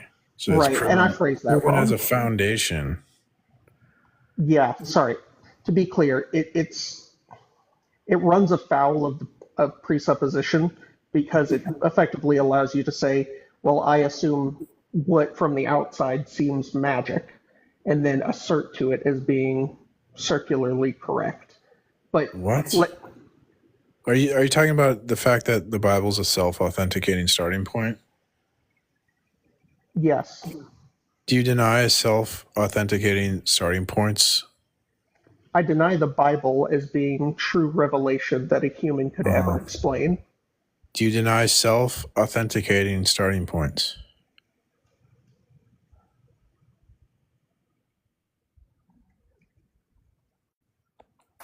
I'm thinking about the response to your answer. How do you define a self-authenticating starting point?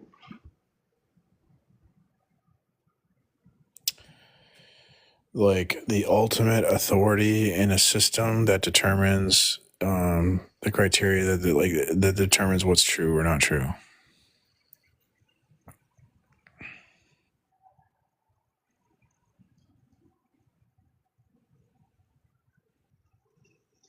I can't deny it, but I can never confirm it. Because I would have, in order to be able to recognize that self-affirming, you actually have to take on the qualities of that self-affirming. And so it runs into, but you don't actually have that problem from your side because you just assume that it is. So I'm saying the Bible is a self-authenticating starting point. So if you're going to deny that, right, you will need a self-authenticating starting point to deny it, right? Yes, we all do, because you also have to, from your understanding, in order to make the argument that you have a self-authenticating, you would actually have to have the knowledge of God if you were to prove it. But that's fine. You're just saying that you're just saying, I assume that this is correct, and because this is correct, you now need something that is as correct, meeting the same standard. Or sorry, you assume that you have a standard, and then say, if I can prove this. I'm saying the Bible's my self-authenticating starting point, right? And if you're going to say, well, I'm not allowed to do that, right? You can't make that move. You can't make the Bible your self-authenticating starting point. Well, then what's to stop me from saying, well, you can't have a self-authenticating starting point? And you know what happens if no one can have a self-authenticating starting point? Then there's no starting point. Then there's no way to have an argument at all. No, there are starting points. This is actually if there's no self-authenticating starting point, there's no starting point to speak of, sir. There are. Everyone has a self-authenticating starting point. If you deny me my right to my self-authenticating starting point, that I could just apply the same standard to you and it would just destroy your own position. That's the problem with presupposition, is that whoever starts it can assert a worldview where they actually have ultimate knowledge. And then because they're using something that's the ultimate source of knowledge, there's effectively no way to pin it, which is the argument that I do want to get to, but it's shoot, I'm losing my train of thought.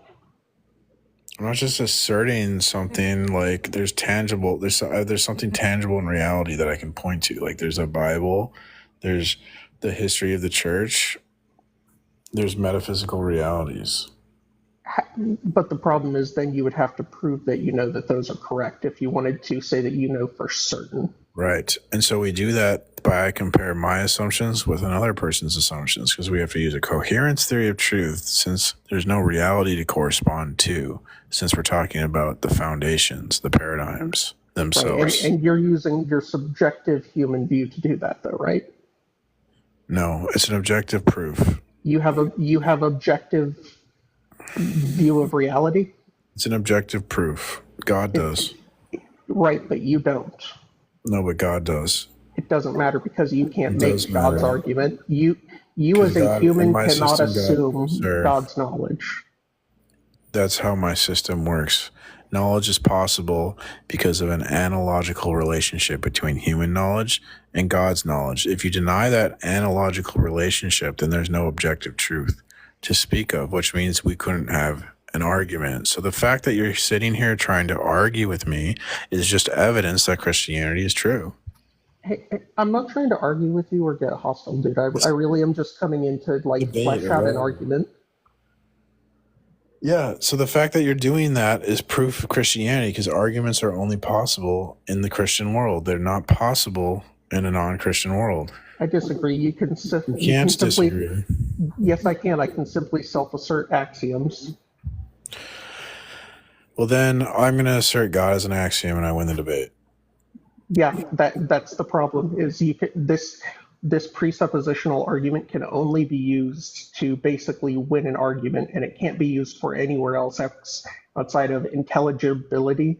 And like I said, we have to move on to my. Dude, you don't know what you're talking about. You are very low information. I don't know what, like. Hey man, I haven't consulted you.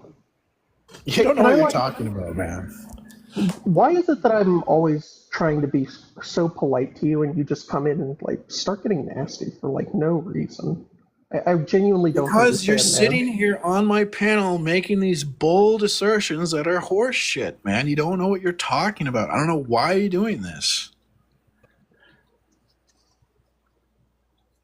So did you not hear me when I said that I want to use these so that I can further an argument in response? And so I'm trying to get a better understanding of how you look at them. Like, I'm not trying to throw horse shit at you. That's a really, really angry, bad faith interpretation. Like, I came in and I told you that I wanted to hear your responses to these. And like, let's assume for the sake of argument that if this was true and I was able to get past them, like I want to assume and put myself in the worst possible position. Like that is what I'm trying to get to. And so let's assume it's at the worst possible position. You've asserted something. I've accepted your response to it. And I'm saying, okay, now it's time for me to provide my side of an argument. Are you fine with doing that, or have I it feels like I may have upset you by trying to have a conversation too much? I don't know if is Darth over here hyping something up? I don't. So the argument is going to go I'm going to say ultimate reality is the Christian God, and then you're going to have to say what you think ultimate reality is. That's what you're prepared to do that. I am. At least I hope I am. What? I believe I am. At least I hope I am. I don't see how you can know what ultimate reality is without it revealing itself to you. Yeah. So in the same way that you are able to appeal to an ultimate reality that has been revealed to you, and then you can point to a book and say, "Well, I get it from the book." Instead, I claim pantheism. I didn't know about this argument until last night, and it's fascinating. I don't know if you've heard of it. What you do is you can now say, well, I am a pantheist in the same way that an Einstein might reference a god, where he wasn't really talking about a god. He was talking about the universe with set ultimate reality. Instead of monotheism invoking a personal God, or just theist invoking a personal God who is self-divine, who is self-imbued attributes that have been revealed to you directly, I'm instead able to claim pantheism and assert that that is the fundamental nature of reality because it's what we observe. Yeah, you can't do that. Why? Because you can obviously presuppose whatever you want, right? But the problem is you need a metaphysical justification or tether for that presupposition. So you need to connect the concept to the reality, and that's what the Bible does in the history of the church. Yeah, we do that by actually proving our axioms.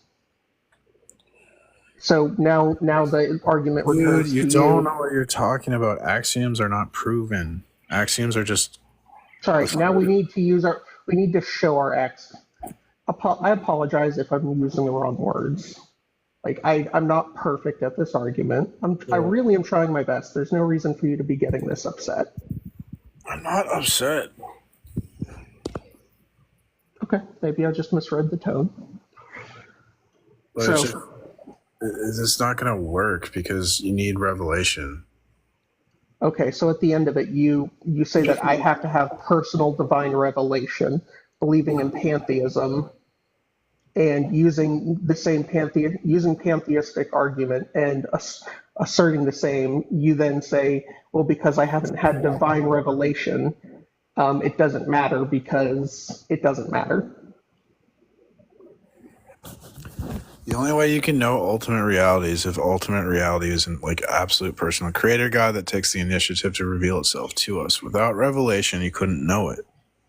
Right. That's not a response to my argument, because even with personal revelation, you run into the same problem that I would run into, which is I can look at things and reference things that I say ground my reality, but then the problem is we both have the issue where now we are looking through the world through our own human subjectivity.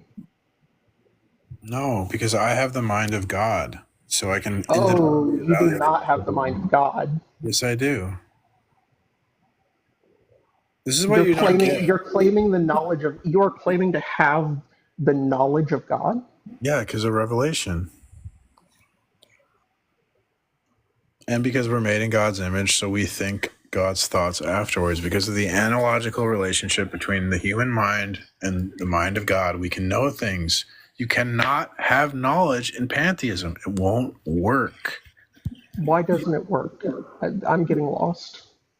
Can you help me? Because there's nothing identifiable that is singular, that is actual, that dictates what is, what can and cannot be.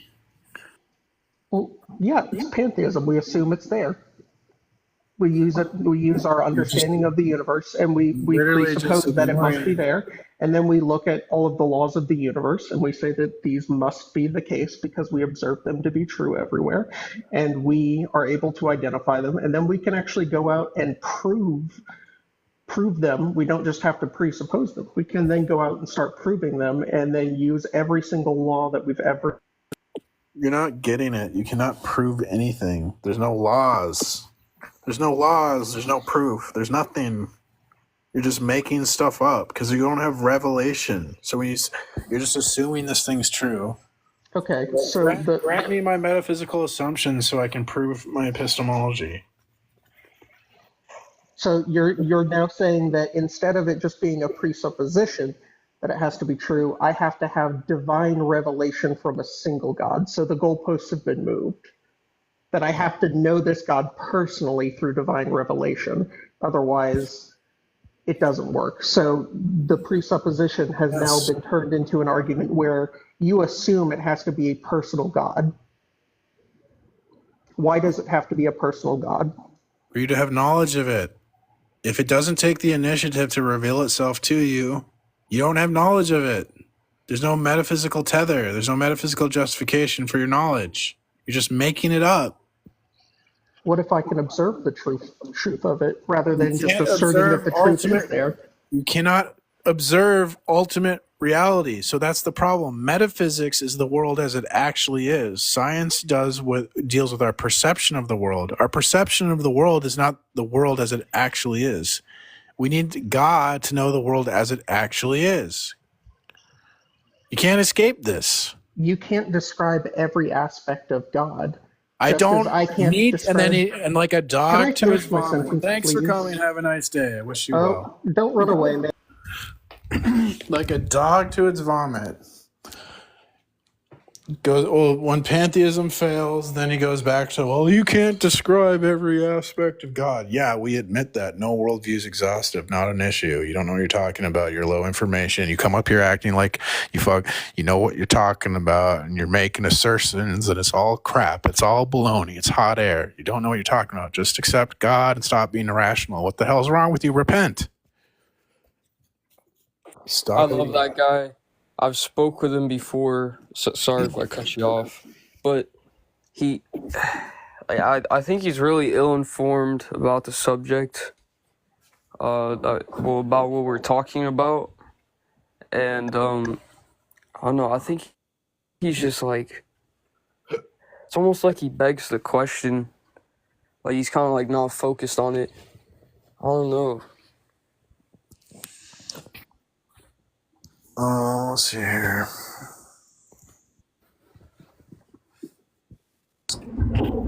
Welcome. Do you accept God as your creator? No, I'm agnostic. I don't have a worldview. I want you to convince me of yours. No, you do have a worldview. You hate God. I mean, that's your claim. Can you prove that I hate God? Yeah, because like all facts, God's necessary for all facts, right? I mean, that's your claim. Can you prove that? Yeah. Because like for any fact, there's going to be all these other things necessary for the fact. So like to boil noodles, the uniformity of nature has to be true. And Cool claim. Can you prove that? Like, just saying it has to be true isn't evidence. That's just you inserting it has to be true. That's not evidence for anything. Yeah, evidence would involve assertions. You can have evidence that has no assertions. So that's not mutual. That's a cool claim. So do you have any actual evidence or just your claims? Right. So when you say it's just a claim, right? The thing is, you have to assume that claim to say it's a claim, right? So that's why you know the claim's true, because it's impossible to deny the claim. Anytime you claim anything, you're saying assuming it's impossible to deny the claim doesn't make that true. Well, what makes it true is when you say anything, when you say I'm making a claim, you have to assume the claims of the Bible to say that I'm making a claim. So that's how we know those claims are true, because it's impossible to deny those claims. Those claims are assumed. Okay, well then I claim that the Virgus from the Brahmin, the Hindu god, is true. Can you prove him wrong? Yeah, because in Hinduism, logic would be impossible since everything is A. Yeah, in Hinduism, they say that everything is Brahman. That means everything is A, and there's no such thing as not A. If there's no such thing as not A, Everything is God, thanks for which coming. means everything Thanks for can't be coming. A. Have a nice day. I wish you well. I wish you well. Thanks for coming. That's just a claim. That's just a claim. But that's just a claim. But that's a claim. But then that's a claim. And then that's a claim. And that's another claim. And then there's a claim. And I just claimed and claimed and claimed. That's a claim. But that's a claim. That's a claim. Or you're claiming things. You're claiming. Unbelievable. Where do they grow these people? That's a claim. That's a claim. You made an assertion and a claim, and you asserted a claim, and you claimed a claim. Wait, so in that, like the Hinduism, everything is Brahmin? Oh, Yeah. sorry. Yeah, I'm Jewish. Well, can you read? Yeah, God. Oh, okay. Hey, hold up. I just wanted to tell you that God promised me America, so. Okay. Yeah, God bless. I'm gonna take your house. Fuck you. God bless. I wish you well. Bye.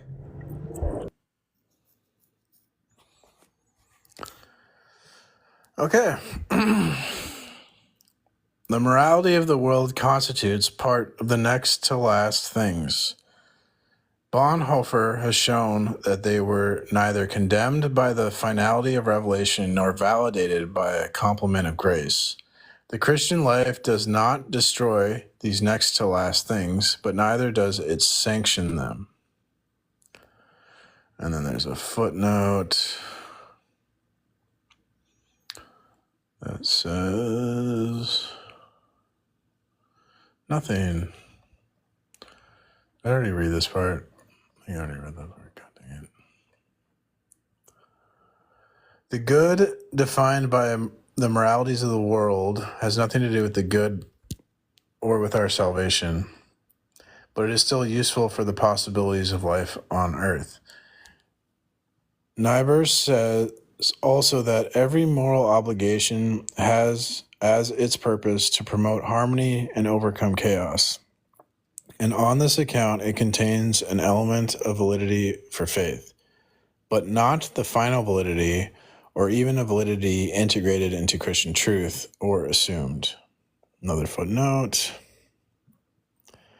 We shall be maintaining a third essential consequence. The Christian recognizes the relative validity of the world's morality and knows very well that he cannot escape it. Relative validity. Sounds like a contradiction.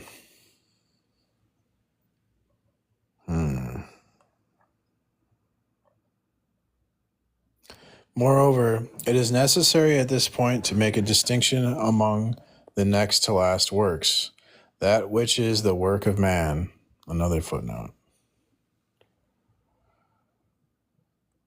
And nothing.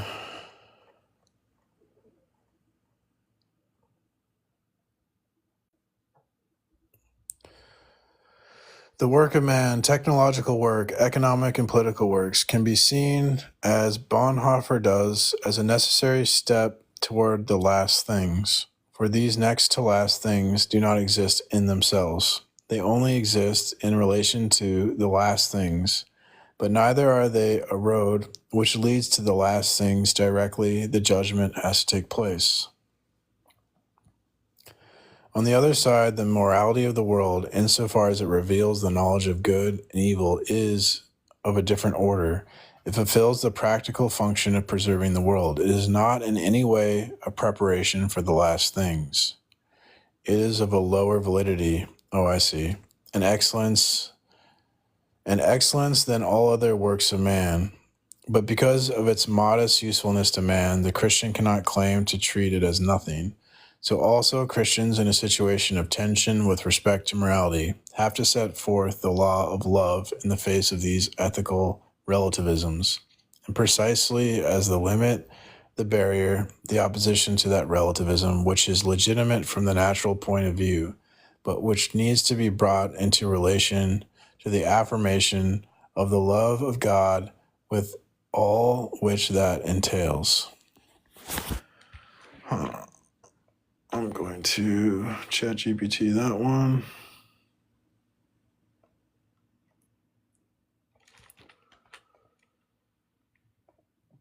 Okay, summarize. It's funny how they think that you answering their questions is running. No, I kicked that guy because he was being obnoxious. I mean, you answered him still, like... so it's kind of laughable that he actually thinks you ran. Yeah, I answer their questions and then they just repeat the question. And then I'm like, okay, well, this is going in circles now. Talk about circular arguments. They just want to answer it. Well, I didn't think you could answer it. What if I just ask again and pretend like he's not answering my question? Like, okay, well, I might as well just talk to a wall at that point. This passage explains that the world's morality is part of what Bonhoeffer calls the next to last things. These are things that are important for life on earth, but are not directly connected to ultimate salvation or God's final judgment. While the world's morality helps maintain order and reduce chaos, it doesn't lead to salvation or align fully with Christian truth. Christian life doesn't destroy or fully endorse these earthly moralities. They have value in helping people live together peacefully, but they are not a path to eternal salvation. The world's morality serves a practical purpose, but it's less important than other human works, like technological or political achievements, which can be seen as steps towards higher purposes. Christians are called to engage with worldly morality by living out the law of love. While the world's morals are relative and useful in some ways, Christians should always point to God's love as the ultimate guide, setting a boundary against moral relativism. Nice, yes.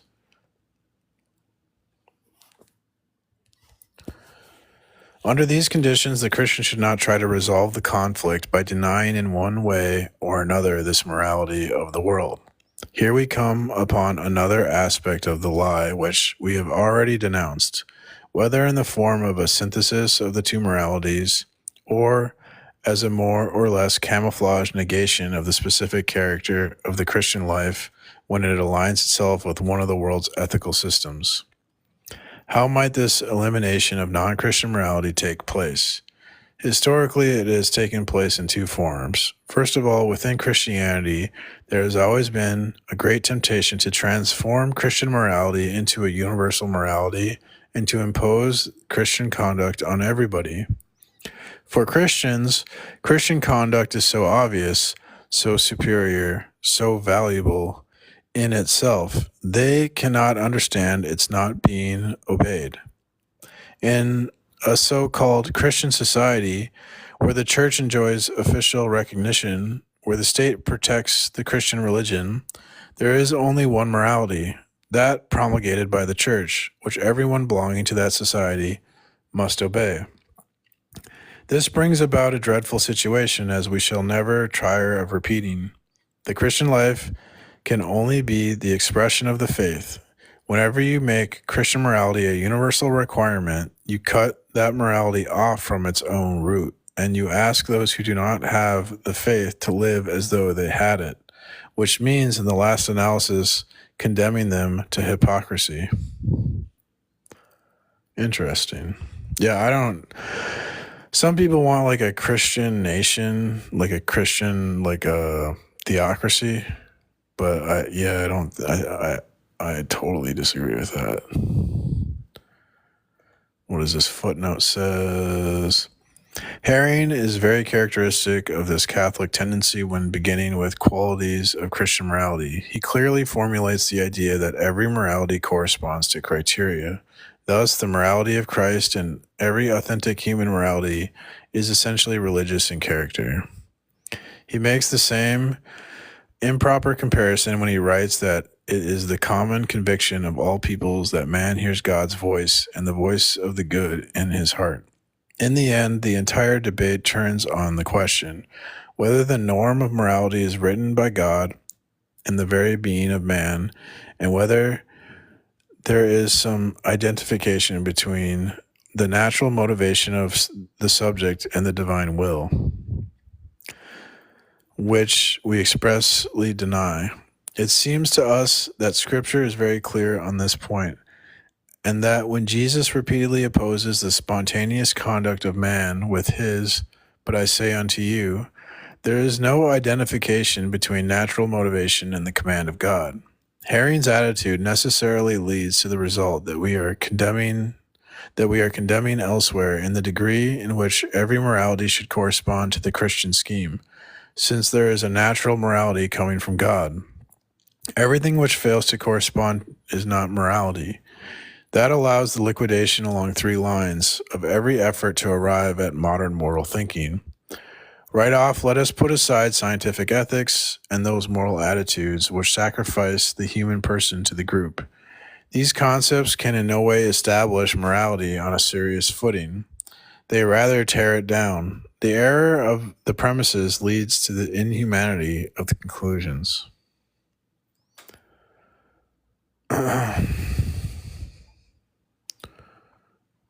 Getting so close to the end of the chapter.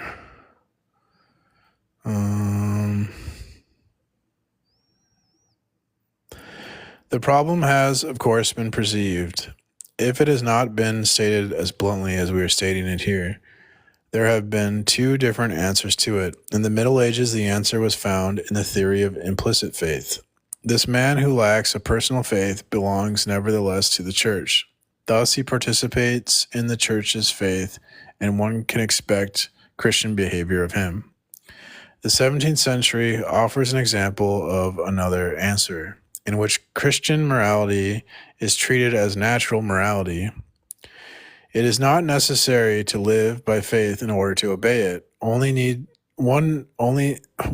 only follow his nature.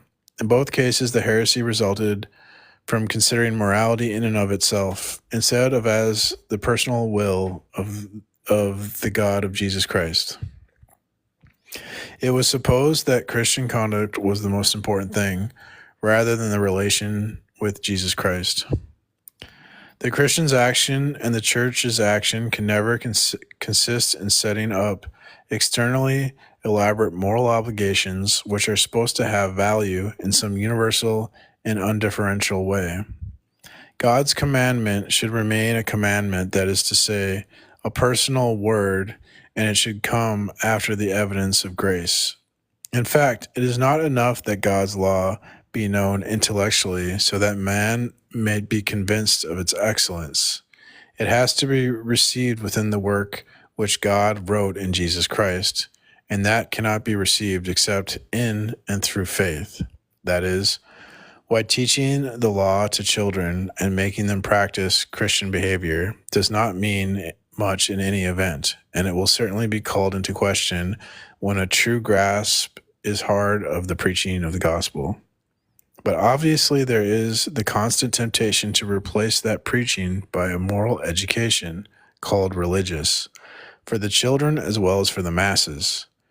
It is a temptation which rests upon the need for security and ease of operation. It is easier to have someone live according to the precepts of a morality. The results are more assured, more apparent, and one can count on them in a pinch. For the organization of a Christian society, one must obviously depend upon a morality, since that alone can be a common standard for everyone and can be imposed from without. One is not obliged to take inward differentiations into account. The preaching of the gospel, to the contrary, exposes one to all the risks because it is open to God's freedom to intervene or not to intervene. No society can be organized from the starting point because God's intervention cannot be counted on, and it does not take place massively and collectively. We now come upon the third aspect of the same temptation. Maybe I should take a break there. It's fucking... yeah, I probably should take a break. Like this. I want to finish this book like this week.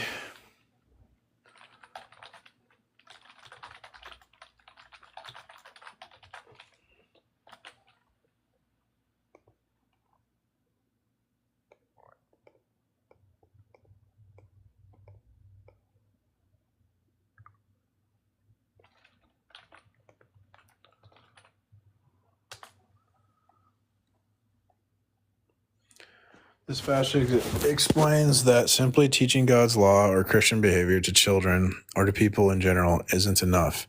It's not about just knowing the rules. True understanding and living by God's law comes through faith in Christ.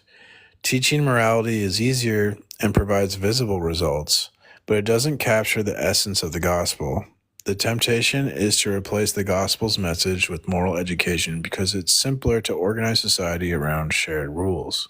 However, the gospel isn't something that can be standardized or imposed on everyone because it relies on God's free intervention, which can't be predicted or controlled. So while moral rules may help create order in society, they aren't the same as living in true faith through the gospel, which is more uncertain and individual.